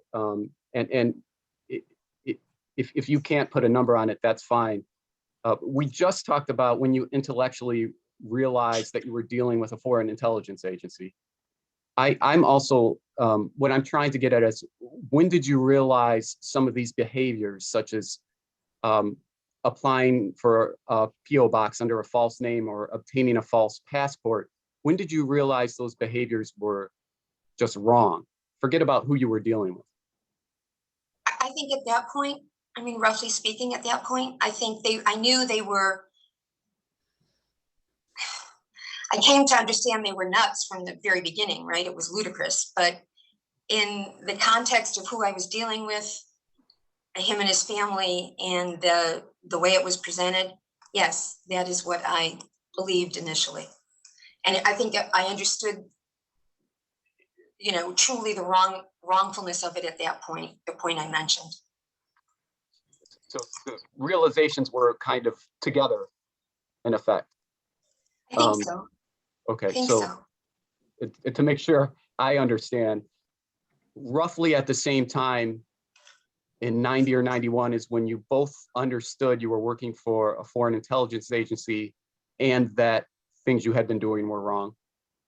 Yes. I think I realized that. I think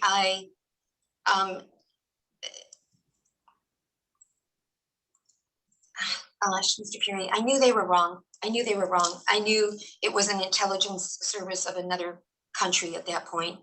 I think I was so enveloped in that relationship that the sort of the horror of it didn't sink in at that time until later on. I don't know if that's an answer to your question.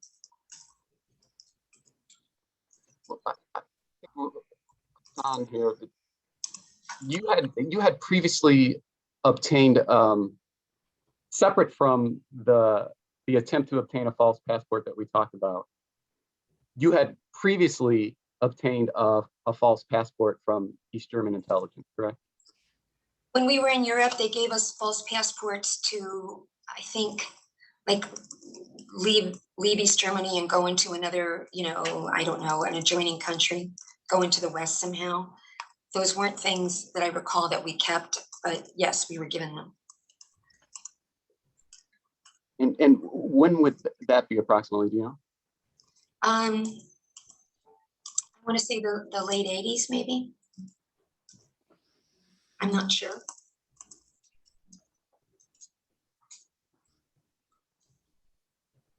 And recall that was under another false name, Mary T. Miller? Yes, I think so. And you're aware that the HVA, and I'm saying HVA in reference to East German intelligence, Correct. Had records related to your use of that particular false name? Yes, now certainly I know that now. Okay. And we can, if I can take you to Disciplinary Council Exhibit 19. Mr. Perry, can I just ask, are you going to move these exhibits into evidence? Yes, I am, Mr. Chairman. I had, I have it kind of bundled up. I can do it as I go if you prefer that. I would prefer that. I got 4 exhibits, and certainly. Let me go ahead and stop right there for a second. Exhibit 25, I believe, was the first. Sure. So what I think so. First, petitioner's petition, which is probably in the record anyway, but Disciplinary Council Exhibit 1, we'd move that in. No objection. Admitted. And then we'll move Disciplinary Council Exhibit 25, which is the post office box application. No objection. Admitted. Disciplinary Council Exhibit 23, which is going to be the stationery with the false address. Right. No objection. Admitted. Disciplinary Council Exhibit 24, which is the receipt book in connection with the false address. No objection. Admitted. Disciplinary Council Exhibit 41 is the card that had the Patricia A. Cunningham name on it and the signatures. No objection. Admitted.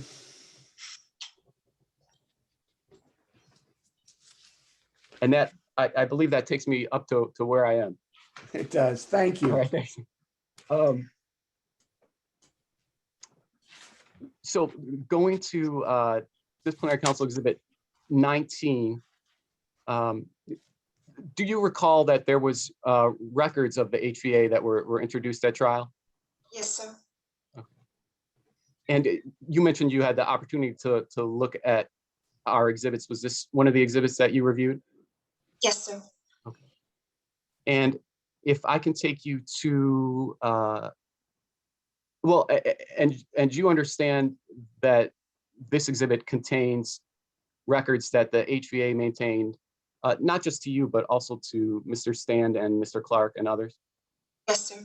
Okay. I'll take you to page 62 of this exhibit.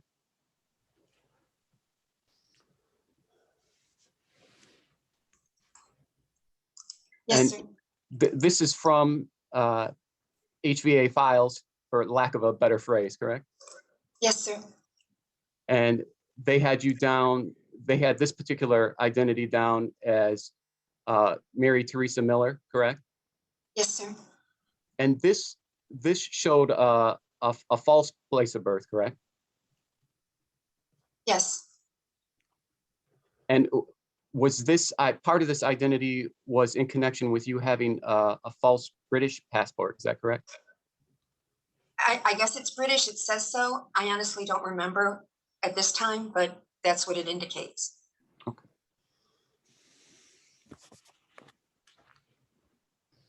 And Mr. Chairman, I'll may use this one some more, but we'd go ahead and move in Disciplinary Council Exhibit 19, which is Eastern German records that were introduced at trial. No objection. Admitted.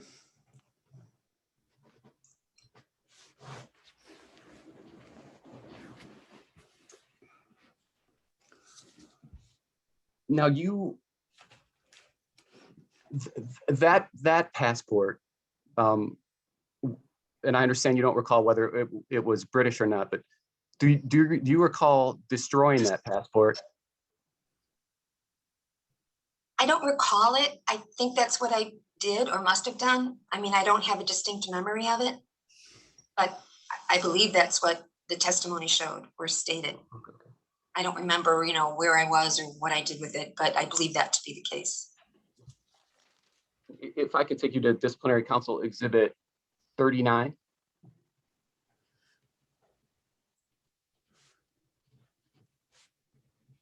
Yes. Do you recognize this? Yes, it was a written report that I gave to the undercover agent. Okay. And if I can turn to page 5, dates 5 of this document. Yes, sir. And you can see there on it's the second full paragraph, were any Yes. aliases employed by you? Yes. And you referenced the Mary T. Miller alias, correct? Yes. And here you tell the agent in writing that that it was a British passport, correct? I can't see. Oh, Oh, yes. Including yes, it says British, yes.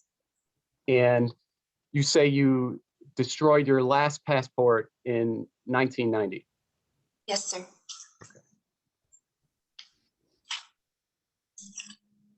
All right, so I would move to admit Disciplinary Council Exhibit 39. No objection. Admitted.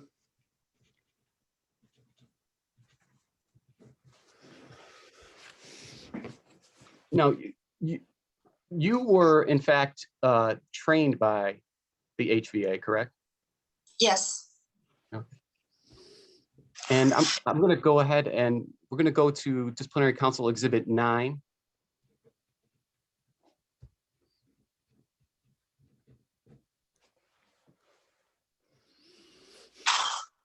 And I'm sorry that there's going to be some small type here, but you can see that this is the Fourth Circuit of 2000 opinion in your case, correct? Yes, sir. Okay. And if we can go to page 9.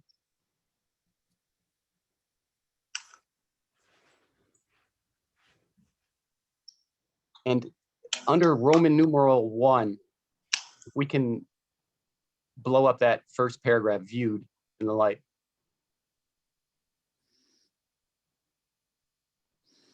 And there's some discussion here of kind of the East German intelligence hierarchy, I guess, correct? Yes. And halfway down, it describes that HVA was the foreign intelligence arm of the MFS. Is that correct? Yes, that's what it says. And just so the committee knows, we see right after the highlighted portion, it says, and is it Zemer or Zimmer? Seamer, I think. Zemer, okay. That's who you referred to before as, is it Lothar?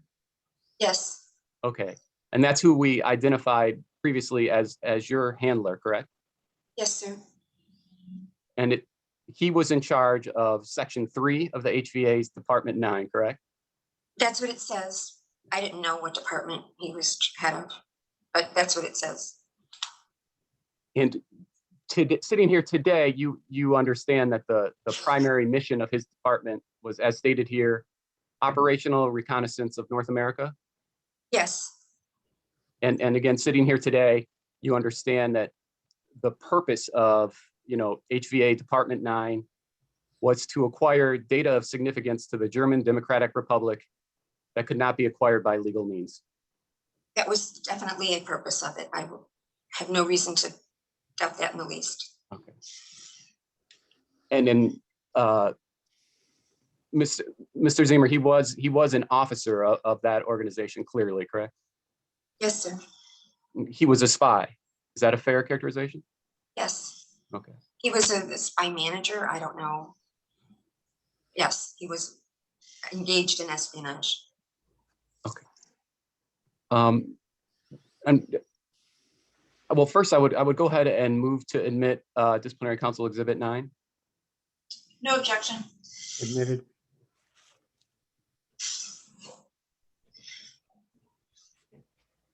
So in terms of the things that, and I'll just say the HVA moving forward to mean the agency, in terms of what you were trained on by the HVA, you were trained on detecting and avoiding surveillance, correct? I think Clark was. I honestly don't know that. I don't recall that I was trained in this, but yes, that's certainly something that they would, it was said that we were trained in. I don't have a clear memory of it firsthand, of that particular part. So you're not certain if you were trained in avoiding surveillance? I don't remember, Mr. Perry. I'm sorry. I don't remember if I was trained in avoiding surveillance. I know I was trained in these other matters that we discussed. And I'm just doing a list here. How about receiving and decoding messages sent by shortwave radio from Cuba? Were you Yes. trained in that? Yes, And were you trained in mailing and receiving packages through the use of accommodation addresses? yes, Trained in using code words and phrases? yes, Trained in using a miniature camera to photograph documents? yes, sir. Okay. And trained in removing classified markings from documents? No, I wasn't trained in that.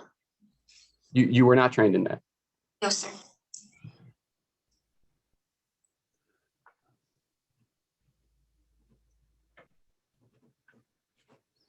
So some of the things that we just discussed, I